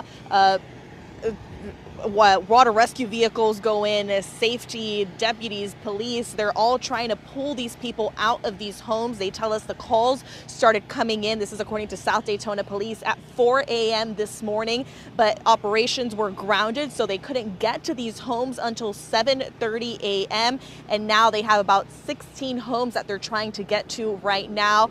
If you go further down and even on the other side, there's even more equipment and more people here trying trying to pull these people out of these homes, and they say that they are trying to prioritize elders and people with disabilities. Once they're pulled out of here, they're going to be taking them over to a shelter. I don't know if you can see, but right down there is some people in a kayak and some sort of a boat, and it looks like they're trying to drag them over here to safety and to dry land. But it's just devastating to see, and the water in people's homes. And South Daytona PD did tell us that this flooding is worse than what they saw during Ian, which is, I think, crazy and something that a lot of people weren't expecting or even prepared for. So we're going to be out here continuing to monitor everything that's going on. They do say that the biggest issue they're running into right now is that because there is no power in the area and the stoplights are out, there's a lot of people on the road that aren't respecting emergency responders and emergency vehicles. So staying home really is the best and safest way to make sure that everyone who is in trouble gets the help they need. Reporting in South Daytona Beach, I'm Pamela Cohn.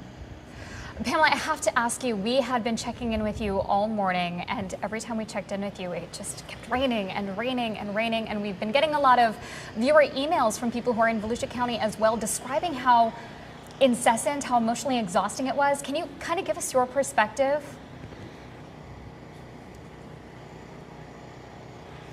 Yeah, if I heard you right, I mean, this is just this has been just a really tough couple of hours for this community. I mean, these flood levels are rising. These are getting into people's homes. It's been raining. It's been windy. We finally got a little bit of a break, but we do know that more rain is on the way. So I think everyone's just trying to handle the best they can, but it's tiring. I mean, after a while of having this pounding rain for so long, I think all you want is just some sunshine and some dryness. So I'm happy we finally got a little bit of that, but I know there is still a little bit more on the way.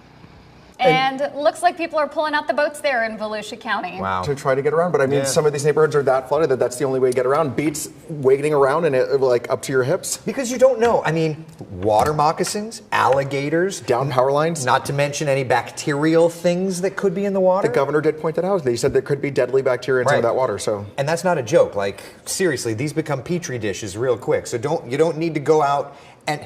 You don't need to Florida man this. Like, don't go take a pool raft and go out in the water and put it up on Instagram, because that's a dangerous combination. Absolutely. Businesses are closed. People are off from work because of this event. So there's no reason to go outside, right? Yeah. Just stay inside. You can take photos from your window if you want to. But it makes you wonder, like, is the water that high in their homes and like they're just, desperate to get out? We don't know everything that's happening. Well, and just behind Pamela's live report there was an emergency management vehicle, some sort of a first responder. Did you see they had some sort of an inflatable boat behind that they were moving around? So certainly the helpers are already out. They're doing what they need to do. So if you're in a situation where you need help, contact 911. We'll start there, okay? Let me take you through the last 12 hours or so. Milton made landfall along Florida's Sun Coast as a Category 3 hurricane, and it was that real intense band of rain that started moving in. The storm surge was worst on that right side, on the southern side of the hurricane. But overnight, this moved into our area, and around midnight, we were getting hurricane conditions right through the tourist district into the metro area. Milton stayed south of us. I had a couple of people ask, did the eye go over my house? And if you live in like Polk or Osceola counties, even Brevard County, it's possible that this center of circulation did. For most of us, though, what ended up happening is there was a little ribbon of dry air that kind of enveloped as Milton spread out the wind field and the rain field. So it stayed a Category 2, Category 1 storm through our southern areas, basically went right over the Kennedy Space Center, and then now has continued to move out to sea. And the good news is this swath of rain, little by little, is clearing our area as well. The last update from the Hurricane Center was the 8 a.m. intermediate advisory, keeping it as a Category 1 hurricane with winds of 85 miles an hour, expected to gradually weaken and lose tropical characteristics, which is fine.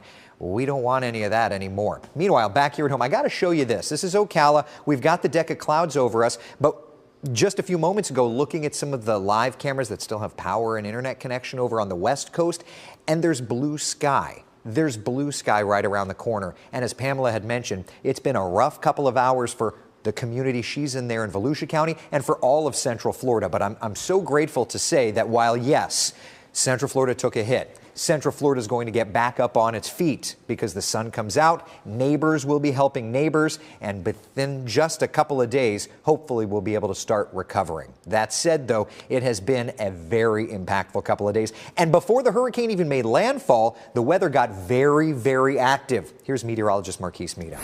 Eric, you hit the nail on the head. We saw that severe weather begin to spike up in the afternoon. I believe we had our first tornado warning in Polk County right around the 2 o'clock hour. From that point moving forward, the National Weather Service offices in Miami, Tampa, and Melbourne, this is our area here in Central Florida, did record 126 tornado warnings, 42 from the National Weather Service office in Melbourne, and they confirmed 9 tornadoes so far. We're going to still go out and assess the damage, but this is just a staggering number, putting into perspective how severe the weather was. We were also super breezy. It's one of the strongest windstorms that we've seen here in Central Florida as in regards to peak wind gusts. I believe that the only one that peaked above this was Charlie back in 2004. So 20 years ago, we did have a stronger storm, but the Ponce Inlet, you guys' recorded wind gusts were just below 100 miles per hour, 99 to be exact. Marineland, where we have a tower cam still continuing to shake left and right. Wind gusts did register 92 mile per hour conditions. Daytona Beach, Orlando, Sanford, you guys were just at or above 80 miles per hour. So still strong Category 1 force winds, nearly all up and down the I-4 corridor. And across our easternmost communities, we're still dealing with storm surge warnings in place, where that storm surge could be anywhere between 3, maybe even 5 feet at its highest as we watch Milton continue to taper off into the Atlantic. Your tropical warnings and advisories do include a few tropical warnings across Lake Seminole, Orange, and Osceola County, hurricane warnings for Brevard and also Volusia County, as we still see Milton as a Category 1 offshore. We'll get the new advisory list at 11 o'clock and see which counties are taken off, but across the coast, we're still considerably breezy. Here's a look at your most recent wind gust, 39 mile per hour conditions in Palm Coast. Daytona, you just had a registered wind gust of 41 miles per hour coming in from the north, still wrapping around Milton. And across Brevard County, we still have some tropical storm force gusts in Melbourne and Palm Bay, 35 and 43 miles per hour. Breezy where we're dry, though. 17 mile per hour gusts in Wildwood and Claremont from the north and the west. Here's that tower cam that we mentioned. It's tough to see. You see the haze off in the distance, the spray going on. The waters are still angry across Marineland and Flagler County, where we have that storm surge warning. So as we take you hour by hour, we notice the clouds overhead across our westernmost communities. Rain, though, still throughout Flagler and Volusia counties. We're trying our best to have that rain taper off. It won't be until the afternoon that we see those last few showers get squeezed out. And as we taper off the rain, it looks like we're tapering off our winds as well. Wind speeds do subside. We're below tropical storm force strength later in the afternoon, then across the evening. Wind gusts are between 10, maybe even 20 miles per hour as we're trending cloudy for the rest of your Thursday night. Friday, though, we welcome the sunshine back here in Central Florida. That's a trend that we carry into the weekend as temperatures gradually start to increase. We'll be in the low and the mid 80s Saturday and Sunday, and we carry some warmer weather into the upper 80s as we start off your work week on Monday. All right, we're getting a look at some of the impacts of the storm all across our area. Right now, we're taking a look at some video from Lake Helen in Volusia County. Wow. That woman and her dog. Just barely. They got chilling inside just in time. This is just so concerning because how many times have we all taken our dogs out in the yard, never thought twice about it? And then for that to happen. Oh my goodness. Yikes. That hits home for me because I've got some tall trees on my property that I've been mindful of for a while, but yeah. And we knew that there were some very strong gusts. Eric and Marquise and Kellyanne here on our morning shift has been warning. They've all been warning about that. They've all been tracking these strong gusts, and this is why it gets so dangerous to be out and about. Thank God they're okay, though. Like, I mean, they just barely missed it. Yeah, we want to take you now to Orange County. We know members of the fire rescue there were out already starting to perform some water rescues because of rising floodwaters. During Hurricane Milton, they were waiting there. It looked like knee-deep water, but we've seen other places in and around our inland areas almost chest-deep water, and a lot of those areas are going to have to wait quite some time for all of that water to recede. Yeah. Oh, actually, excuse me, that is almost waist-deep waters that they were having to wade through. All right, let's take it to another part of Orange County. This is in Gotha, just near Ocoee and Windermere area. One of the viewers there sent us this picture measuring 13 inches of rain that fell in that area. So wow, I mean, it's just crazy to see. I want to take you over to our coast now. We know that there were a lot of tornado warnings that were in effect, and Marquise Mito was talking about how there were 9 confirmed tornadoes. I want to check in with Sarah Mankiewicz, who has damage from one of them.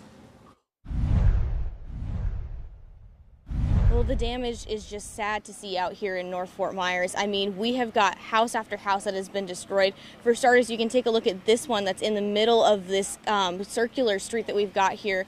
You can see that the roof is just completely been blown off over here, and all of this in their yard. Take a look at all the insulation, pieces of their roof, plywood. There's just so much going on. And you can see also across the street there, that is actually the roof from the home I was just showing you. It blew right over and into this neighbor's driveway that's right here. You can see that the garage has been completely bent in, and then all of the debris that is just lined up on that house that is even next to this one.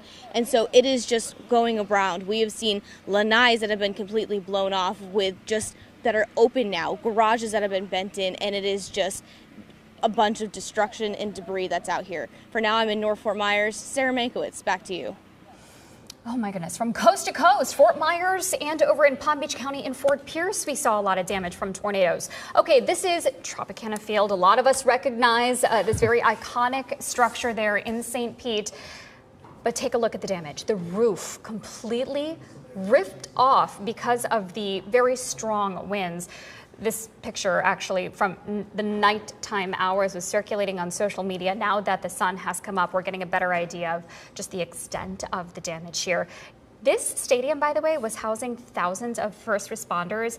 It is a staging area, as Governor Ron DeSantis said, that is usually used for these first responders. Before this damage occurred, though, he did confirm all of it had been moved out. Okay, glad to hear that because I mean, they were there to go help out people who were impacted by the storm, and then they ended up getting impacted by the storm. It just goes to show you how it doesn't discriminate. It's just wherever it's going to go, it's going to go.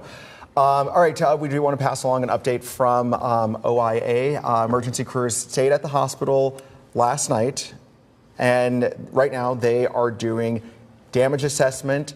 That you're going to go around the tarmac, they're going to go around the airport and see how the storm impacted the airport.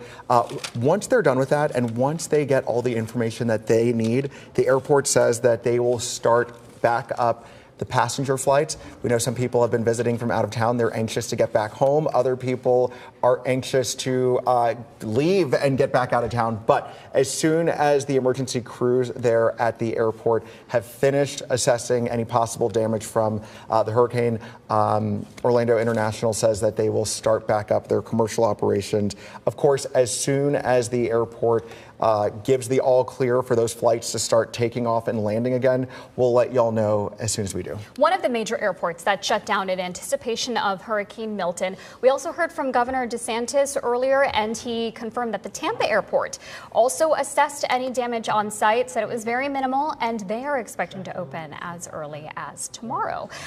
Bridge inspections are also underway all across our state. Bridges in our area were shut down in anticipation, as well as Tampa. Haven't gotten an update yet on our local bridges, but we know both Courtney Campbell and Sunshine Skyway, they have debris on the bridge, but no major damage. So as soon as those have been fully inspected, they will reopen. We know power restoration crews are already working across our state to get the power up and going. 635,000 accounts already restored. That is a result of 50,000 linemen that were already pre-staged, and we are going to continue our coverage after this. Yeah, I was just going to say real quick, you know, we've got so many people who are visiting from out of town. They evacuated from the Gulf Coast into our region. They're wondering about the roads. We are working to get updates, and we'll have those throughout the morning as well. Okay, quick update now from Charlotte County, where there was a storm surge. We're here in Inglewood this morning on the Charlotte County side, just up the road, Sarasota County, much closer to the eye wall where it made landfall. Down Beach Road here is the bridge to Minnesota Key. That is blocked off right now while authorities are Assessing the damage, though, we know that there's at least a small fuel spill out there that they're checking on, and lots of down power lines, and of course the debris from Hurricane Helene. These buildings right here, you can see washed out from the storm surge.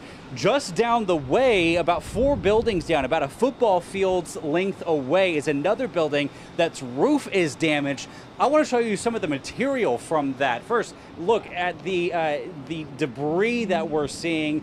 A lot of concern here for what we saw washed up. As we turn, you can see another plank that came from that roof. And in addition, here in the parking lot of this McDonald's that so many people know before they head to the beach, a down palm tree. Lots of people trying to turn around and get onto the island, though that bridge is closed off. Now, I want to show you a pretty good representation of what the storm surge looked like. Look at this wall here with me, and you can see a very clear line of how high the storm surge got, at least at some point in the night. I'm 6 foot tall, and where I'm standing, you can see it was definitely over me. And this isn't even at water level. That's another 6 feet down this incline back here. So a lot of damage from storm surge that we saw overnight from Hurricane Milton. We'll continue monitoring these conditions here in Charlotte County. We're in Inglewood. I'm Joshua Cole. Back to you. You're watching continuing coverage of Milton from WESH 2. All right, welcome back, everyone. 10 a.m. as we continue to survey the damage in the aftermath of Hurricane Milton in our state. And you are looking at this shot of a crane that collapsed. This happened into a building in St. Petersburg. Quite the mess there, but obviously gives you an idea there of the whipping winds that they had overnight and the cleanup that they have ahead of them on the Gulf Coast. We thank you for joining us for our continuing coverage at 10 o'clock. I'm Jason Guy here along with Nancy Alvarez and our team of meteorologists. Kellyanne Class and Marquise Meade have been keeping us updated throughout the night. And as we've now seen the daylight and begun to survey things, there's a lot of damage and so much water, Nancy, out over Central Florida. Yeah, a lot of water and a lot of power outages. I know my house is in the dark and, you know, the texts are going, right? Do you have power? Do you have power? Yeah. So we're hearing from a lot of folks, you know, who don't. And of course, I think the word of the day is patience, right? And waiting, you know, for these crews to get out there and do what they have to do. Yeah, I mean, on top of that, they have to clear some of the roadways that are blocked. They have to navigate flooded roadways, so that's going to be an extra challenge for them as well. But patience cannot be stressed enough. Things are going to go back to normal, and right now things are slowly getting there.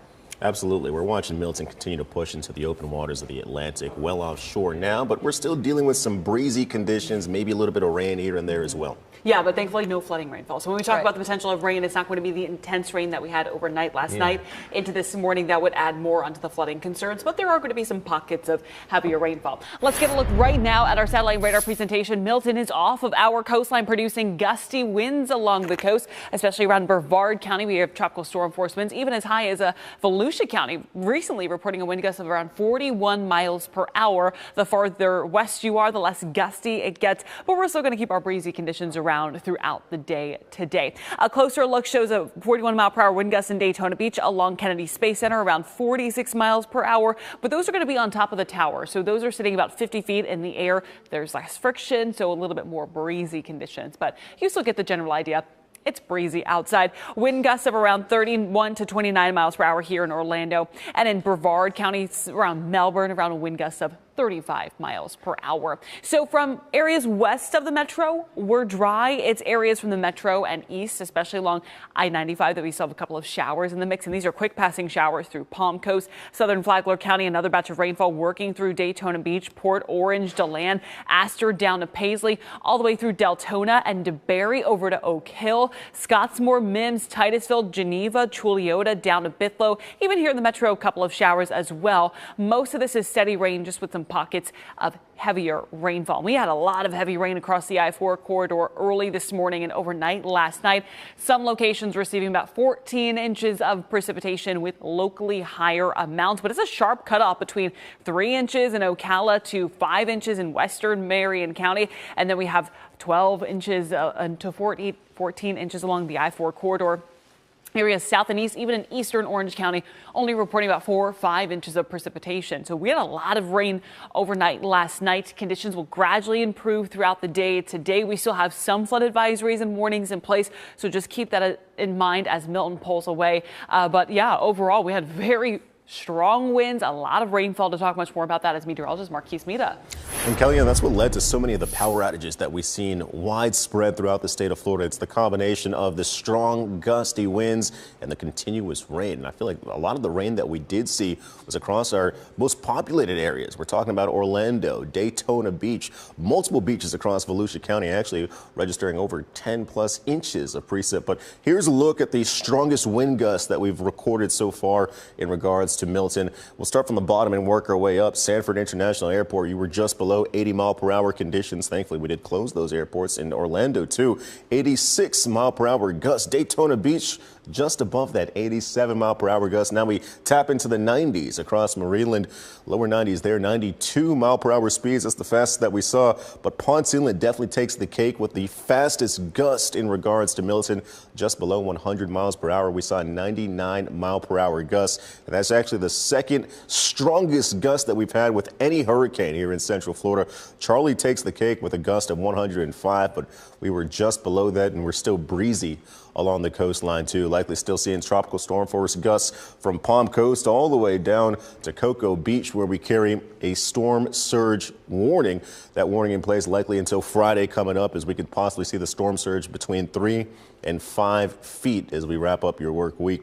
Here's a look at your tropical advisories. This is likely going to update at 11 o'clock, and we'll see what counties are taking off. But for the moment, still under a tropical storm warning in Lake County. Also Seminole, Orange, Osceola. As you head further east, it's a hurricane warning that you're under for the moment in Volusia and Brevard counties, as we're still pretty close to Milton. We see it offshore here, and we still see those stronger gusts along the shoreline. As Kellyanne did mention, still showing tropical storm force gusts across our easternmost communities. 37-mile-per-hour gusts in Palm Coast, 35. So still registering those gusts above the tropical storm threshold there, and that includes Melbourne and Palm Bay with 35 and 43-mile-per-hour gusts just a moment ago. Here's a look at what it looks like across the coastline, right? The seas still angry. We still have that storm surge warning in place across Flagler County, and we got the ocean spray as well on our tower cam. It's just miles of gray is all that we see for the moment. Gradually, though, over time, we will begin to clear out across Flagler County. A lot of our communities, though, are rain-free. In fact, we'll carry cloudy conditions into the afternoon here. But along the coastline, still off and on again, training rain bands. These are quick-moving rain showers, almost intermittent as they're moving so quickly. But by 1 o'clock, we start to see the rain push offshore if you are in Volusia County. And then as we make our way into the evening, just partly cloudy skies across our coastal communities. Looks like we're clearing out across the I-4 corridor inland, but still a little bit breezy here and there with gusts registering between 10 maybe 20 miles per hour. We've got a lot to look forward to after we get through today. We see sunshine return to the forecast on Friday, and then we see warmer temperatures across your weekend in the low and the mid 80s Saturday and Sunday. All right, Marquise. Milton brought with it a whole lot of rain, and we've seen local neighborhoods flooding. Yeah, we expected this. Now some first responders in Orange County have been out this morning actually working on some rescues. Let's get straight to WESH 2. Spencer Tracy joins us live now in Orlando in a neighborhood near UCF. Spencer, that's incredible behind you. That water is chest deep in some parts. I mean, if you can believe it, it looks like a river, even a lake, but this is actually a street where multiple people live, multiple homes, and right now it's unrecognizable. So just to see that trash can in that mailbox, we've actually seen people go through this floodwater, and I know that it's up to chest deep. And we've talked to neighbors that live in this area and say that most of their homes are flooded. And they say that this has unfortunately happened before. They said during Hurricane Ian, the water was even double this. We talked to one woman who lives here, and she says that they just can't catch a break. Well, since we lost our home last time, we lived in a camper. So we just packed up the camper and moved it the day before, left whatever we didn't need behind and packed up. She said luckily her family is safe. She has kids as well, and they did evacuate before. We know that Orange County Rescue was here this morning making sure that everyone was out safely, and luckily everyone is. And we did just talk to one resident, and he tells me that he just remodeled his home from Hurricane Ian, and now he said the water is 6 inches close to his home, completely about to destroy it. He's just said that right now this area right here in Orlando just needs prayers, especially to have this much water in their area. I mean, it's just, you look at it, it just goes all the way probably about a mile down. I mean, it's incredible, and it's just really paints a picture of what this damage has done from this hurricane. All right, I'll toss it back to you guys. I'm live here near Orlando, also UCF. I'm Spencer Tracy, WESH 2 News. Yeah, and Spencer, one of the things that we're wondering about here, because the residents you mentioned had done a remodel from a previous storm. Is this an area people are indicating does often flood, and not to this degree, but just when we get our thunderstorms, is it more flood prone?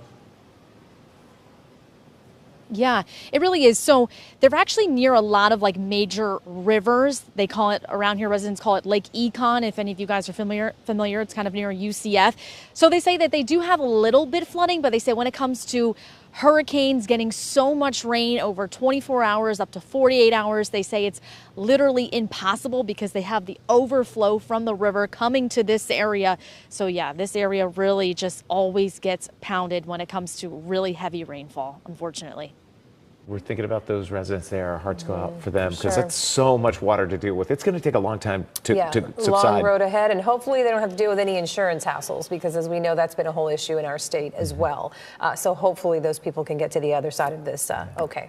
All right, we know everybody wants to get out to check the storm damage now that the sun is up, but we have to use caution. Yeah, the winds picked up actually in Brevard County this morning after a tornado ripped through there yesterday. Let's get out to WESH 2's Bob Hazen. He's live at the Merritt Island Causeway now with a look at what Milton left behind there in Brevard County, Bob. Yeah, that's right. We are on the causeway right along it next to the rocks, and you can see what we got right here. A boat crashed up against the rocks. This is one of, I believe, about 6 or 7 that we've seen just in the last few minutes here that have crashed on either side of the causeway between Merritt Island and the town of Cocoa. And if you look back over this way, you can also see that we had some storm surge out here. There's obviously standing water right here in the gully, but then if you look further up, you see all of that gunk that's up there along the barrier between the road and over here on the side of the causeway. And then if you look even further up on the other side of the road where the barrier is there, the median barrier, you can see there was stuff up there. So obviously there was some storm surge here that washed all of this junk up off of the water here up there onto the road. We weren't out here earlier when that was all going on. Obviously it's receded some, but this is what we're seeing right now, these boats that are crashed up here. I don't know if these were derelict boats before this or if these are things that people are going to come out here and try to claim later on.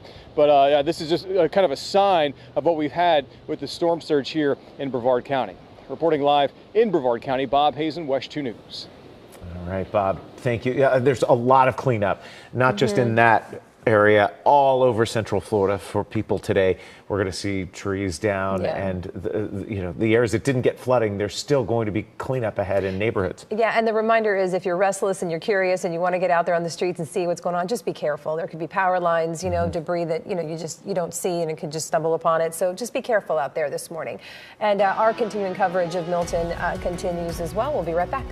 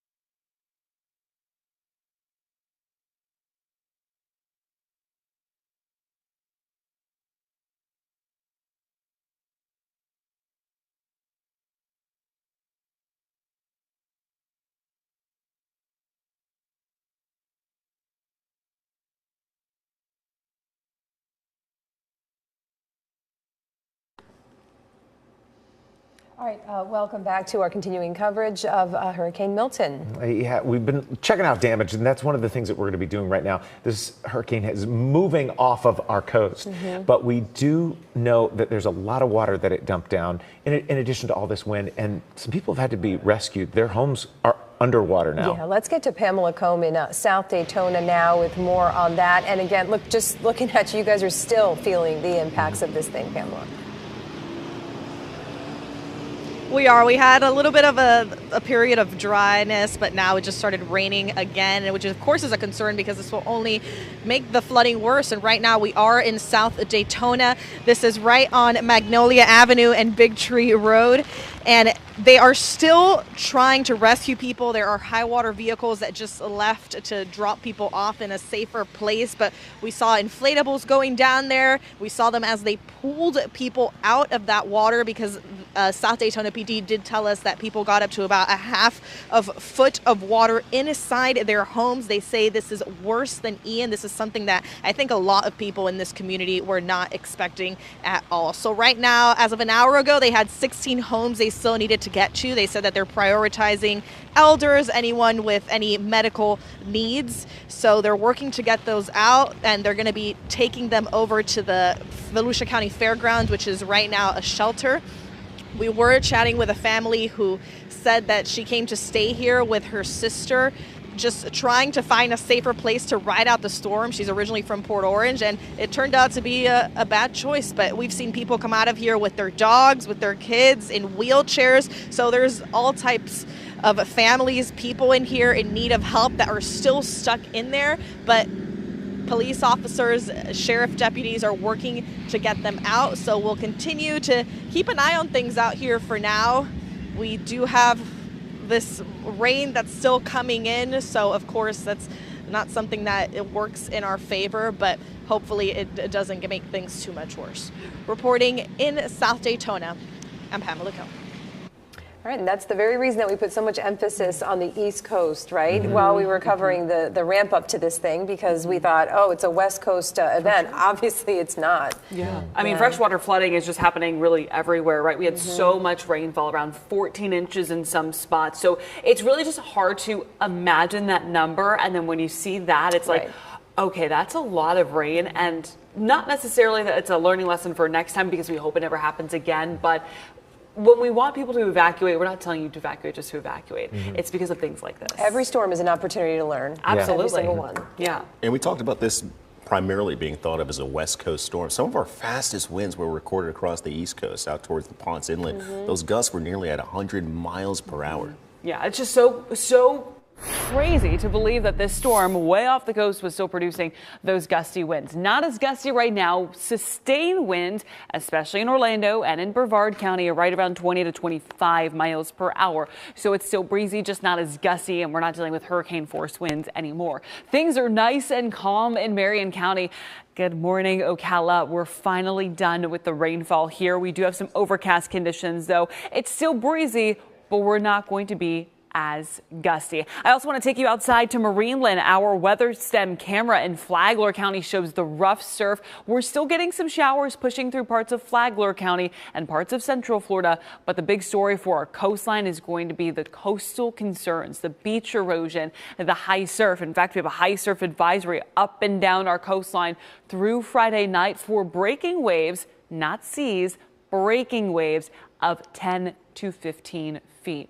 Best just to avoid the beach as much as you can over the next couple of days. Right now, First Warning Radar is tracking a couple of showers working through parts of Flagler County into Daytona Beach, New Smyrna Beach, DeLand. It is a ribbon of heavier rainfall, but it's quick moving showers, so it's not going to be as long lasting as what we had earlier on in the morning and overnight, but some quick passing showers. That's working into Brevard County, Seminole County, and Orange County, stretching into parts of Osceola County. A couple of more showers in central Brevard County as well. So we'll keep those coastal showers in the mix throughout the late morning, early afternoon hours as Milton pulls away. And then as we go towards the evening hours, most of that moisture will be over with. We'll keep a few isolated showers through about 4, 5, 6 o'clock, and then after that things really start to dry out. It's still going to stay breezy today. We could still have some tropical storm force wind gusts along our east coast at 11 o'clock this morning, but then after 11 o'clock things should slowly start to subside. That's why we have an impact icon for you there, and by 11 o'clock we'll get the new advisories from the National Hurricane Center, which will likely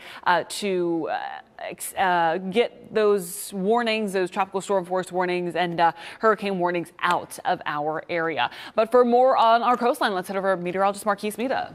Kellyanne, as you mentioned, it's still going to be breezy along the coast and still wet for sure. We'll take you out to Daytona Beach, in which we still have ongoing showers. You mentioned these are quick moving showers, so the rain doesn't stay overhead continuously, but it does continue to pile up the total amount of rain that we've seen so far. But this is more than just a rain event. We had multiple severe weather events rolling through Central Florida. In fact, we had 126 total tornado warnings. 42 of those came from the National Weather Service in Melbourne. And when we get this 126 number, that's from the National Weather Services across Melbourne, Tampa, and Miami. So we're confirming those, or pending those confirmations on which tornadoes did touch down, but 126 radar indicated tornadic signatures between yesterday and overnight. Still across the coast, we do have storm surge warnings that we're dealing with. That's across Flagler, Volusia, and Brevard County, where the storm surge could be anywhere between 3 and 5 feet. As Kellyanne did allude to, we still have ongoing advisories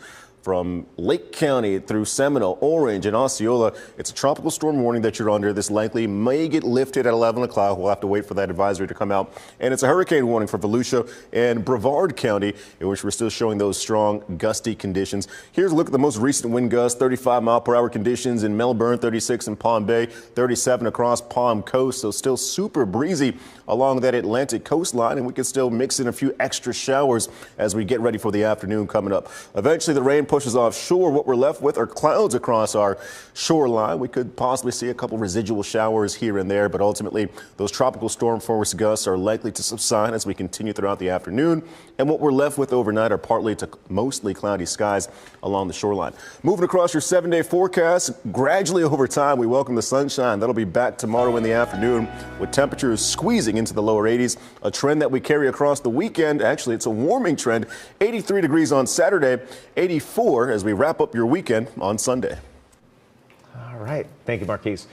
Hurricane Milton is now well off our east coast, and all that bad weather is soon going to follow and move out. We want to get you over to what you should do in the next few hours and days if you're ready to start assessing the damage in your area. Christina Watkins joins us now. So Christina, let's talk about this. A lot of people are restless, they're curious, they want to get out there in their neighborhoods, but you have to be careful. This is the time when we see a lot of injuries. It really is, and things can get bad very quickly. So first things first, stay inside for right now. I know you want to get out, you want to see if there's any damage in your community, but first responders want you to stay inside until they can assess the damage for themselves. Let's go ahead and show you some of those safety tips to keep in mind right now. You'll want to check out the damage to your home. When it's safe to do so, take pictures and videos. Kevin Guthrie with the state said earlier to make sure you get a picture of how high the water level was, if that's something you experienced in your home.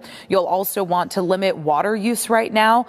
Try not to make any food with tap water until you know that water is safe. One of the biggest things we've also been telling you is to help your neighbors. Neighbors helping neighbors, but try not to venture off too far just yet. Just maybe check on those next to you, especially those who may be most vulnerable, and stay out of floodwaters. You don't know what's floating in them, and do not drive in floated waters, because all of that can push into a business, into your neighbor's home, and that's just not what you want. When it comes to using generators, because we know there are so many people across our community right now who still are in the dark. That includes my own household. So if you're using a generator, don't use it inside. You can get carbon monoxide poisoning, and that is what we tend to see a lot of times after these catastrophic storms. Also, don't use a candle if you are out of electricity, because you've got that risk of fires, especially if you don't keep a close eye on it. And we are dealing with flooding right now. First responders may not be able to get to you. So really just stay home, cool out for a little bit, continue to play those games, watch us on your app, wherever you are getting your resources, and just cool off for the next few days. But this is always a great place to start. We're going to be following this recovery process until things clear, and we will be with you every step of the way. Guys?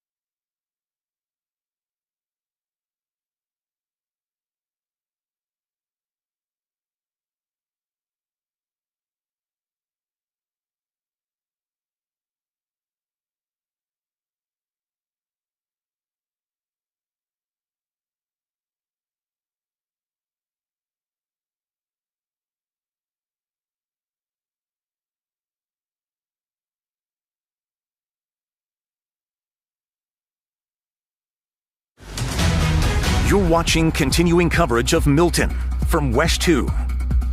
Okay, here at 1027, you're going to want to look up at your screen. We've got daylight video from Palm Beach Gardens, and this is some of the damage from a suspected tornado. Whoa, look at all of this debris, and you can see just in that line where some of the folks there believe a tornado may have touched down and where it went through. Cars are damaged, homes certainly are. There's just so much debris. Now, the thing that always has to happen after this, officials need to come out and survey that damage to confirm if it was a tornado. But you've got what looks to be a power line. It snapped it like a twig. We're seeing a lot of scenes like this in Palm Beach Gardens, Wellington area. It's just west of West Palm Beach over there in South Florida. This is in Wellington. Yeah, this is that community I was talking about. Just a really large, beautiful community, again, on the western side of Palm Beach County. And look at that. Is that a car that just flipped over? Yeah, car on its side. And then, once again, I can't emphasize this enough. These are the kinds of images that we were expecting to see on the West Coast. And we're seeing this in Palm Beach County. So again, it just shows you the scope of the storm. We're going to continue our coverage of Hurricane Milton right after this quick break.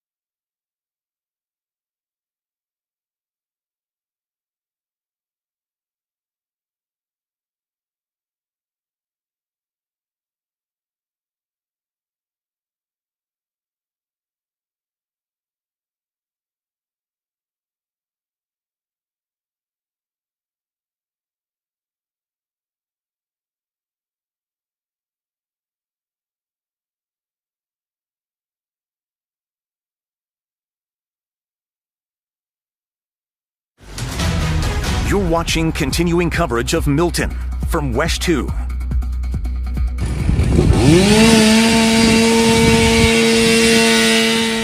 Often you hear chainsaws in October because you're at a Halloween event. Well, in Central Florida this morning, it's the cleanup for Milton. This hurricane is moving offshore, but this is what we're seeing in Maitland. And we have lingering impacts. Still a lot of rain for the east coast of Florida right now.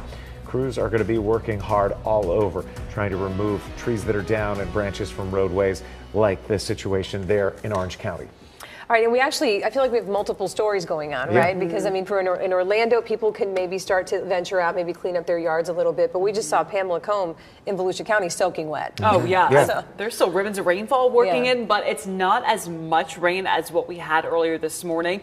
There is still some pesky showers, but it's not the flooding rain. Winds are not as gusty either, but Milton's still bringing in some gusty winds. Yeah, we're starting to see the impacts taper away from our coastal communities. They're still going to hold on to the storm surge warning that's in place likely till Friday, but the rain showers aren't as impactful as they were over the course of the evening. Yeah, that's right. So at least let's talk about what we can expect for the 11 o'clock advisory. That's coming up very soon, right? Waiting on that, though, I expect a lot of these warnings to get dropped. Let's talk about at least the tropical storm warning that we have for Lake Seminole, Orange, and Osceola counties. Even in Flagler County, I at least expect those inland tropical storm warnings to get dropped at 11 o'clock. We still have hurricane warnings for Daytona Beach, Flagler, Volusia County down to Daytona Beach and parts of Brevard County as well. These may get changed to tropical storm warnings or maybe even dropped. Basically, what we're just saying is the threats, the impacts are starting to subside, which is great. The tropical storm force winds, the hurricane force winds. But we are still dealing with some rainfall, some showers working through Flagler County from Palm Coast all the way down to Bimini and Bunnell, working into Pearson, Astor, DeLand. Some heavier rainfall moving from Daytona Beach down to Samsula, New Smyrna Beach, over towards Oak Hill, DeBerry, into Sanford, Bithlo, Chuliota, and Geneva. Some heavier rainfall for Titusville and Port St. John. Same thing for Merritt Island and Cocoa Beach. So we have some showers this morning. Again, though, thankfully, it's not going to be as heavy as what we had earlier. But we did have some reports of flooding and some storm surge. These are a look at the storm reports over the last 3 hours in Orange City. We had flash flood where local officials were reporting parts of the roadway were washed away on 1792. And in Flagler County, we had reports of storm surge where the saltwater canals were 23 inches over the top in Palm Coast. We'll start to get more storm reports, but these will not be anything that's current because things are going to dry out. Now through about 11 o'clock, we'll still be dealing with tropical storm force wind gusts for some locations, but then going into the afternoon, it stays breezy, but nothing to worry about. Crews can start to do the restoration and help us get the power back on, the lights back on, and get us back to normal. But Marquise, we had a lot of gusty conditions with this storm.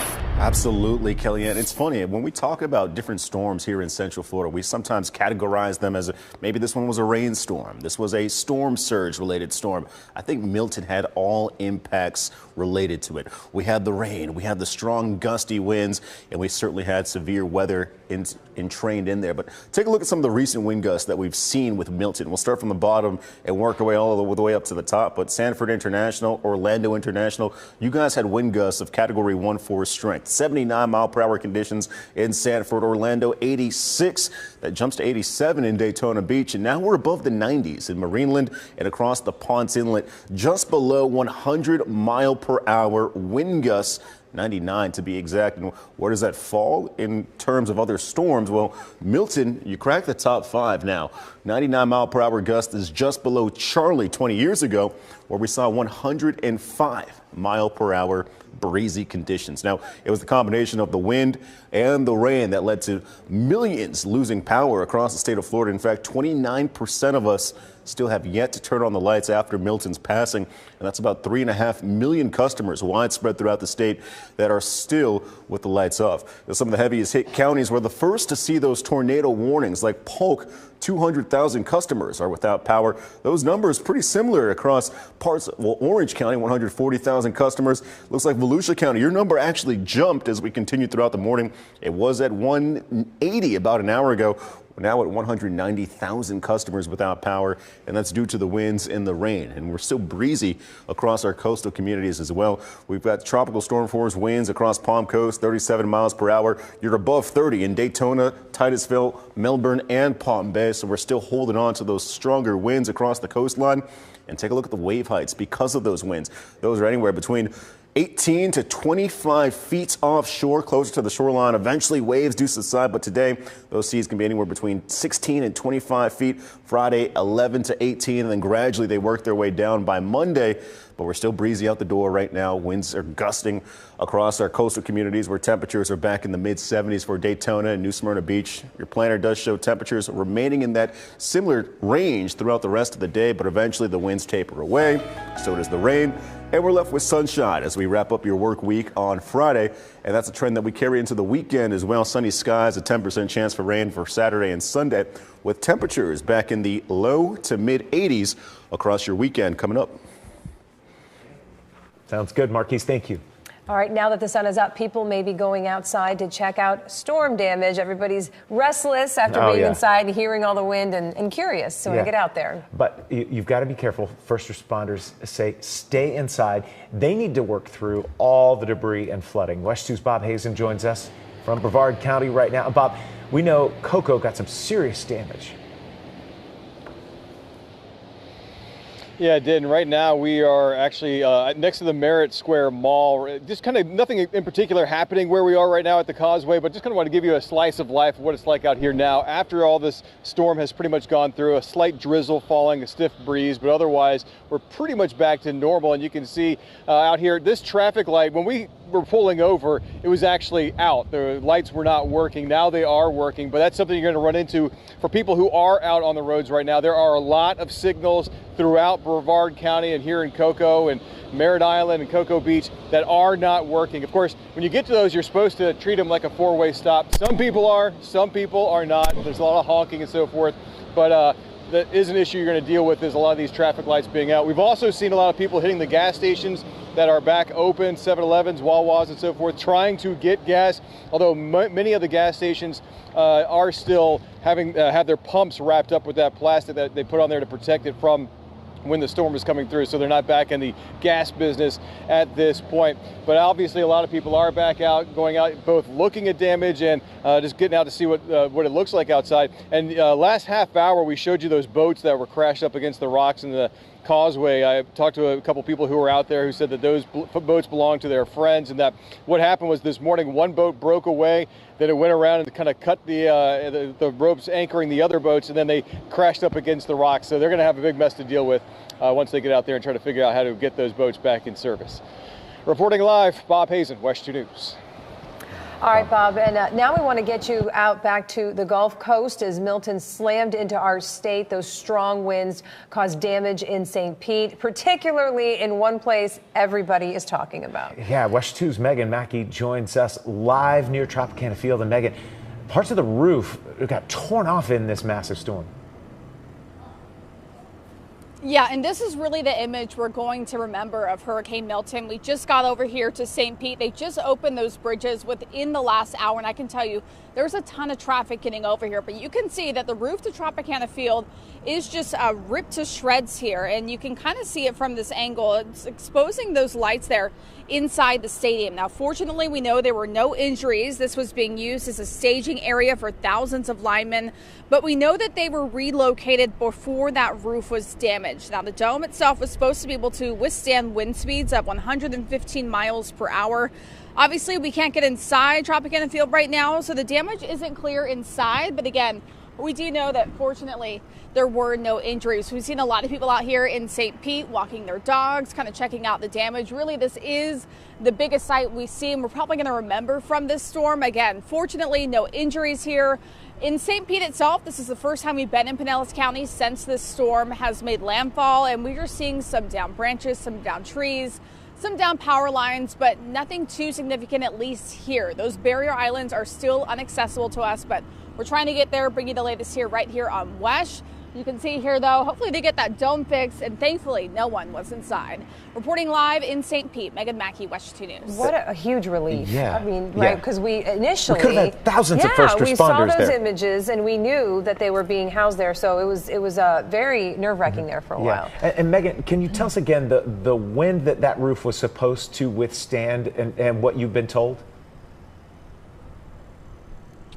Yes, so the dome was supposed to withstand about 115 miles per hour, and around 10 o'clock last night, I believe the winds about 6 miles from here at the St. Pete airport were at about 100 miles per hour. So, you know, still working to determine those numbers, but you can see here that it was just ripped to shreds. So definitely something that I'm sure officials here are going to look into. They spent a lot of money on the stadium, but again, good news is, guys, that no one was injured. Yeah, Tampa Bay Rays are going to need another spot for a little while. I mean, this could take months, if not longer, to repair. Thanks, Megan. They'll figure it out. This could have been a whole lot worse. Oh, yeah. Huge relief. All right, we'll be right back.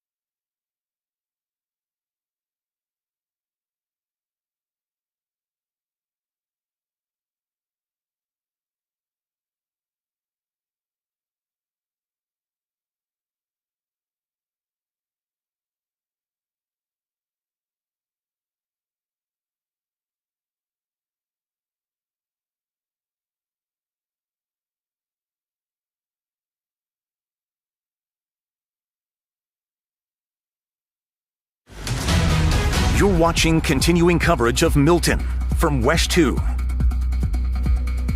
right, welcome back as we continue our coverage and continue to bring you these images from across Central Florida. And yeah, there's Florida right there for you after a hurricane. Some kids, their dog, kayaking in their front yard in Port Orange. This is actually on Meadow Lane. You can see just the extent of that flooding there in that neighborhood in Volusia County. Okay, and it looks like that's the driveway, and maybe they put some barriers up to prevent water from getting into the garage there. It does, from this video, appear that it only came up right there. I mean, when you had some of that strong wind, it was probably lapping up to the house, but wow. Yeah. Wow. All right, well, if you're just joining us, really there's just multiple stories going on right across Central Florida, because in some neighborhoods, you know, it's probably okay to head out and, you know, look around the yard and start picking up, but some are still dealing with some weather here. I've seen a lot of people on the roads already. In fact, even on social media, a lot of people trying to get down I-75 to Fort Myers and Tampa, but there's a lot of cleanup efforts there. So if you're in the area and trying to go there, I would just say avoid that. In terms of conditions here in Central Florida, things are looking okay. We have some showers showers, some breezy conditions, but the worst of the weather is over. Indeed. So out west, we're drier. The sun is beginning to peer its face, but towards our easternmost communities. Yeah, that's a dream. When did we see that last? Yeah, He said the sun, and I sighed. I was like, yeah, putting together the 7-day forecast this morning, I was like, oh, this looks so nice. Tomorrow looks so much better. So there is light at the end of the tunnel, and eventually we will see that sunshine. Outside right now in Maitland here, we are looking at still overcast conditions and some showers. It is a little bit of a breezy kind of shower activity, but nothing quite as gusty as what we've been dealing with. Although we've had gusts around 30 miles per hour, but we're not talking 50, 60, 70, 80 mile per hour wind gusts. Even across our coastline, around 30 to 35 miles per hour, those wind gusts at times. Milton, far off of our coast now. Most of the heavy rainfall is done. We do have some feeder bands that still trying to work in, and that will bring us some isolated to scattered rain chances across our I-95 locations throughout the day today. But if you're along I-75, things are not too bad. Your forecast looking pretty good. Let's start off in Volusia County, where we have heavier rainfall. It's quick moving, so even though there's rain, it's not going to last all day long. From Oak Hill down to Scottsmore, light to moderate rainfall, some pockets still of heavy rain at times, and then from Geneva down to Chulliota,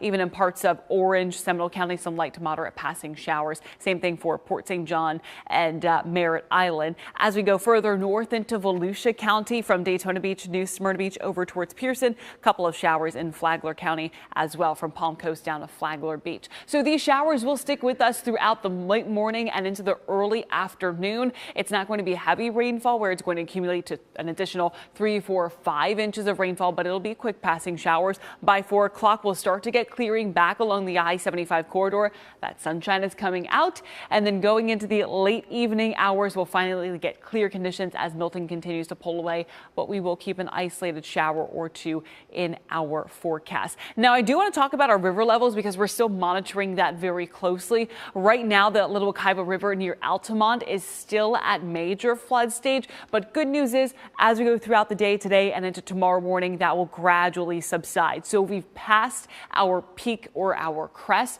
which is great news, but we're still in major flood stage there for now. Same thing with the St. Johns River at Astor. So we'll continue to update those numbers, get those to you. But now let's head over to meteorologist Marquise Mida.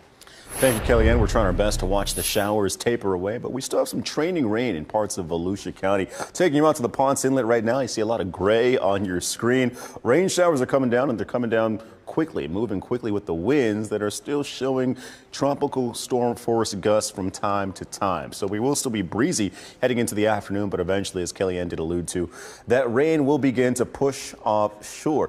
And also in Ponce Inlet, take a look at this. That's where we had our fastest winds in relation to Milton, just below 100 miles per hour, 99 to be exact. And that was this is the second fastest wind that we've seen with any hurricane here in Central Florida. Charlie back in 2004 takes the cake, but Marineland, you're just below that, 92 mile per hour conditions. Upper 80s for Daytona Beach and Orlando International, and you're just below 80 miles per hour in Sanford earlier today. Also, this was a major severe weather event in which we saw 126 total tornado warnings. 42 of those came from our National Weather Service office in Melbourne, but this total number comes from the National Weather Service offices of Miami, Tampa, and Melbourne combined, and we're still pending confirmed tornadoes as crews will begin to survey the damage once the conditions do begin to lift. Across our coastal communities, what's still present is a storm surge advisory. We still got those storm surge warning, excuse me. We still have strong gusty winds lapping across the coastline, which could potentially raise the storm surge to 3 to 5 feet. And this is likely going to be an event that we carry into Friday coming up. But take a look at these wave heights well offshore, still circulating around Milton. Those stronger, gustier winds are increasing your waves anywhere between 18 and 25 feet. Closer to the shoreline, that's 4 to 8 feet waves that we have from Jacksonville all the way down to Miami. But it's going to take some time for the waves to begin to come down across the shoreline. It won't be until Monday that we're back to seasonal conditions of 1 to 3 feet. But also, as we work our way towards Monday, temperatures are warming. The sunshine is coming out. We'll carry lower and mid 80 degree temperatures peaking on Saturday and Sunday. And then we're back in the upper 80s with sunshine Monday afternoon. All right, let's take a look at more video that's coming in really from across our state and look at this in Martin County. Just some incredible images of these huge limbs coming down on cars in front of homes. Just again, you know, speaking to the scope of the damage here across our state. Look at that. That is going to take a really long time to clean up and recover from all of this. Again, this damage down in Martin County in South Florida. Yeah, and this one, there are some fatalities. Authorities are saying that they believe happened in the Spanish Lakes community, and this all through some places like Wellington, just beautiful spots here. All right, yeah, awful. Now to this video, and you see a driver just here going by buildings in Fort Pierce that were gutted in this area, and this area got hit so hard. Marquise was giving us a breakdown of that. 126 of the tornado warnings that came in. Not all of these led to the possibility of tornadoes, but so many warnings popped up through this storm. As Hurricane Milton hadn't even really come into Florida. And this is why we talk about every storm being a lesson, right? We can learn from every single one, and it's early still, and we're going to talk about, how all of this played out across our state. But I think that the takeaway already is that we were all watching this thing come to the West Coast. We were bracing for Tampa Bay, and we're talking about all this extensive damage. Palm Beach County, Martin County, Fort Pierce. Yeah. So it really makes you think about, what you do when you prepare for the next one, because you just never know. And the size and scope of this storm, where it hasn't even made it to the west coast of the peninsula, like you said, Nancy, there, the Tampa area. And that system is so large in scope, it's already creating impacts for the east coast of Florida's peninsula.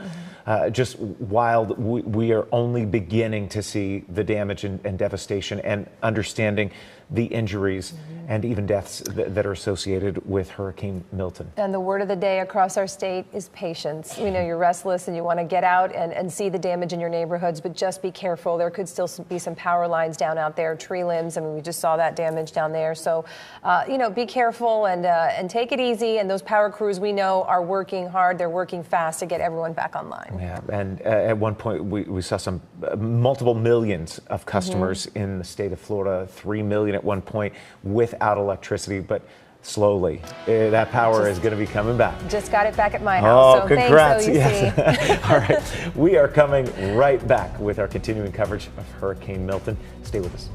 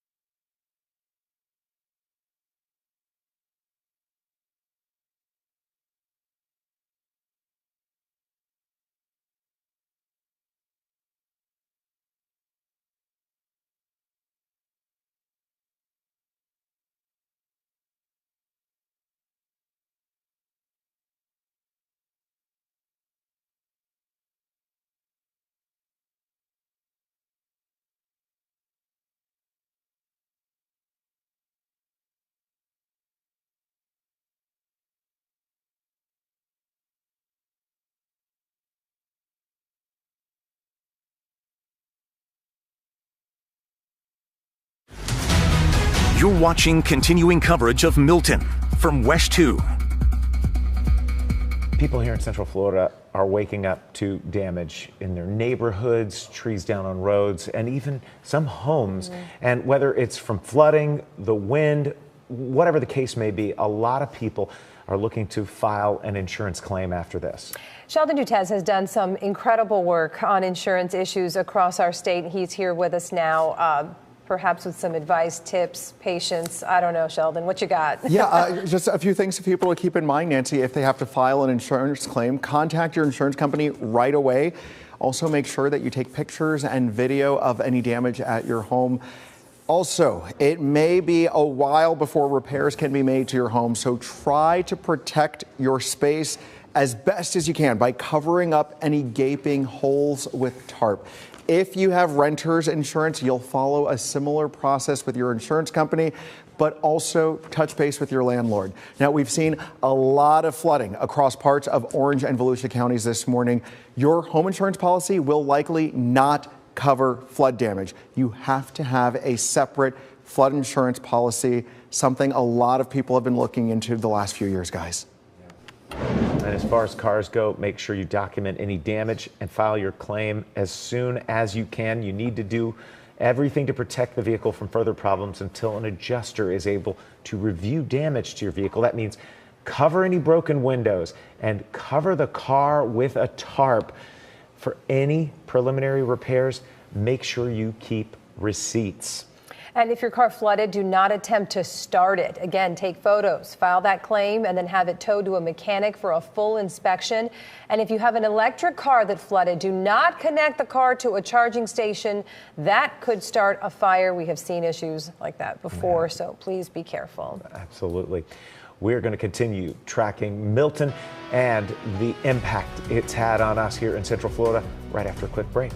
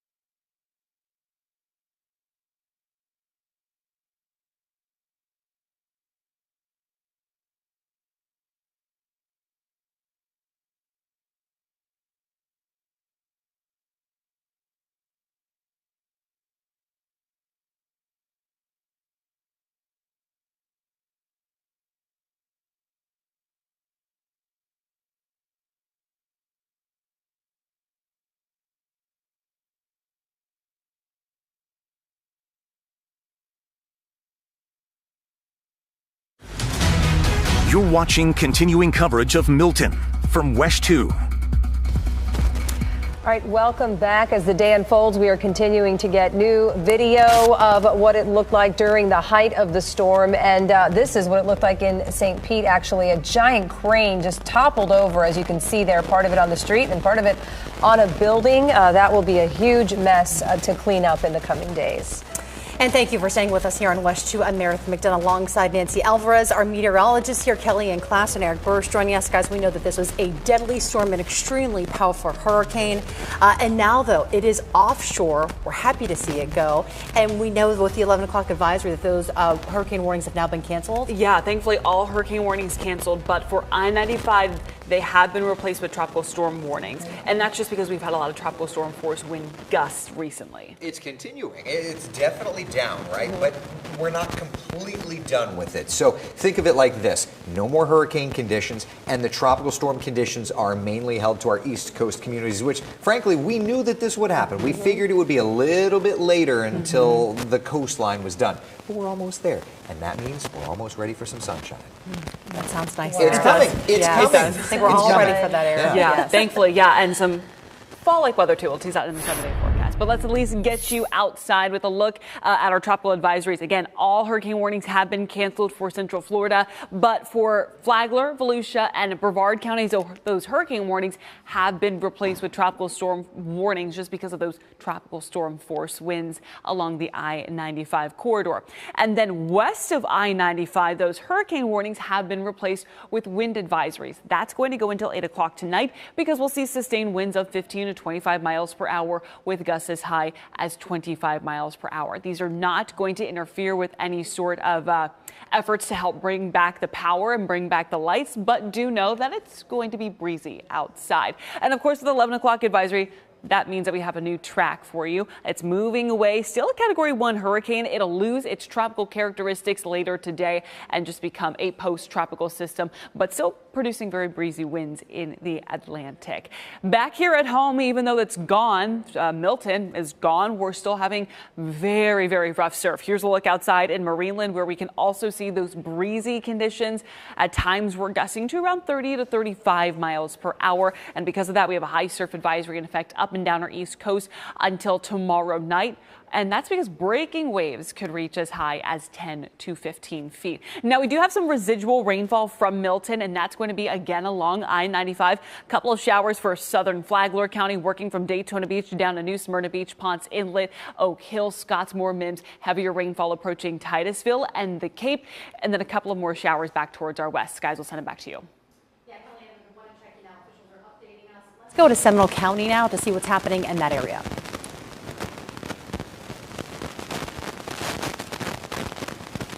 Okay, we're supposed to be going to a news conference that's underway in Seminole County, waiting here on our producer to see if we have that connection.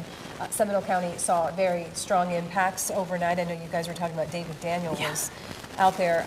I was on an air mattress somewhere in this building, but you guys were on the air. Well, Nancy, and he was really whipping around. Yeah, he was on his way to Asterix first in Lake County, then kind of went down around to Seminole County and Lake Monroe there. Like, we know that it normally will flood and that kind of thing, but Dave's been covering storms since the late 80s. Yeah. And he was just saying that this for sure was one of the most powerful that he's covered. But so we've seen the flooding there. We know the winds are extremely intense. And basically officials in Seminole County and several other counties in our viewing area have just been telling people over and over to stay off the roads. And I know we may sound like a broken record reiterating that, but I know folks want to go check it out and make the assessments, but still you never know if you're going to run into those down power lines, the trees, that sort of thing. But we were hoping to get that in just a few minutes. So we'll have that for you here to see what they're saying in Seminole County. Can't do that on their own, that you could help one of those individuals. If you do have to go out on the road, we ask that you please use a lot of caution. There's localized flooding on multiple roads across the county. Please be careful. If you see water on the roadway, please don't drive through it. Turn around, don't drown, is our message. We don't want you to get your vehicle stuck on a roadway, and we certainly don't want to have to do rescues related to that. Last night we had over 13 inches of rain in certain areas of the county. We went into major flood stage at the Little Wekiva River, G Creek, Howell Creek, and the Little Econ also had major flooding. Those tributaries will go to the St. Johns River. The St. Johns River is not forecasted currently to crest. It will continue to get higher and higher into moderate and potentially major flood stage over the next few days, and we'll be in the response mode for doing that for a while. There are over 900 individuals that are currently in emergency shelters here in Seminole County. That's up from last night, so as the night went on, we had trees in homes, we had water that went into homes. Those individuals evacuated and went to their nearest shelter, emergency shelter, so we actually had an increase overnight of people inside the emergency shelter. Now that we're out doing a damage assessment, our roads and stormwater crews are out. They're trying to identify, clear the major arteries, the major roadways here in Seminole County, and then getting to the smaller roads, and then finally the neighborhood type roads to make sure that they are cleared out. If you have experienced damage in your home, we ask that you let us know about that damage. You can do that by going to prepareseminole.org. You can even do that on your cell phone. So if you have cell service, we have been quite lucky with most areas of the county not reporting major issues with cell service, a little bit slow, but not major outages related to the cell. So you can go to prepareseminole.org and you can do a damage assessment report right there from the website. These damage assessment numbers will help us help your neighbor, and we want to get all that information to FEMA so that FEMA can come in faster here to Seminole County to help each and every one of our residents. So providing that information goes a long way in helping yourself as well as helping your neighbors to recuperate from this disaster. And overnight, our crews went out, our fire crews and our law enforcement crews went out there, did quite a few rescues due to trees going into homes and floods going into homes as well. And just want to thank the partnership that we have with the first response entities, specifically the Seminole County Fire Department, which I used to be a member of before I moved to emergency management. And I'd like to ask the fire chief to come up and give us a couple pieces of information of what's going on. Chief? Thank you. Thanks, sir. Thank you, Alan. Good morning. First, I'd like to thank everyone for staying informed, preparing, and sheltering responsibly. By staying off the roads unnecessarily, you kept yourself safe and you kept our first responders safe. So from 8 p.m. last night to 8 a.m. this morning, we received 368 911 calls. This is about 150% above what our normal capacity would be for our daily average. The only significant storm-related call that we did have a tree that went into a residence. It did end up trapping an occupant in their bed. Our crews were able to respond and remove the occupant. Was able to ambulate, walk out under their own power. We did transport to the hospital just to be under abundance of caution. Regarding electrical hazards, we received 50 calls related to power lines down, arcing, and other things doing with power lines.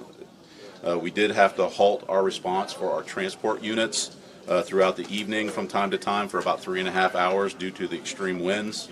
Thankfully, those winds never got to the point where we had to cease all operations, so our heavy vehicles, our engines, our towers were still able to respond. On a positive note, we had no calls for carbon monoxide. The poisonous, colorless, odorless gas that generators produce.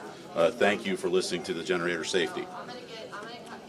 We also didn't have any high water rescues or calls for sinking vehicles. That's a very good sign that our citizens, again, have learned and are heeding our warnings. This does bring me to a critical reminder. Please stay off the roads unless absolutely necessary. We do have teams out conducting damage assessment, and there are fallen trees and some flooding. Do not drive through standing water.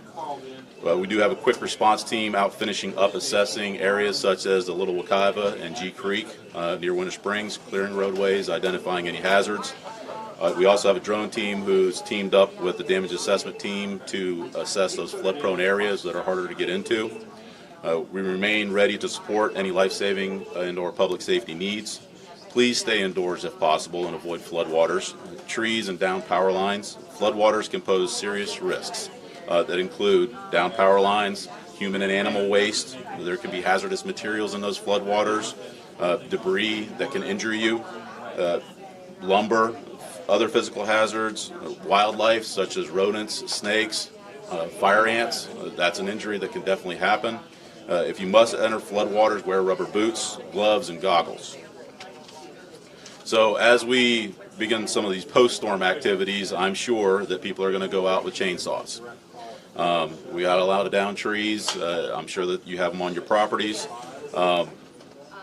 Thing I will always say is if you've never used a chainsaw before, don't let this be the first time where you learn. It's not a learning activity. Get a professional. Get a neighbor that knows how to use it. Wear protective gear. You want to wear eye protection, hand protection, chaps that protect your legs, and never make any cuts that are above your waist. Continue to stay safe. Post-storm recovery is just as critical as pre-storm preparation. And thank you for your partnership and keeping you safe. Alan? Are there any questions? We heard the governor and Director of Emergency Management, Kevin Duffrey, for the state, talking specifically about Seminole County this morning and the concern about all of the water that is going to drain from the St. John's in the coming days. Can you just talk about how people should approach this as we get past this storm and they think it's over? Yeah, I spoke, Kevin's a good friend. I spoke with Kevin last night pretty late. The governor and the state really have clear knowledge of what happens here on the St. Johns River. They understand that we are going to be in response mode for a while because the water is going to continue to rise while other areas of our community are recovering from what happened last night. There are folks that still haven't experienced what Hurricane Milton is going to give them because the water is forecasted to continue to rise on the St. Johns River for at least 5, 6, maybe even 7 more days as the water makes its way through the different tributaries, Little Wekiva River, Little Econ, the Howell Creeks and G Creeks and all those others. So we know that it's going to swell. We are forecasted to be a major flood. Right now we are not forecasted to be at the level we were with Hurricane Ian, so that's a blessing. And that's because the storm moved faster. Had the storm moved a little slower, we would have been. But it's still going to be major flood stage. So those that have been around for a little while knows there's the potential that State Road 46 could close at some point as the water continues to rise. We know about the homes that flood out there. They've already pre-positioned vehicles to help those folks. So doing some things there, but today we're actually, ironically, while people are taking their sandbags down, we're talking about opening up sandbag locations where people can get sandbags for the St. Johns River. So we're going to be doing preparatory in some areas of the community and response and recovery in the other sections of the community. Do you think the sandbag locations will be open tomorrow? We are, yes. We're pushing them today, so it is kind of difficult because we're clearing roads, we're trying to get traffic signals up and operational, and we're preparing for flooding. Ironically, we are dealing with flooding, but we're also preparing for more flooding. And so we actually will be opening up sandbag locations tomorrow at 10 a.m. We'll get those locations to you after the conference. We're still trying to figure out exactly. Want to make sure they're all set and there's no damage there first. If there is no damage, we'll be setting them up. There will be one, though, out in the Geneva area for those folks, so it's very close by. All right. Thank you all so much. Thank you. All right, you've been listening to that news conference there underway in Seminole County. A lot of information there about what they experienced overnight. But I just think one of the most important takeaways is, in so many of our communities, we're kind of ready to move on. Let's go picking up around the yard. Yeah. They're talking about giving out sandbags to people who live along the St. Johns because their issues are just starting now. Exactly, and that's always a concern. So that's one thing they're going to be doing either today or tomorrow to get those out. One thing, too, that he mentioned, Nancy, 368 911 phone calls that they took in. The good news, there was only one tree into a home, and apparently that person is okay, but they did rescue that person. They were trapped inside of their bed, and about 50 calls about power lines down. So just one of many news conferences that we'll be taking today with our first responders, our local EOCs, to see what's happening in our communities. All right, we want to get you out to Lake County now, where first responders are starting to get their damage assessments there. We just spoke with emergency management about what they're seeing so far. WESH's Christina Watkins is here now, and Christina, flooding is causing some issues there. there in parts of the county. It is. That includes the Turnpike in Claremont. All lanes heading south between mile markers 280 and 289 are closed. So we're talking that long stretch between US 27 and US 19. We're also seeing major flooding in Mount Dora on State Road 46 and 441. So avoid those areas. Take a look here. The county's emergency management director told me reports are flowing into the EOC. They are getting calls like this about downed trees. This is in Eustis. There's debris on the road, downed power lines. About half of the county is in the dark right now. We do know public works crews are clearing debris as quickly and safely as they can so they can reopen roads like the one you're seeing on your screen now. They're also keeping a close eye on the St. Johns River at Astor, which we know is always prone to flooding. Leaders are watching those levels, which are expected to rise even post Milton. Understand that we may not see the worst of the flooding until a little bit later on. We are still working with our partners at the National Weather Service to monitor the flood levels that we are expecting to see from the river. So just, stay tuned for more information about what that flooding is expected to be. Yeah, that's something they will watch very closely. We also just found out Lake County received about 20 calls for emergency services overnight. We're told first responders managed to get everyone to safety, but still a lot of unknowns. In Lake County, it's still early in the recovery process. Emergency leaders stress staying home until they finish cleaning up. Guys?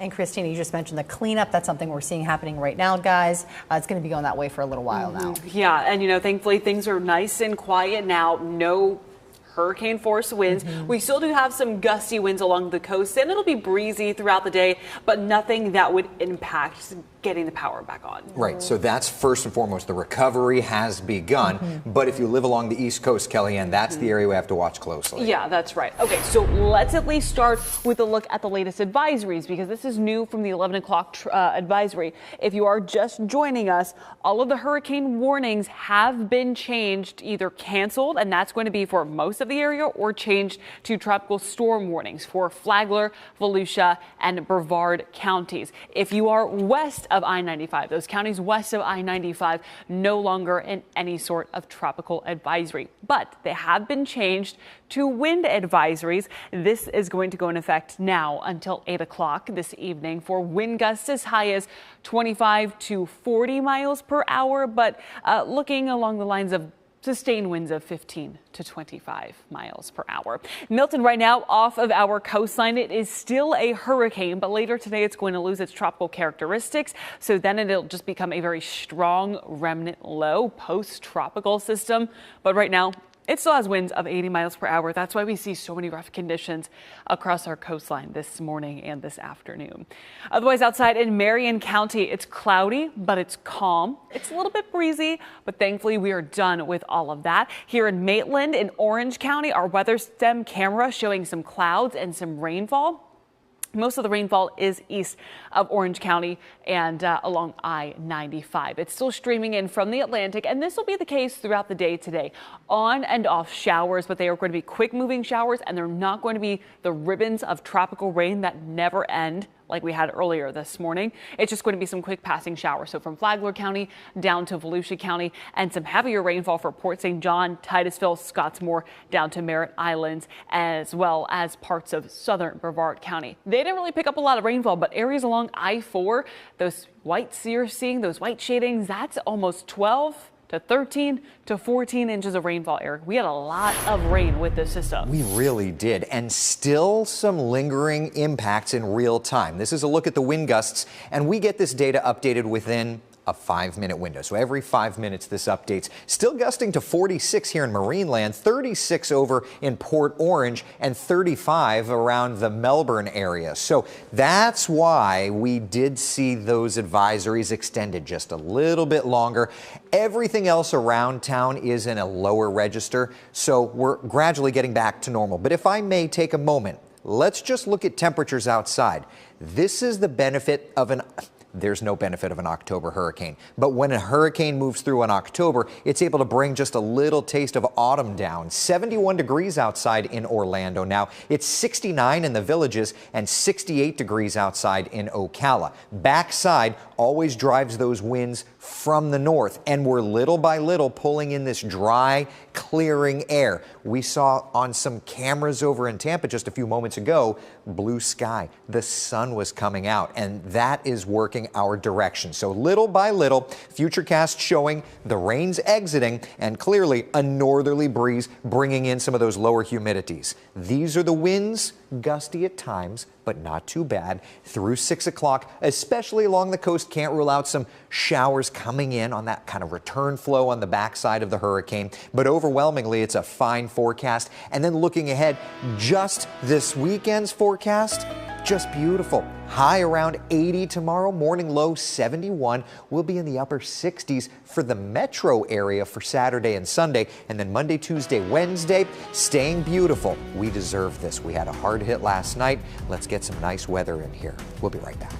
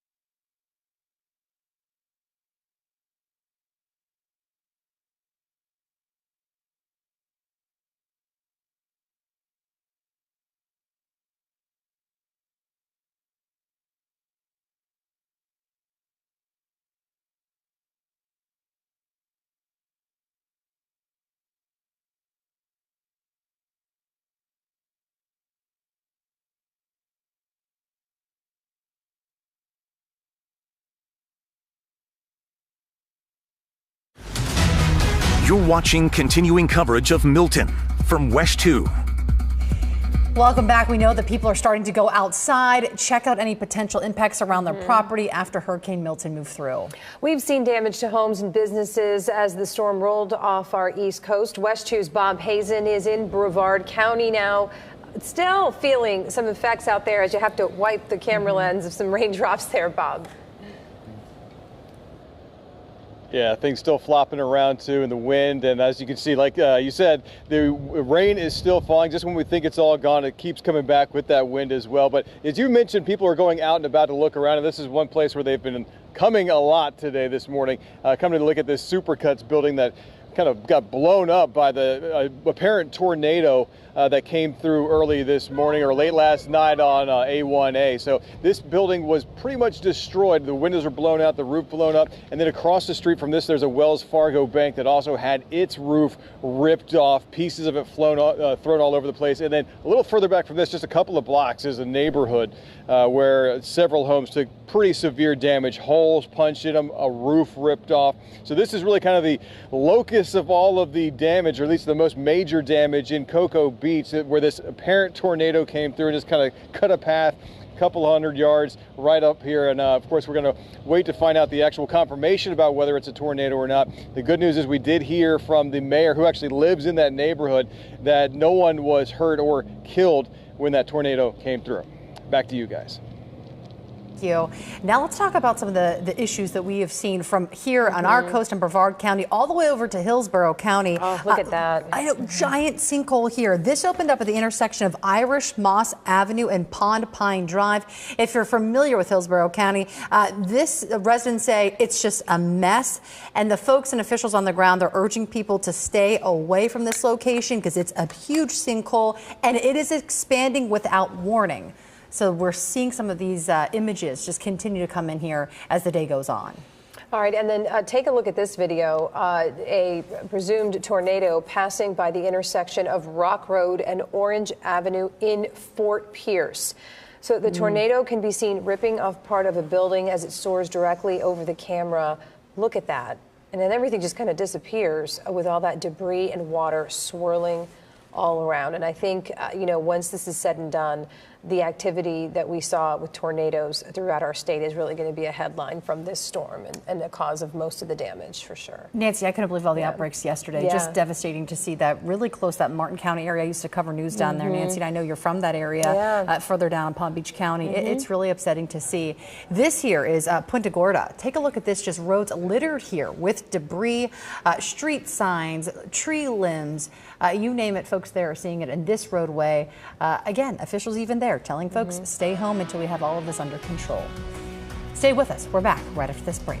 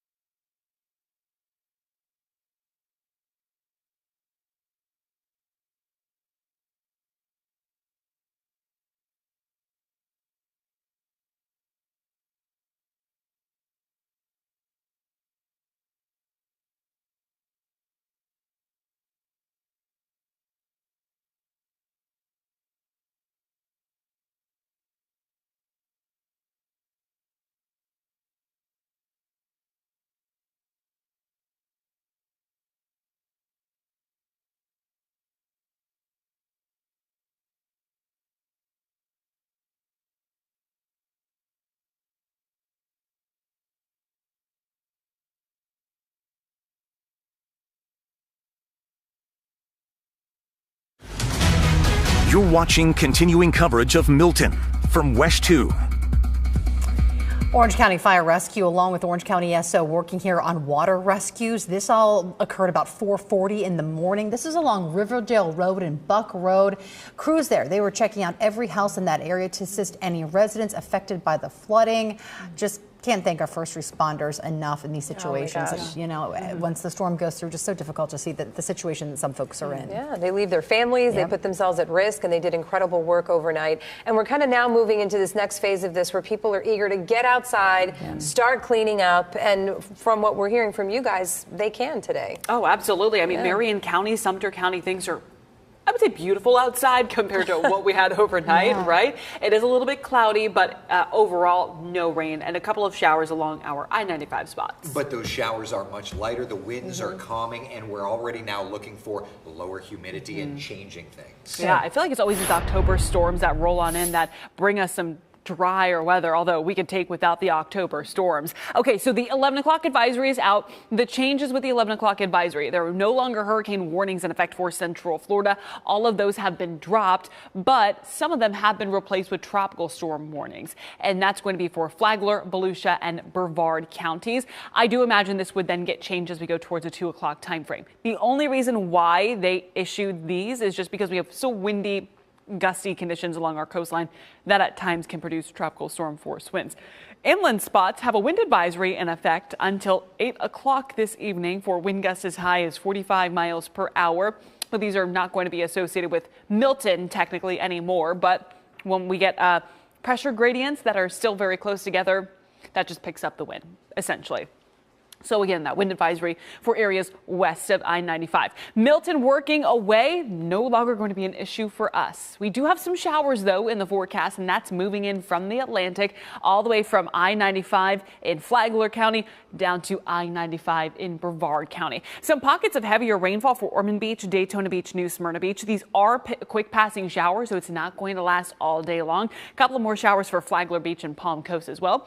And then down in Brevard County, this batch of rainfall moving away from Titusville and Miz through Port St. John, all the way down to Rockledge, Cocoa, Merritt Island, Cocoa Beach, and Melbourne. Now, the wider perspective on our rainfall totals show this big swath of rain, the purples and whites showing this big swath of rain along the I-4 corridor. Take a look at some of these rainfall totals that are just in from the National Weather Service out in Melbourne. Ormond Beach almost picking up 23 inches of precipitation. That is from 11:17 this morning, valid from 11:17 this morning. Claremont picking up almost 13.5 inches of rainfall. Hollywood Studios picking up almost 13 inches of rain, and Oviedo 13 inches of precipitation. These are very high rainfall amounts. We knew that there was going to be a lot of rain and the potential for flooding. That was highlighted in our forecast throughout the week, but it's just really hard to see all of these numbers actually come to fruition. And the other thing is hard to see all these power outages, Eric.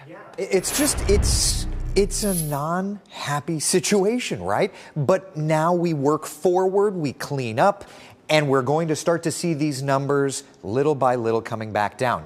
Case in point, 10,000 already just in Polk County alone have gotten power back. And all of these numbers little by little will be getting better. We're getting our crews out there and they're doing their work. But at this moment, 150,000 without power in Orange County, 110,000 without in Brevard, nearly 200,000 without in Volusia, and about 100,000 without in Lake County. Want to talk about the peak gusts from this hurricane in our area. Ponce Inlet gusted to 99 miles an hour. Marineland in northern Flagler County, 92. Daytona Beach, 87.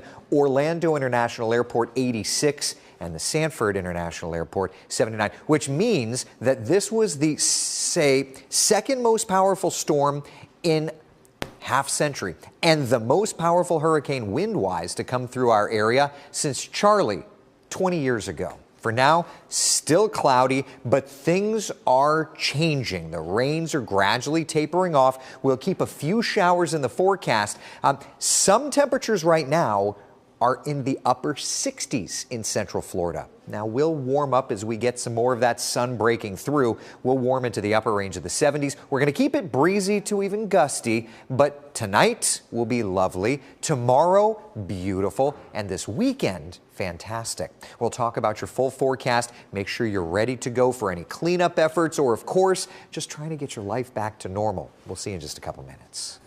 All right, Eric. And now let's talk about the conditions still in Volusia County, South Daytona, Pamela Cone. We saw so much action happening there with the flooding, Nancy. Yeah, we've seen water rescues that had to occur there. Pamela, we believe is with us here. Yep, there she is. And Pamela, there, I can just see it on your lens. You guys, again, still feeling the impacts of the storm with some rain out there. We are getting some rain. Still pretty windy out here, but really that major thing we're keeping an eye on is the flooding. We've been in this neighborhood, South Daytona, all day. We've been driving around. There are several neighborhoods just underwater like this, roads that are impassable. They continue to rescue people out of their homes. We just saw another high water vehicle come out of here with people inside, children inside. South Daytona PD tells us this is worse than when Hurricane Ian hit 2 years ago. They started getting calls here at around 4 a.m. this morning, but they couldn't respond until around 7:30. And this whole time, they've just been trying to pull people out of their homes. We did speak with one woman who said she came to this neighborhood to stay with her sister because she lives in a mobile home and was afraid of the winds. She didn't know she'd be coming, and the issue she'd now have to worry about is all the flooding. No sleep. It was very windy, very loud. And we thought we were doing okay, and then all of a sudden this morning it started coming in. And we were up since 2 trying to put cat litter and makeshift. Every towel was used, Fist Queen. We tried everything to prevent it. And the South Daytona PD does ask people to just stay out of the road so they can continue those rescue and cleanup efforts. They do say, there's power outages all across the city, all across the county, and they say a lot of people aren't respecting the stoplights, the stop signs. So just stay off the roads and let the emergency officials do their work. Reporting in Volusia County, Pamela Combe, WESH 2 News. Pamela, this is so tough for the folks there. Obviously, you're talking to that woman. What's their plan here moving forward? Just kind of wait it out and get the cleanup going? First, try and see if this, wait for this water to recede. And a lot of them, they're being taken to a shelter right now temporarily. Some of them, that we've been talking to, they do say they have flood insurance. Others are kind of like, well, we just finished rebuilding. I don't know what comes next. Maybe now they consider moving because it's already happened more than once. So I think a lot of them are just really trying to get out of here, get to a shelter, to dry land, and I see where they go from there. Yeah, step one. We talk about how every storm could be a lesson, right? And so we hope people are watching this and maybe for the next one, God forbid it's not anytime soon, but right. You remember and maybe you take those steps and evacuate early so you're not dealing with this kind of stuff now. All right. Every storm has these iconic images, right? One thing that I think we'll all always remember from this storm is the roof at Tropicana Field and those images overnight of just debris flying out of it and the canopy there just flying in the air. Yeah, Nance, I've been to the Trop a few times, Yeah. and honestly, it's hard to watch a baseball game inside there. Have you ever been in? It's difficult. The lighting's tough, and I think a lot of it is because of that dome, but did not expect to see that this morning. WESH 2's Megan Mackey joins us live now near the Trop. Megan, as Nancy said, this is going to be something I think a lot of people are going to remember after Hurricane Milton. Yeah, you both hit the nail on the head. This is really the images we've been seeing pouring in ever since 10 o'clock last night when we really got those first reports that Tropicana Field might have had some damage. I want to give you a look at this video. I believe we have some drone video to show you. As I mentioned, around 10 o'clock last night is when those reports started coming in that the roof was ripped to shreds. And you could see last night that there was those lights on inside, but you could just see all that, the roof just kind of blowing in the wind. Fortunately, we know there were no injuries. This was being used as a staging area for thousands of linemen, but we do know they were relocated before that roof damage. I actually just spoke to a gentleman. He lives in an apartment complex right across the street from Tropicana Field, and he said he heard the whole thing. 10:30, we heard like a loud, screeching. It sounded like just like metal being thrown towards our building, kind of. So that's where we were like, okay, let's go see what's going on there. And our apartment faces right towards the Tropicana, so we just opened up our windows and looked out and just saw like the Tropicana roof was just floating in the air. Floating in the air, ripping apart. Now, the dome was supposed to be able to withstand wind speeds of 115 miles per hour. About 6 miles from here at the St. Petersburg airport, those wind speeds around that time were recorded around 100 miles per hour. So, of course, we're still investigating the damage. We're not allowed to get a look inside. So it'll be interesting to see if anything happened on the inside. But fortunately, no injuries were reported both at the field and around the Tampa Bay area. Reporting live in St. Petersburg, Megan Mackey, WESH 2 News. All right, Megan, great reporting out there. And just what a huge relief, right, that there were no injuries. Incredible. All right. You want another iconic image that is so Florida? There it is. Look at that. A North Fort Myers resident captured video of an alligator lunging out of the water. Oh, you can see the teeth there. The resident opened the door of their car, and the gator can be seen there biting the car's tire and the door as it emerges from the floodwaters. Oh, this is why they say don't go out in the waters, right? Well, this video is the important reminder to avoid walking through high water following a major storm, especially at night when you can't really see what's inside, what's in the water. That's for sure. That is so Florida right there. Well, stay with us. We're back right after this break.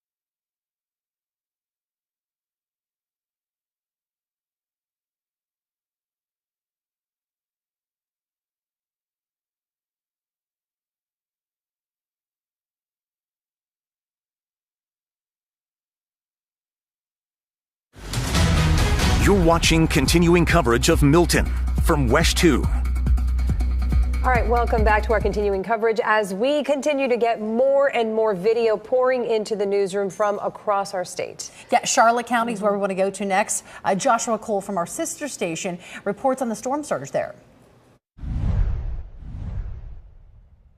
We're here in Inglewood this morning on the Charlotte County side, just up the road, Sarasota County, much closer to the eye wall where it made landfall. Down Beach Road here is the bridge to Minnesota Key. That is blocked off right now while authorities are assessing the damage. So we know that there's at least a small fuel spill out there that they're checking on, and lots of down power lines, and of course the debris.